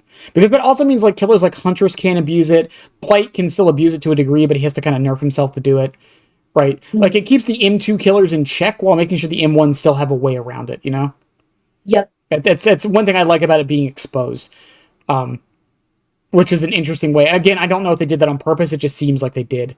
Because that's the only reason I can think of. The only killer that would really be an issue would be Spirit, I guess, but that's a different discussion, whether she should be M2 or M1. I say she needs to actually have her post-phase attack be an M2. Like, I'm so serious. The problem with it is... I'm genuinely sick of playing against Spirit, and, like... My issue with Spirit is that it's the same with Plague. It's the same 5 perks on Spirit as it is on Plague. Well, the problem with Spirit is that if you get rid of that, she doesn't really have anything she can run. There's still, Pop, Pain Res, like... I mean, yeah. She just won't be forced to run shit like, Sloppy anymore, basically. Yeah, she'll just go around just using Gen slowdown again. She can't really use aura reading. She can't really use like anything for chase if she's into. It's an interesting case with Spirit. I think it should be tried at least. I do agree with that. I don't fully agree with it. I used to fully agree with it, but my opinions have changed after talking to a bunch of Spirit players. Next on the list is Tokyo Ghoul. It's John Tokyo Ghoul! We talked about... I'm so serious. It's been... I haven't played as this killer yet at all because I'm waiting for him to be in a very good, like, a seemingly fair and balanced state, like, before I play him. And it was the same as when Skull Merchant first came out for me. We talked about a bunch of killers that, like, or a bunch of things that people said didn't fit the game, and a bunch of killers that have had controversies around them. Can somehow manage to not only break the game in half because of how good he was, and because of how fun he was, going up to a 30% pick rate. Mm-hmm. He also sparked the controversy again of like what fits into DBD, and a bunch of people had a problem with anime fitting in. I did an entire podcast going over this exact subject. He fits, he's fine, he opens the floodgates for other things that can be added to the game that aren't just 80 slashers, okay? We need to expand the game. I get it, Fortnitification or whatever, but we need to expand the game. We can't just do 80 slashers. We're running out. We will run out. We're running out. Yeah, we are running out, actually. Candyman and Jason, that's really it. All that's left, like, we can't even do Candyman because of the subject matter of Candyman. Right, and then that just leaves Jason, which isn't legal. And Jason, who's in fucking litigation hell right now. And, like, that's really it. I'm sure there's some other random ones people will tell me, but it opens the floodgates for different chapters. And the other thing I have a problem with is that people had were fine with Attack on Titan, I guess because it was skins. But he also stirred up a lot of controversy because of how good he was. Yep. After they added the slide-based kit and not being an add-on, he became an absolute menace to the game. On top of the auto hit he had, which... I've made this very clear. When I was playing Ken, I didn't even use the auto hit. I was running Stabiffle on him, which I think is actually I've been seeing your clips. Yeah, I think it's actually more powerful than the auto hit. But just because of his ability to like crazy zone and body block the shit out of everyone. Yeah, and just catch up immediately after a hit because his power doesn't go on cooldown after an M1. So you can M1 and then immediately just jump back to them. It's insane. And one of the other things I've noticed that, like, even if you try to loop him, if you're, like, trying to loop, if you're trying to loop around it like a rock, he's still fast enough to catch up to you around the rock. And, like, in my opinion, the whole, like, power, like, lasting for such a long time between leaps just feels very unfair. And, like, this is someone who's, like, been playing it only against him. I have not played as him. So I wouldn't know if it's, like, unfair, like, if it's fair as the killer. It just feels unfair as Survivor. And the other thing, like I said, he became Wesker 2.0 basically because he was a 30% pick rate. He was in a third of everyone's games. And that is not good. That's not fun to play against on Survivor. Variety is the spice of life and all that. But the problem was there was no way to fix it because you couldn't nerf him because of how high his pick rate was. You couldn't make him less fun because of how high his pick rate. It was a catch-22 for behavior. And the solution they came up with, obviously they have adjusted a few things, but the big one was the pallet break thing. Which was such a good... You couldn't Momotech anymore on him anymore, and that was perfect. Which was such a good change that everyone liked for the most part, that people want it for Blight. People want it for Spirit. People want it for other killers, even Chucky to a degree. Well, Chucky, probably not. Chucky's a different case because he doesn't even have to break the pallet. He can just scamper it. So it wouldn't matter anyways. But again, like, it opens the floodgates for that different form of balancing, which is just interesting. And, you know, as far as like perks he brought to the game, I mean, there's some of the best perks like we've had in a long time for killer, with one exception, and that's Nothing But Misery. Yeah, Nothing But Misery is like, I played against it and it is fucking miserable, dude. It doesn't feel like it does anything on the killer side. It does definitely do something, especially if you're a 110 M1. Yeah, it does do something. I went against a Spirit with Nothing But Misery, and like the game was over by the time she got everything like all set up for that. Like, she didn't down anybody until she got until she got Nothing But Misery proc, and then it turned out at that point she also had like Haunted Grounds and Retribution and Undying. I feel like it has the problem of it's only good on a few killers, and those killers that it's good on have better options anyways. Mm-hmm. That's the biggest issue with it. And then he also brought I don't even remember his other two perks. Forever Entwined and... Oh, Forever Entwined, my beloved. This perk, so many people were like, this perk is going to do nothing, and then it got nerfed so it couldn't stack with Fire Up as much, and then people called it dead. They did that because it bugged out Decisive. Yeah, probably did, to be fair. No, it genuinely did. Like, there was so much desync after you finished, the pickup was so fast you couldn't even get the skill check prompt in time. And then it didn't get buffed or changed or anything. And then a couple of people started actually trying it out and using it, and people realized how good of a perk it is. It's so good. It works on M2s. It works on M1s. It just speeds the game up in general. The faster hook speed is so addictive. Oh my god. Mm-hmm. And it also makes locker grabs faster for some reason. That's funny. And it much like Stabiffle too, and that's the other thing. Unlike Stabiffle, you can't lose stacks. There's no way to lose stacks on it at all. Yeah, it's great. It's such a feel good perk, and one that I'm really glad Behavior did, and I hope they don't change it at all. What was? I can see them lowering the stack max to 6 because holy shit, it is so fast. What was his last perk? I don't remember. Forever Entwined, Nothing But Misery. Oh, it's the in-game one. It's the one that blocks pallets and windows when the gates open. It's pretty crappy. It's funny when it works, but there's better in-game perks. And one of the few killers that would love this perk is Chucky, but he doesn't care because he can just run portable TV and not give a shit about pallets and windows anyways. Yep. It's a cool idea. I'm glad it exists. But yeah, nothing too impactful outside of... And I wouldn't even call Forever Entwined... running it with no ed. Yeah, and I wouldn't even call Forever Entwined impactful, but it's definitely a perk I'm seeing more often, and it's just a fun quality of life perk. Yeah. But overall, like Ken has definitely been a boon, a breath of fresh air for the community. I know a lot of people who got back into DBD because of Ken. I know a lot of people who joined DBD because of Ken. It was a massive success of a chapter. As much as people... It just sucks that this is not the only sad thing about it, from what I've heard, is that DBD Kaneki is like an AU and not like canon in a multiverse sense. Well, I kind of like that because that opens the door again for different kinds of killers, for characters we didn't think could be killers. Yeah. It's canon that he actually gets tortured and his mind gets made sure it's not so broken that he's like a rabid animal. Because of the guy who tortures him. And that's when the entity yoinks him, is right after he escapes. Yeah. Because I didn't watch the anime, but from my understanding, I think someone else finds him and brings him back to reality. Yeah, and the other thing with it too is again, it because we've had killers like this before. Plague is very sympathetic to a degree. Again, similar to Tori, she's not necessarily evil, she's just kind of ignorant. And then you have Houndmaster, who honestly, Houndmaster isn't even really evil at all.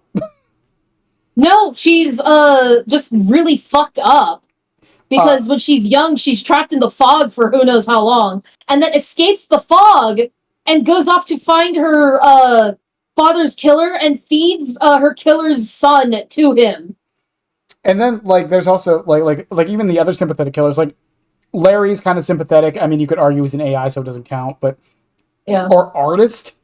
Artist is so sympathetic to the point where I don't even know why she's a killer. Like, no, there's been a theory that Artist is supposed to be the entity's self-insert. Oh my god. And yeah, and like it opens the door more though for that, for characters that like don't fit, but they can make fit because the lore changes a little bit, which is a really nice thing. And again, it opens the door up for anime coming into the game more often. Like it just, there's so many more options now. Like Death Note is a possibility now. It wasn't before. Yeah. It wasn't before, and I think Tokyo Ghoul was the perfect middle ground.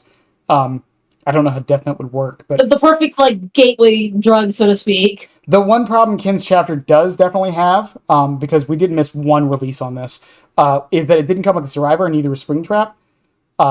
So that's definitely a problem. However, so killer queues are going to be abysmally long. However, we did get Arella Rose in between all of this. Yes. The first trans representative, or the first official trans representative survivor. The first, yep. And one of the first like altruistic survivors we've seen in a very long time. Tori has a couple altruistic perks, but nothing like too insane. But all of Rose's perks are altruistic, which is great. I know, and like it's been honestly since Claudette, and then even since I think Jane came to DBD, that we've had like a really altruistic character come to the game. Yeah, and on top of that, they also did the charity event with her skins, which was great. And also, I gushed about this. She brought the first tank perk for survivors since Medal of Man.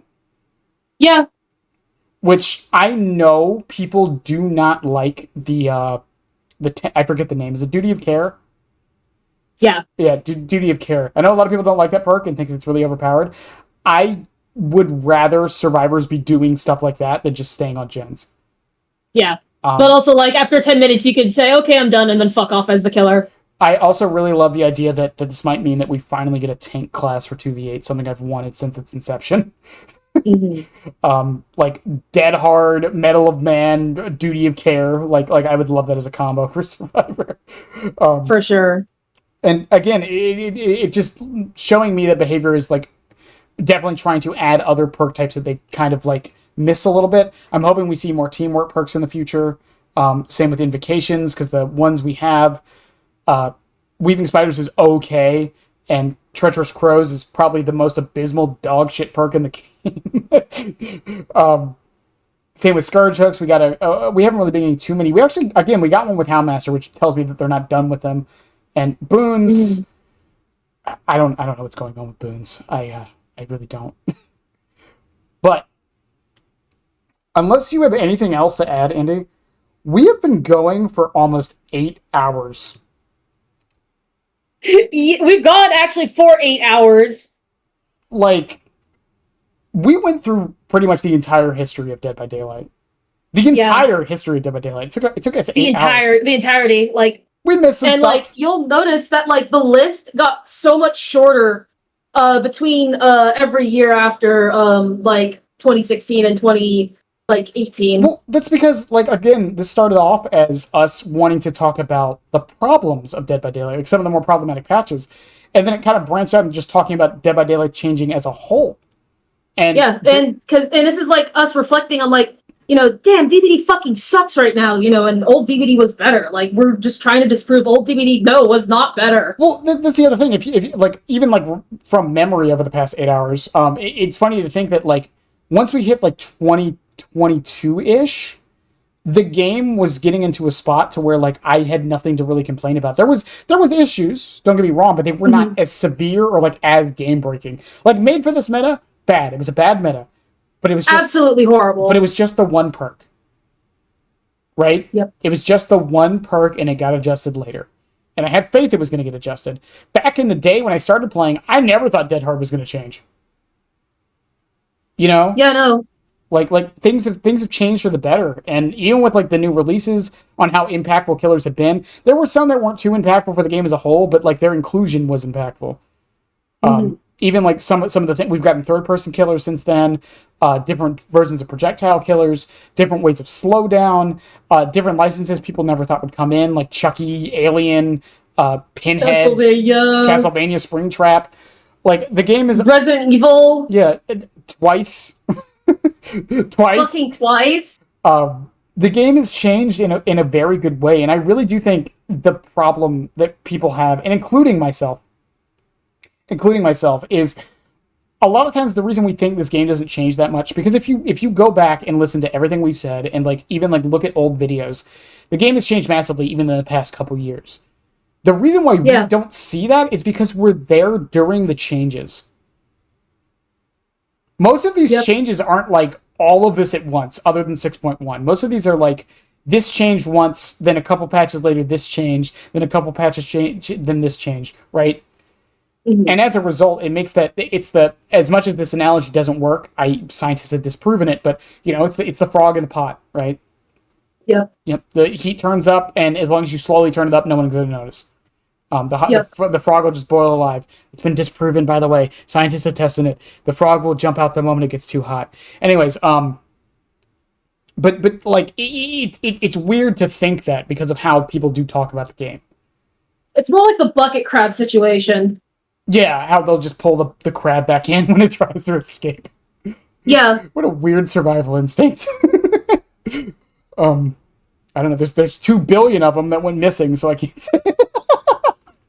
Yeah. There's a joke no one's gonna get.